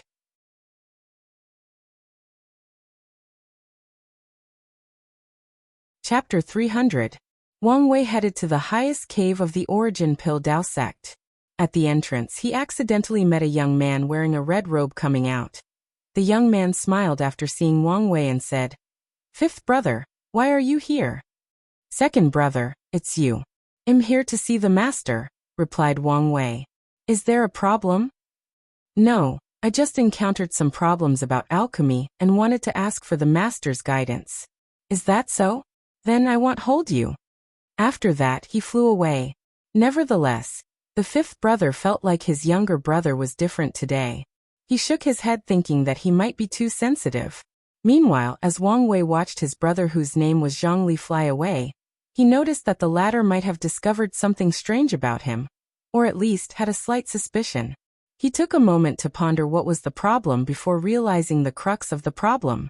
Although he looked exactly like Lu Qing down to his soul and fate, his temperament was not the same. Wang Wei always had an air of confidence and cockiness around him. Adding to that his overwhelming strength, his temperament is unique. As such, even if he turned into Lu Qing, his previous temperament was affecting his current body. So after realizing the problem, he quickly adjusted himself. Although he could fool his second brother, now that he was about to meet his master who was a Saint Realm true person, it is easier to be exposed. On the spot, Wang Wei's temperament changed to a secretly prideful alchemist that is quite conservative. Then he entered the cave. He notified his master through a talisman and stood up waiting. Half an hour later, a middle-aged man with slightly dark skin suddenly appeared in the room Wang Wei was in. However, he pretended that he did not notice. After all, his current identity was that of a little divine altar realm cultivator. "Little Cheng, what brings you to see me today?" "Master," stuttered Wang Wei as he slightly jumped backward. Then he cupped his hand and bowed. "Disciple has seen master." "There is no need to be polite with me," replied Yi Lao, the sect master of the origin Pil Dao sect. With a smile on his face he said, "You rarely leave your alchemy room unless you have a question of alchemy. So what is this time?" Yi Lao was very satisfied with his fifth disciple. Although his talent was not the best amongst all the others, he was the most diligent. With effort alone, he managed to make up the gap with some genius alchemist. "Master, something strange happened to me recently. When I was in Maple Leaf City, I bought a strange mirror. However, a weird light came from it and entered my body. I am worried that something might be wrong." Yi Lao frowned after hearing this. "Let me check." A powerful divine sense came from his body, scanning Wang Wei's body. At first he did not find anything, but once he arrived at the spleen, he discovered a weird breath. A slight surprise flashed in Yi Lao's eyes, then he said, "Let me see the mirror." Wang Wei quickly handed it to him. After checking it, he found a similar breath from Wang Wei's spleen. Then Yi Lao sighed out loud. "Little Cheng, you are truly lucky. If I'm not mistaken, this mirror was baptized by the innate material yellow qi soil, and contained its breath which was then transferred to you." Lu Qing frowned after hearing this. "Master, will I be fine?" "You do not need to hurry as this is your fortunate encounter. Although only the breath of the yellow qi soil entered your body, it is enough to greatly increase your talent for alchemy." "Really?" Yi Lao nodded his head. while Lu Qing smiled to the point of grinning. However, immediately after, he realized that his action was not proper, so he forced himself to calm down and displayed the proper etiquette. Sect Master Yi Lao looked at his disciple and sighed internally. He was slightly envious of Lu Cheng's luck. Did anyone else notice when you absorbed the innate breath? No, I was alone in my room. What about the mirror? Who else saw you by it? Only my Tao protector was with me. Are you talking about Old Man Mountain? Well, over the years he has been neglectful on his duty. It's about time that you have a new and more powerful Tao protector. Thank you, Master. If this was the real Lu Cheng, he would have thought that his master cared about him and wanted to give him a new and more powerful Tao protector. However, Wang Wei knew better and could guess the fate of that old man. Well, you should retreat to completely absorb the remaining innate breath. Remember, do not tell anyone about your encounter, even your fellow brothers and sisters. Huh, do you understand me? As you wish, Master. After saluting to Yi Lao, Lu Qing activated his flying talisman and returned to his cave. En route, Wang Wei started thinking to himself, I have to say, my acting is quite extraordinary. I could probably easily get an Oscar back on Earth. After returning to his cave, he activated the formation to isolate the outside world. Then Wang Wei began to plan for his next step. With this excuse, Sect Master Yi Lao should not doubt my sudden increase in talent. So it should be easier for me to display it and get the chance to get the origin pill flame scripture. However, this is not enough. I should probably find other ways to have fortunate encounters that increase talent. Wang Wei's original plan was to show that he had acquired the innate material yellow qi soil and drastically increase his talent. After all, he had already absorbed it in the cultivation of his organs. However, he feared that Sect Master Yi Lao would be tempted by an innate material and immediately took it from him by force, use secret methods to kill him and get it, or use the name of contribution to the sect to legally take it from him. So he decided to just use the breath as an excuse. That way, he could explain his increase in talent, and Yi Lao will not be tempted by a mere breath that has little value to him. I can also use this opportunity to break through the supernatural realm. As he muttered this, he felt the power in his body. This guy is so weak. Despite being the direct disciple of an emperor lineage, he only managed to build a supreme foundation. After shaking his head in disappointment, he closed his eyes to enter a state of cultivation. Meanwhile, in one of the highest caves of the sect, an old man with long white hair and beard had a cauldron in front of him, refining a pill. The power of law could be felt inside the cauldron, which meant that this pill was at least heaven grade. This old man was the person that held the title of the greatest alchemist of this generation, Fu Kaiyun. While refining the pill, he seemed to have received some kind of signal or information. Then he took out a talisman from his space ring. All 5 saints I sent are dead? And they all died instantly? The old man paused for a moment before muttering. The only way for them to die so quickly is if a true monarch intervened. Could it be that some of the supreme elders are sending me a message, asking to be restrained a little? Well, it doesn't matter.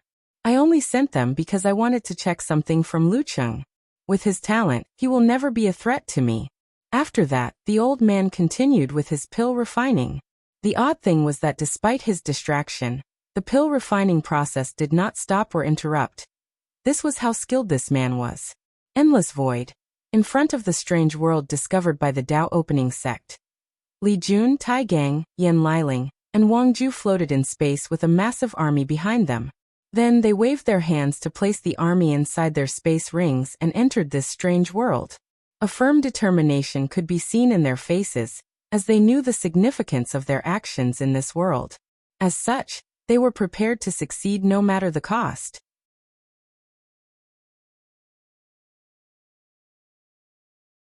Chapter 301.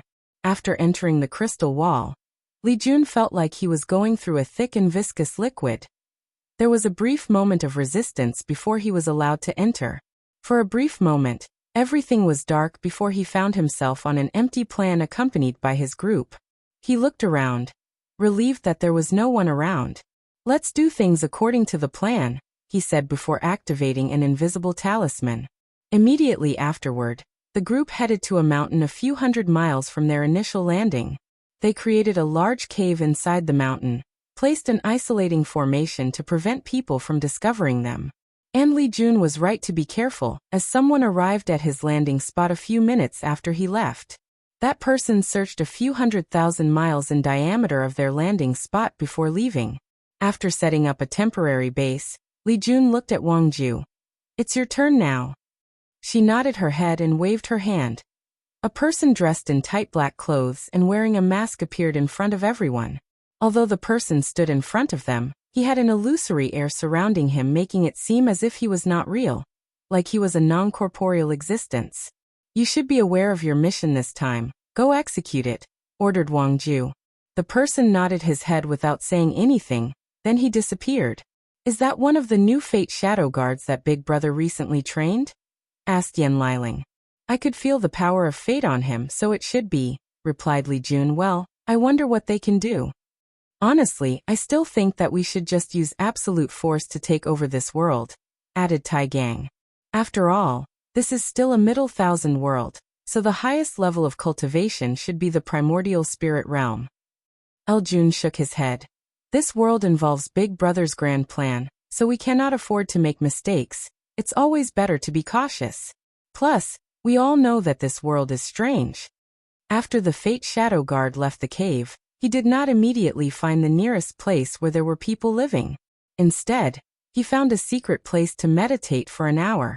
Unlike lower thousand worlds, the heavenly Tao of middle thousand worlds is more powerful, as such, is more restrictive to foreigners.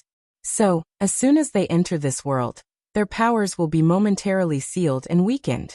Although this seal is not powerful, it still requires time to remove, hence one of the reasons that Li Jun decided to be more careful in this operation. After an hour of meditation, the shadow used a secret technique to trick this world's heavenly Tao that he was an aboriginal of this world by changing his fate line to be similar to the people of this world. And thus, he regained all his strength. The shadow proceeded to turn invisible before flying away. After flying for 2 days, he reached a small village.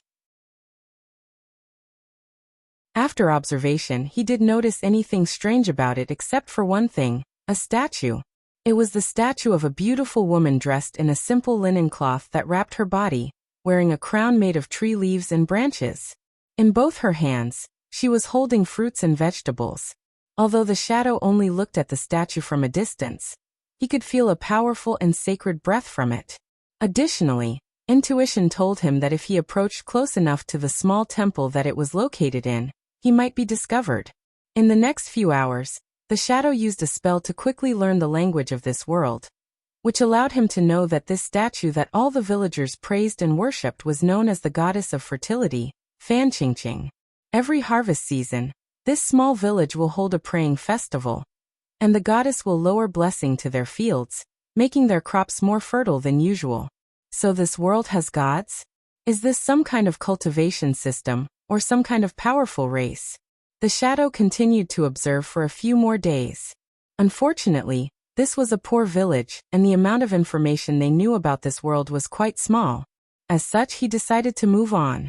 The shadow did not go to the nearest city based on the information he gathered. Instead, he closed his eyes and connected to the River of Fate. A few minutes later, he opened his eyes and looked in a specific direction. Without hesitation, he flew in that direction based on his instinct.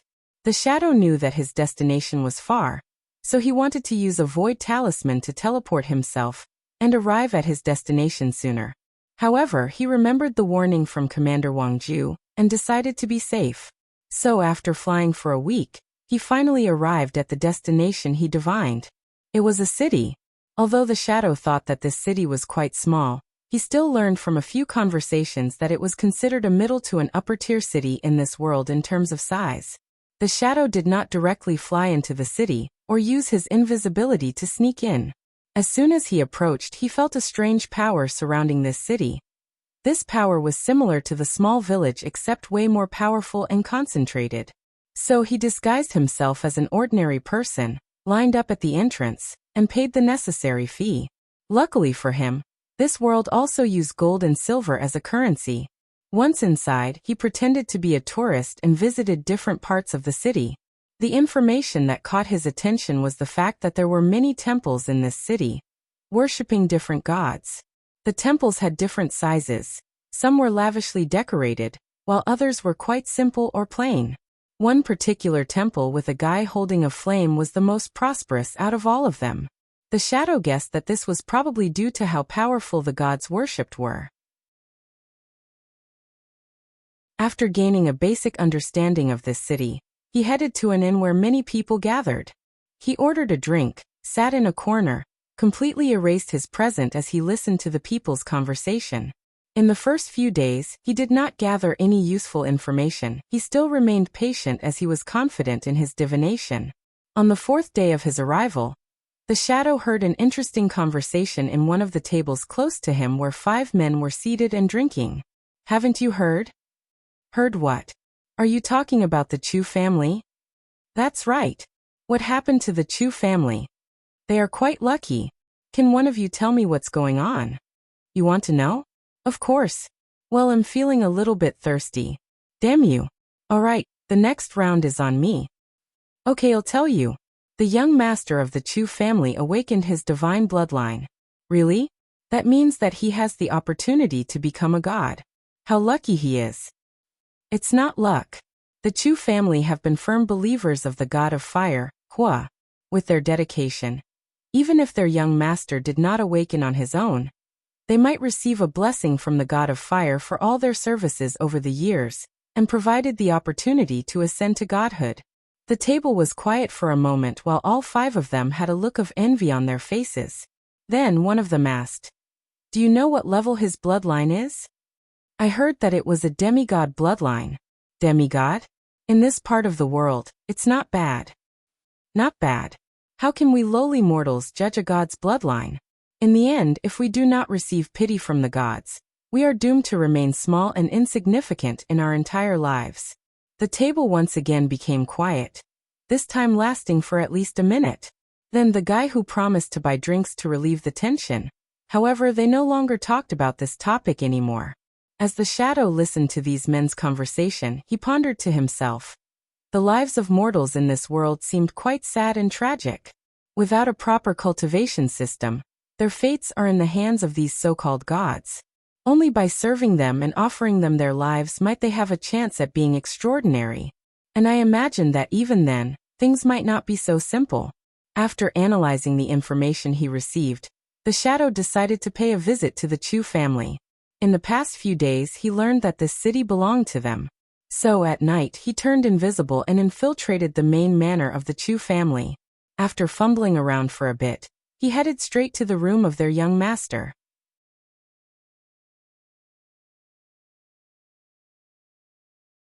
Chapter 302.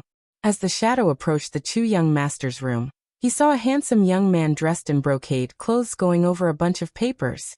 He was so concentrated on his works that he did move his eyes from these papers for 10 minutes straight. As the shadow secretly observed this young, he frowned as he realized 2 things. First, he did not feel any bloodline power from him. Second, and more importantly, this person who did not have any cultivation or energy inside his body already opened up his Naiwan palace, and has a sea of consciousness.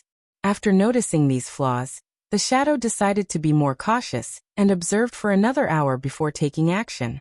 He turned into an invisible white light, and entered Chu Li's sea of consciousness. Immediately, the shadow found something wrong. He saw a small white cloud-shaped substance floating inside the sea of consciousness. Of course, he knew that this was Chu Li's soul, but what surprised him was the fact that there was a half-finished altar or shrine inside, and Chu Li's soul was floating on top of it.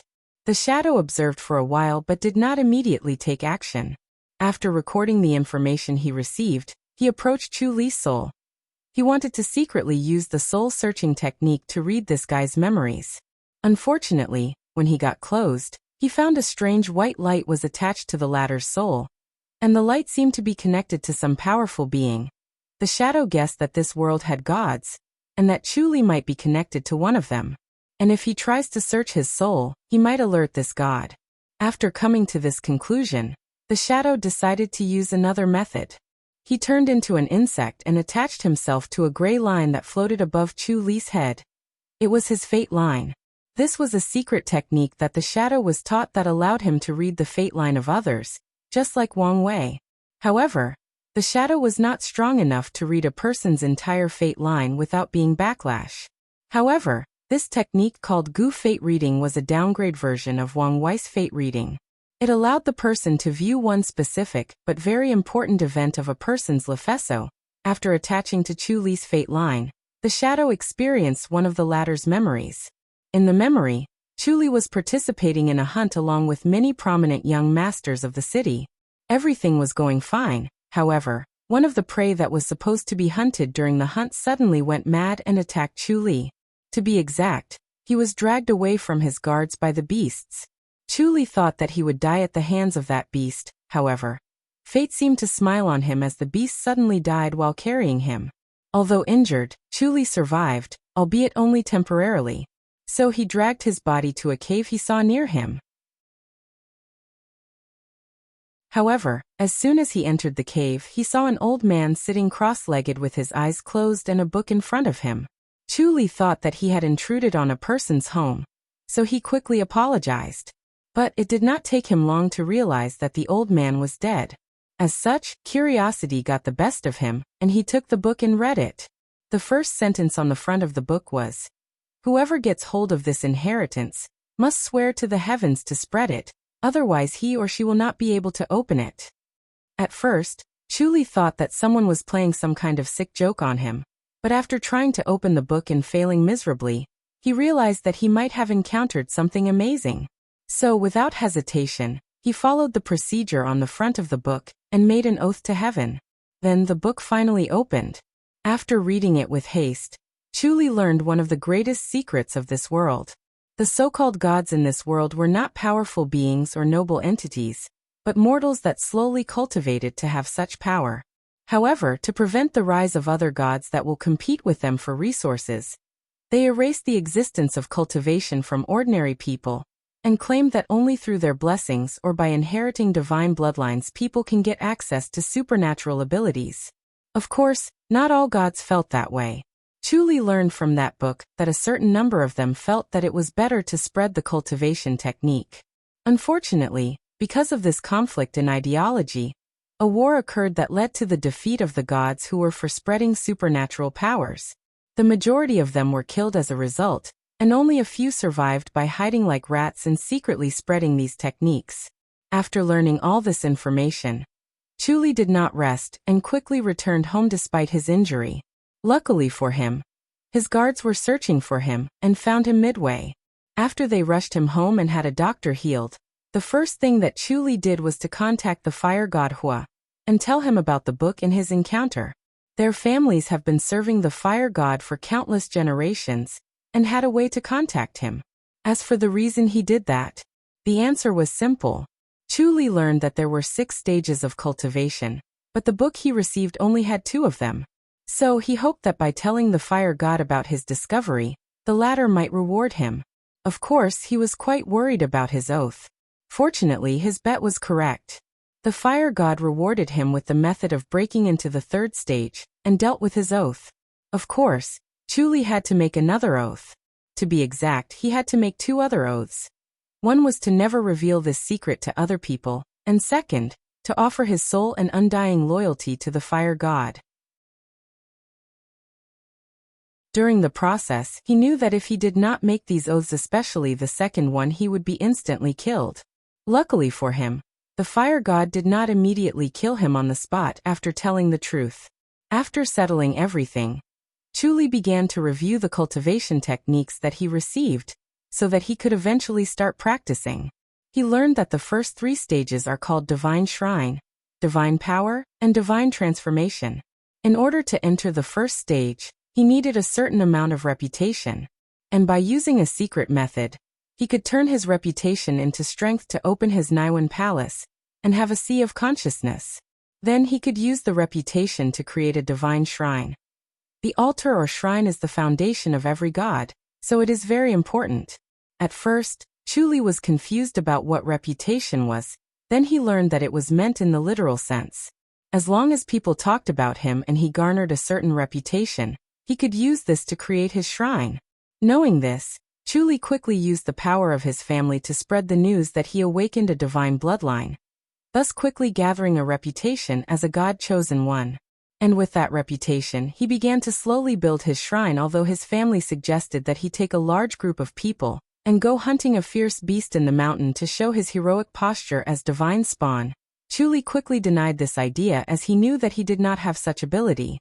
According to his inheritance, cultivators in the divine shrine realm are actually very weak, as they do not have any real method of combat except for using their spiritual senses to either control mortals or create illusions. On top of that, as long as someone has a strong will, these methods will not work on them. Not to mention that ordinary weapons like swords and bows and arrows can easily kill them. Only after entering the divine power realm and creating divine energy inside their bodies could they actually be considered gods or supernatural. The shadow reversed back to his normal form after reading the part where Chu Li started to build his divine shrine. Immediately after that, he left the Chu family compound, and even the city. Once he reached the nearest deserted mountain, he created a cave, placed some anti-spying formation at the entrance, and contacted Wang Ju to report to her his discovery.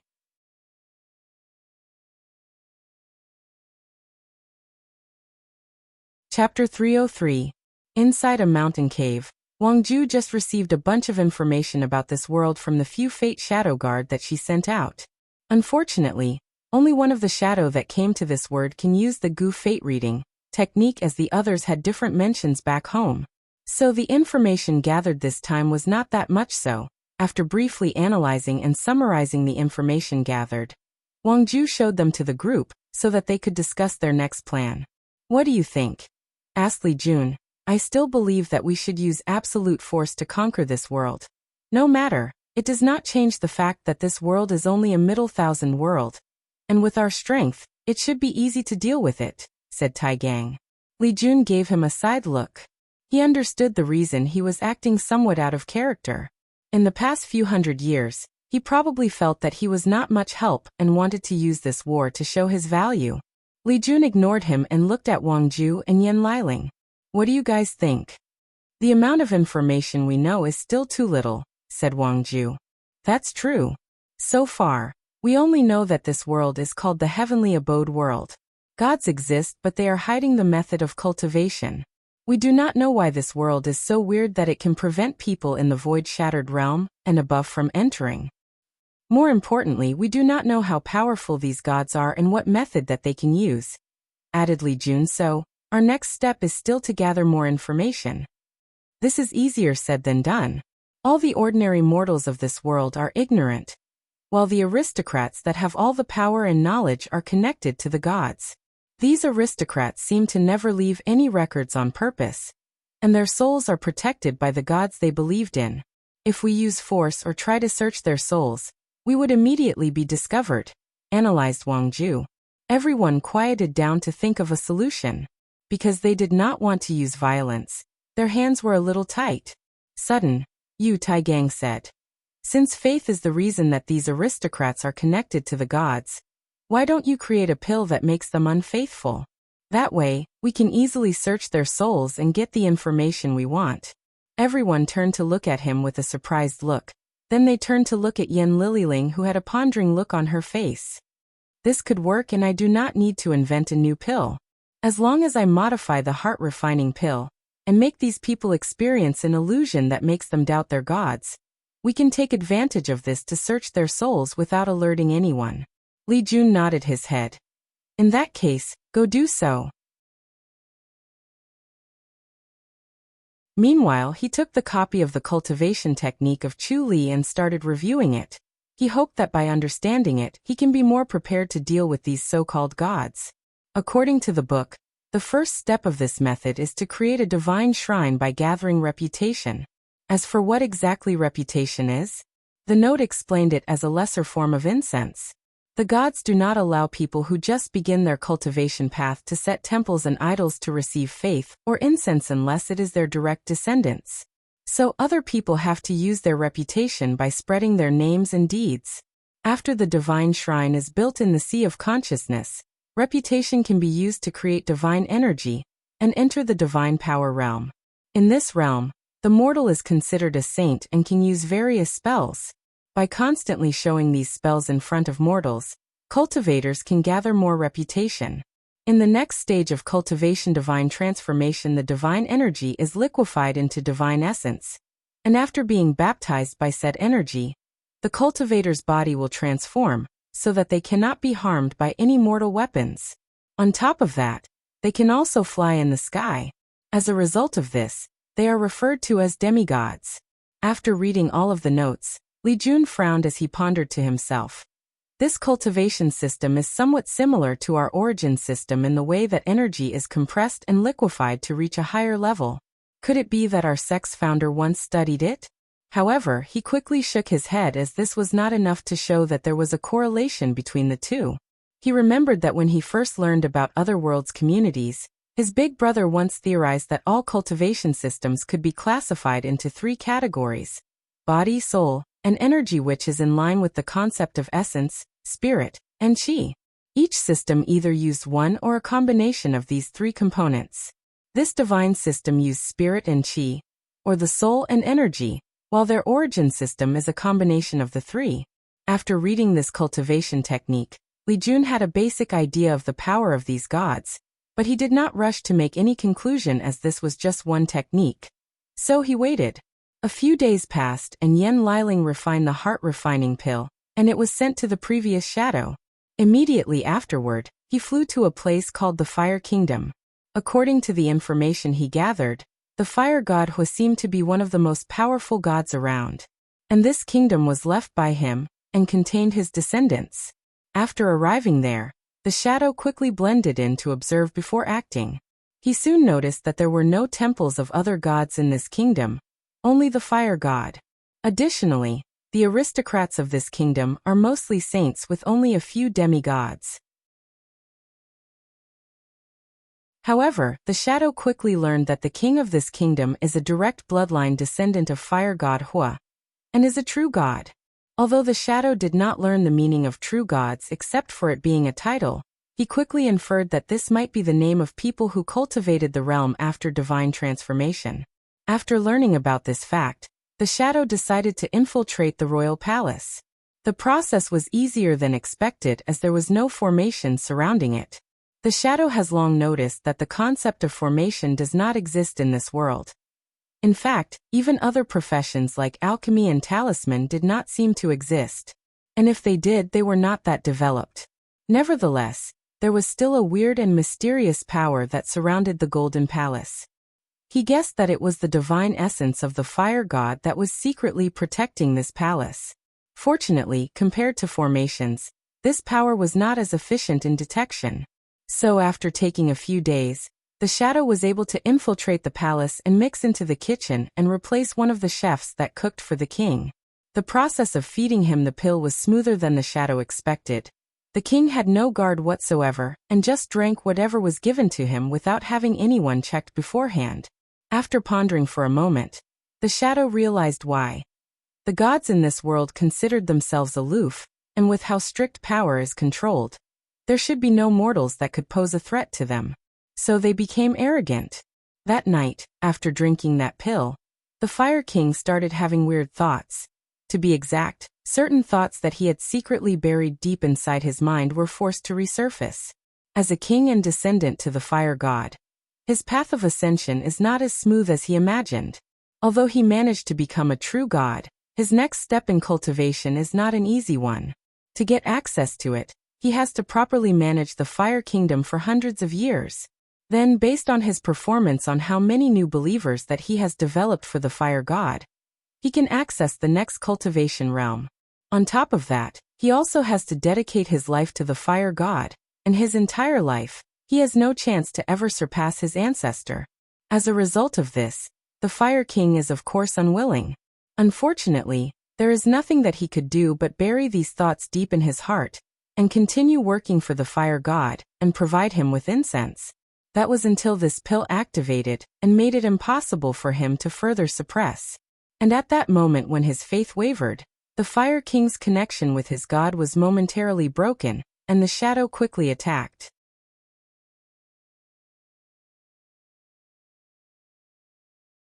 Chapter 304. The moment that the Fire King's connection to his god was broken, the shadow quickly used his divine sense to search his soul. The so-called true gods were nothing but supernatural realm cultivators. As such, with the shadow's cultivation at the divine body realm, it was quite easy to search this guy's soul. After doing that, the shadow quickly returned to the kitchen and pretended nothing happened. To the outside world, he was nothing but a regular mortal. As for the Fire King, he woke up long after that. And the first thing he did was to quickly bury these thoughts deep in his mind once again, then quickly pray to the Fire God and offer his allegiance. The Fire King knew that his momentary lapse in faith would eventually be discovered by the Fire God, thus making it even harder for him to be acknowledged for his service and granted the opportunity to ascend to higher levels of godhood. Meanwhile, after observing for a few more days, the shadow sneaked out of the palace and headed back to send the information back to the commander. Unfortunately for him, an accident happened on his way back. While flying to his destination, the shadow suddenly stopped as he felt an intense pressure coming from above him. Immediately after that, a man dressed in black armor suddenly descended from the sky. The armored man looked at the shadow and said, "Outsider, I've finally found you. Come with this god for your judgment." The shadow frowned after hearing this. Based on the aura of this man, he could tell that he was more powerful than the Fire King. He was most likely equivalent to him in terms of cultivation. He quickly overviewed some of the memories he just received from the Fire King, then asked, "Are you a void god?" "That's correct. Since you know about my strength, you should know that it is futile to resist. So come with me peacefully and do not resist. After you tell all the supreme gods about information of your world, we can consider being lenient on your punishment." The shadow could tell that this guy's voice raised a little when he mentioned another world, meaning that he was too excited and could not control his emotion. "Before I follow you, there is something that I would like to ask first," said the shadow with a humble tone in his voice. The armored man smiled after hearing this. "Go ahead. How did you discover me?" "That's easy. The goddess of destiny has calculated your whereabouts." The shadow slightly frowned after hearing this. From what he knows, the god of destiny was one of the 36 supreme gods just like the fire god. However, that's not what he cares about. Logically speaking, as a person who cultivated a reduced version of the Transcending Fate Sutra, he should have some immunity towards divination and calculation. Yet, this goddess of destiny still managed to calculate his whereabouts. That god is not simple, thought the shadow. I have to warn the commander to be very cautious when dealing with her. After thinking about this, the shadow wanted to continue asking questions. However, he felt a powerful gaze looking in this direction. So without saying anything, he suddenly disappeared and appeared behind the armored man. 2 gray daggers appeared in his hand and stabbed him. The daggers pierced this guy's armor as a knife cut through butter. Golden blood dripped down the latter's back, and the shadow quickly collected some and placed it inside his space ring. The armored man looked in shock, wondering why this person suddenly went back on his words and attacked him. "How dare you lie to a god?" roared the armored man. A golden axe suddenly appeared in his hand, and he swung it in an attempt to destroy the shadow. Unfortunately to the latter, the armored man was incredibly slow, so he just dodged the attack. This axe seemed to infuriate him, making him continue to lash attack after attacks without stopping. Meanwhile, the shadow was extremely calm and composed. While dodging, he quickly analyzes his opponent. The first thing he noticed was that the wound he caused was already healed. This guy seems to have a natural healing factor. Does that only apply to him or all the gods? Let's test the extent of this healing ability. The shadow then stopped dodging and went on the offensive. With his 2 daggers and the speed advantage, he started to cut the armored man in different places. All the man could see was countless hands appearing in front of him and cutting him. Although his eyes could see the movement of the shadow, his body could not keep up with the speed. As for the shadow, he was not happy for causing so many wounds on his opponent, as he could tell that these wounds were only superficial and did not do that much damage. Additionally, the wounds would heal instantly after making them. In that case, let's try a soul attack through the shadow. His spiritual powers turned into countless strings, and rushed into the armored man's sea of consciousness, trying to cut his soul into many pieces. Unfortunately, the armored man only paused briefly for a moment before continuing to defend himself. The attack was ineffective. It seems that with the power of incense protecting them, these gods are greatly immune to soul attacks. A gray aura suddenly appeared on the shadow's daggers. Then he immediately attacked. Before the armored man could understand what was going on, he felt an intense pain that made him scream out loud. After locating the source of the pain, he discovered that one of his arms was chopped off, golden blood flowing from it. What's even worse, the damn outsider was collecting his blood like it was a piece of merchandise. "You dare hurt this god's divine body?" roared the armored man. "You dare." His eyes turned red, and an aura of madness suddenly enveloped him. He seemed to want to devour the shadow. Unfortunately, the latter just calmly looked at him. The evaluation of these gods was drastically decreased by the shadow, well, at the very least, based on this guy's performance. In this brief battle, he could tell that this guy was extremely arrogant, so he underestimated his opponent during battle. Additionally, he quickly realized that his opponent had little to no battle intuition or experience. It was like he was used to using absolute force to deal with his opponent. As such, he had never faced any real challenge in his life. If all the gods are like this, then it might be easier to conquer this world than expected, thought the shadow. However, he did not immediately conclude. After all, he has only met one god. After screaming for a few seconds, the armored man stopped, and the shadow noticed that the blood in his arm had stopped. However, he was happy that the arm did not immediately grow back. This shows that the regenerative ability of these gods had a limit. Unfortunately, the shadow was not happy for long. Suddenly, a bright star shone in the sky even though it was in the middle of the day. Then, the shadow felt his surroundings suddenly change. The space around him solidified and it became very difficult to move. Every single action required tremendous effort. Even his origin essence was running extremely slow. "Domain," muttered the shadow. Then he quickly denied that. He suddenly remembered some of the information that he received from the Fire King. According to the cultivation system of the world, after divine energy is liquefied in the divine transformation stage, the next step is to further compress that energy into a seed and enter the divine seed realm. In that realm, cultivators are called true gods. However, above that is the divine abode realm or the void gods. In this realm, the seed inside these gods will blend into heaven and earth to create something called the heavenly abode, which is essentially a small world. The heavenly abode, which is located in the sky as stars, is where many of the believers of these gods are sent after death, and also the place where they cultivate other gods as part of their pantheon. One of the abilities of void gods is to use the power of their heavenly abode and dramatically increase their powers. All these thoughts flashed across the shadow's mind in just an instant. Then, he continued to observe the armored man. He then saw some kind of energy coming from the sky and entering the man's body. Immediately afterward, his divine energy was replenished, and more importantly, his arm grew back in an instant. The armored man looked at the shadow with hatred in his eyes. "Thanks to you, I had to use so much incense to regrow my arm. For this, I will make you suffer for an eternity." The armored man suddenly disappeared before appearing behind the shadow's back. His golden axe shone brightly as he swung it down with absolute force, bringing down the might of a god. The next few days are Christmas Eve and Christmas, so do not expect any chapters. If I have time and am in the mood, I might release one. But please do not expect anything. Merry Christmas and Happy Holidays.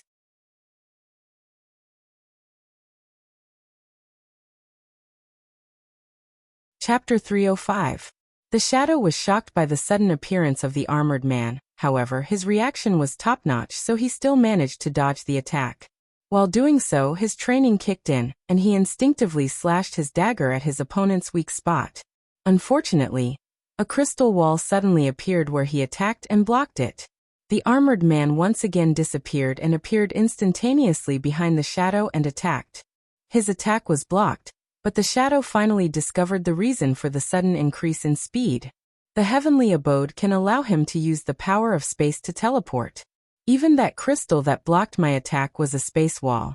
The shadow continued to use his insane reaction time to dodge all the attacks.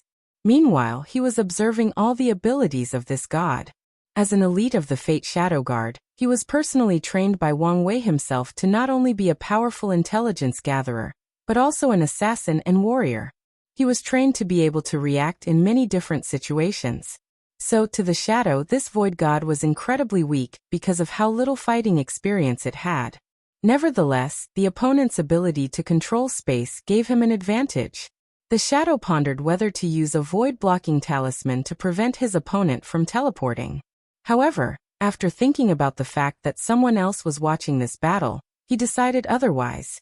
He wanted to gather information from his opponent, not give them information about himself. A few minutes passed since the battle, and the armored man realized that he had not accomplished anything. He did not even wound his opponent once. This fact made him more furious, so he decided to be even more ferocious. Unfortunately for him, the shadow had already gathered enough information about his opponent, and decided that it was time to end this farce. He waved his hand, then countless shadows came from the ground and encased the armored man. In just a few seconds, he turned into a massive black ball with strange characters or runes written on top. A thumping sound could be heard from inside, as the armored man tried to break free from his restraint. Unfortunately, even his heavenly abode seemed to be isolated from him, so he was powerless. Under the shadow's control, the black ball started to shrink as he prepared to seal and capture him. Midway through, he felt something and raised his head to look at the sky. He saw a giant red hand burning with flame descending on him. The shadow's heart palpitated as he saw that hand. The power of law? He thought with shock. The supreme gods can use law? The shadow could feel the law of fire on that gigantic hand. From the information he gathered, this world was only a middle thousand world. As such, only cultivators in the primordial spirit realm should be possible. Even though this world has a different cultivation system, it did not change the fact that only greater thousand worlds could give birth to individuals that can control the law.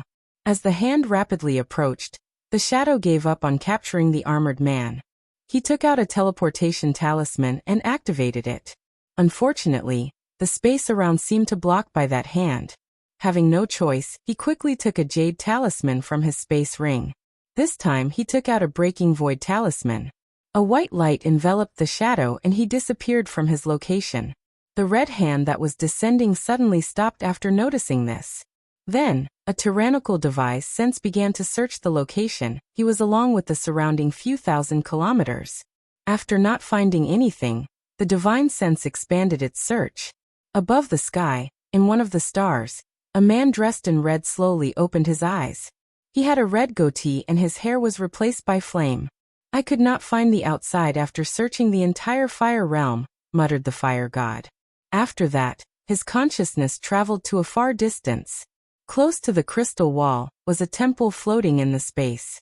The temple was golden and a noble breath exuded from it. At the entrance of the temple were 36 statues of both women and men. Of course, some of these statues looked nothing like humans, while some had their faces blurred. Inside the temple was a circular table with exactly 36 seats, and each seat had a character written behind them. Suddenly, an illusory figure appeared on the seat with the character Fire written. It was the fire god. As soon as he appeared, a strange wave came from him, then another person appeared to take a seat. "Fire god, why are you calling for a supreme god conference? Is there anything worth assembling all of us for?" "It's not me who wanted to call the conference. The destiny goddess told me to do so. Do you know what it is about?" asked the thunder god. "It should be regarding the outsiders." The thunder god frowned, but he did not ask anything else. If it was anyone else, some of these gods might not come. However, since the destiny goddess called the meeting, everyone would give her face. A few hours later, all 36 supreme gods showed up with the destiny goddess, the last one. As soon as he appeared, her peaceful and ethereal temperament attracted everyone. Everyone was waiting for her explanation. "I'm sure all of you are already aware of the outsiders that suddenly appeared in the fire god's territory," said the destiny goddess. "So?" asked the god of death with a little irritable tone in his voice. As the most powerful god in this pantheon, he is quite confident of himself. From what I remember, only a few of them came. They should not be a threat to us. Not necessarily. What about the world behind them? Asked another supreme god. As long as the crystal wall is still there, we do not have anything to worry about, retorted the death god. Alright, let's listen to what Mingyan has to say, said the life goddess. So everyone looked at the destiny goddess. She paused for a moment, then said, I'm afraid that the dusk of the gods is finally upon us. Everyone looked at her with shocked faces. Ragnarok. Dusk of the gods. End of age of God. No matter what name was used, it only meant one thing. All the gods will fall, ending their era of ruling over this world. Destiny goddess, although we respect you, this does not mean that you can say whatever you want without any consequences, said the destruction god whose power was only second to the death god. Many people had a similar sentiment to him. However, few people dared to voice their opinion. As soon as these outsiders came into our world, I felt something was wrong, so I contacted Mother God, said the destiny goddess calmly. Immediately after hearing the word Mother God, all of them started paying attention. With her power, I managed to divine the future of this world. And this is what I saw. She waves her hand in the air to show a scene. Stars kept falling from the sky until there was none left. Golden blood bathed the earth until it formed a river. The faces of the gods became ugly as they watched this scene. They knew that the stars represented their heavenly abode, and the golden blood was their blood. How is that possible? Said the life goddess. We have experienced invasions from outsiders before, so why is it different this time? However, no one could answer her.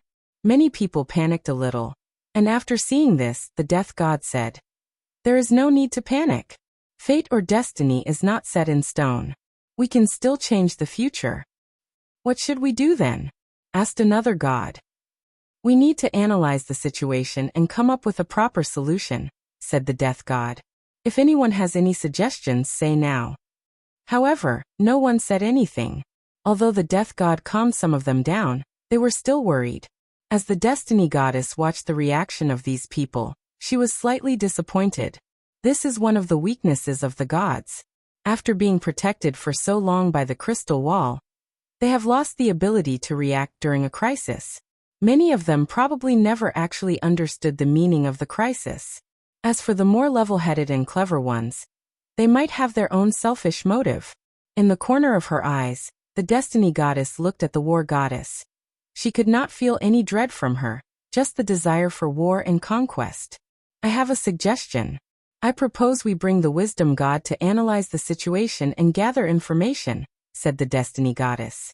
The little title god in your pantheon, said the death god. His divinity is perfectly suited for this situation. I think that's a good idea. What about everyone else? We agree. Many people also agreed with this course of action, so the destiny goddess called the wisdom god.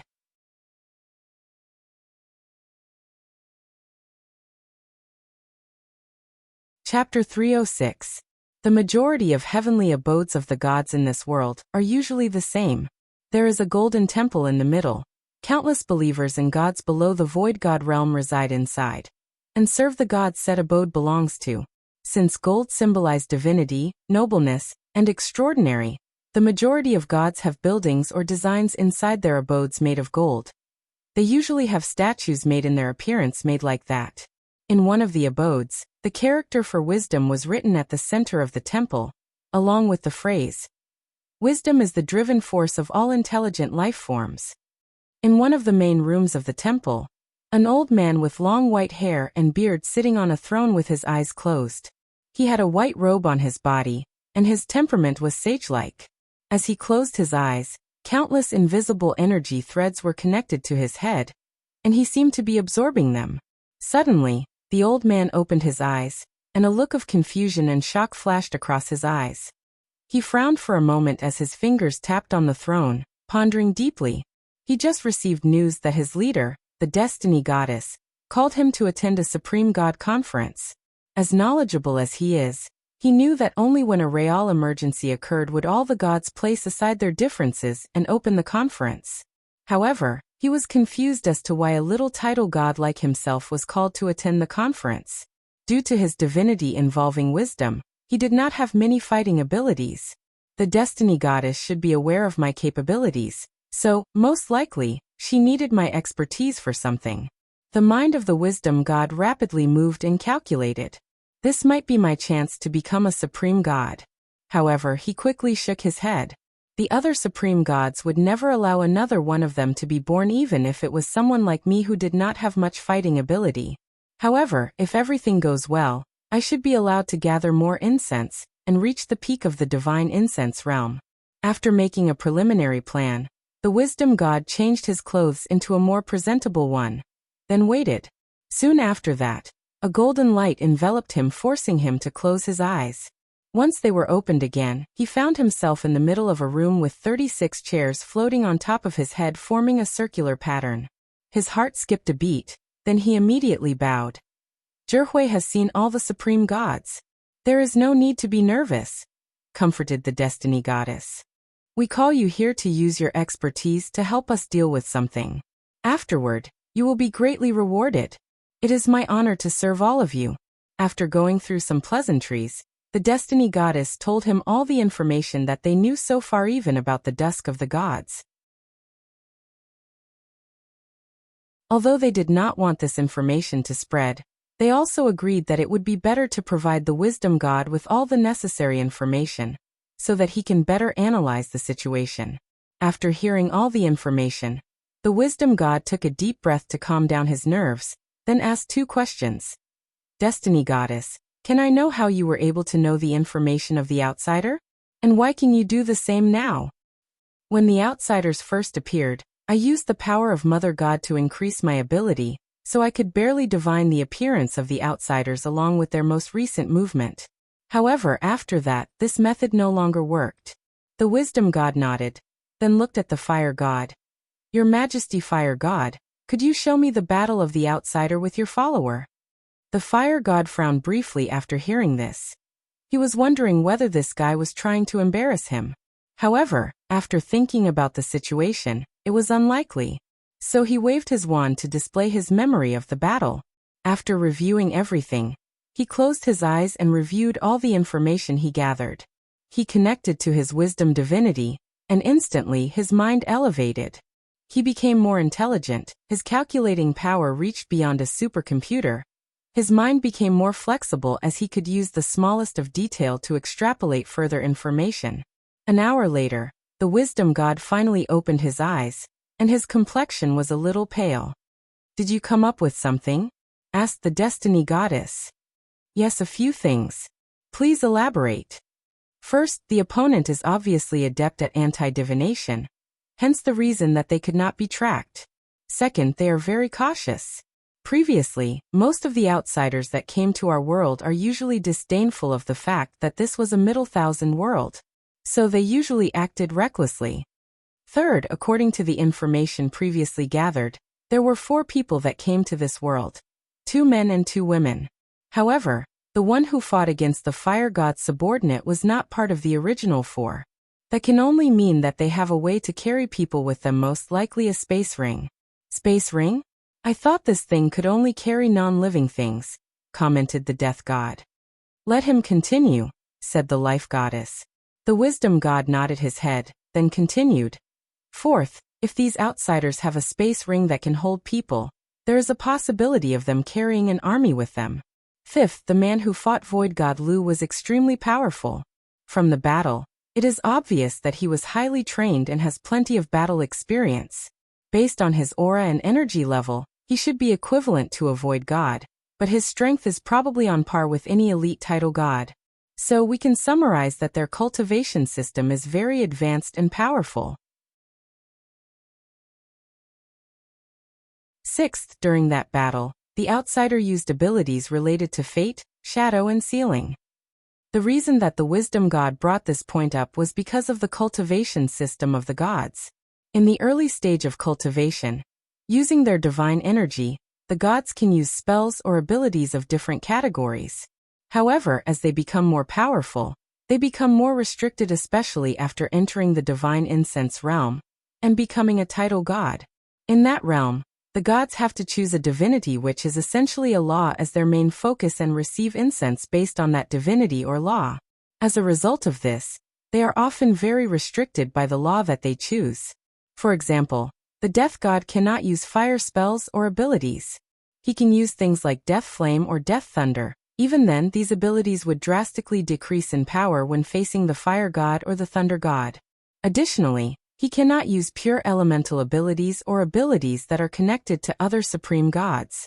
This is the limitation of the incense god system. After talking about his sixth point, the wisdom god looked at the fire god. Your Majesty, can you check to see if something happened around the area where the outside appeared? Preferably, around the surroundings. The illusory figure of the fire god nodded before closing his eyes. A few minutes later, his face became twisted and he opened his eyes. What is it? Asked the destiny goddess. One of my descendants momentarily lost his faith to me. Additionally, there are signs that his soul was searched. In that case, the seventh point is that the outsiders have a way to cut off the connection of believers to their gods. The eighth point is that thing that the outsider used to teleport himself away.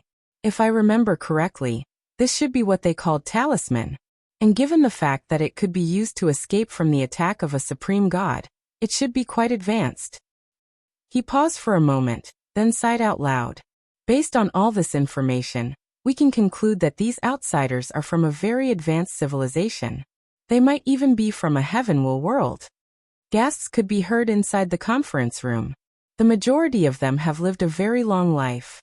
As gods, they are nearly immortal as long as they stay inside this world.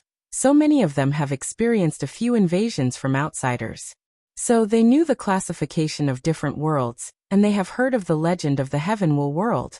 Gods like the death god, the life goddess, the god of destruction, and the destiny goddess are the oldest among the bunch and knew more secrets. So, they also know that their world also involves a secret that is related to heavenward world. So after hearing the wisdom god conclusion, they secretly looked at one another. Just their eyes displayed the seriousness and solemnity of the situation. So what do we do now? Asked one of the supreme gods. We must find these outsiders as soon as possible and no matter the cost, replied the death god. Then his eyes looked directly at one particular god. You're tuning in to the Limei's Wuxia Whispers YouTube channel. We're so grateful for your support, and don't forget to subscribe to join us on this incredible journey through captivating stories. Your generosity through donations truly makes a world of difference, as it's the primary source of revenue that allows me to expand and enhance this channel for you. Thank you from the bottom of my heart for being a part of this adventure.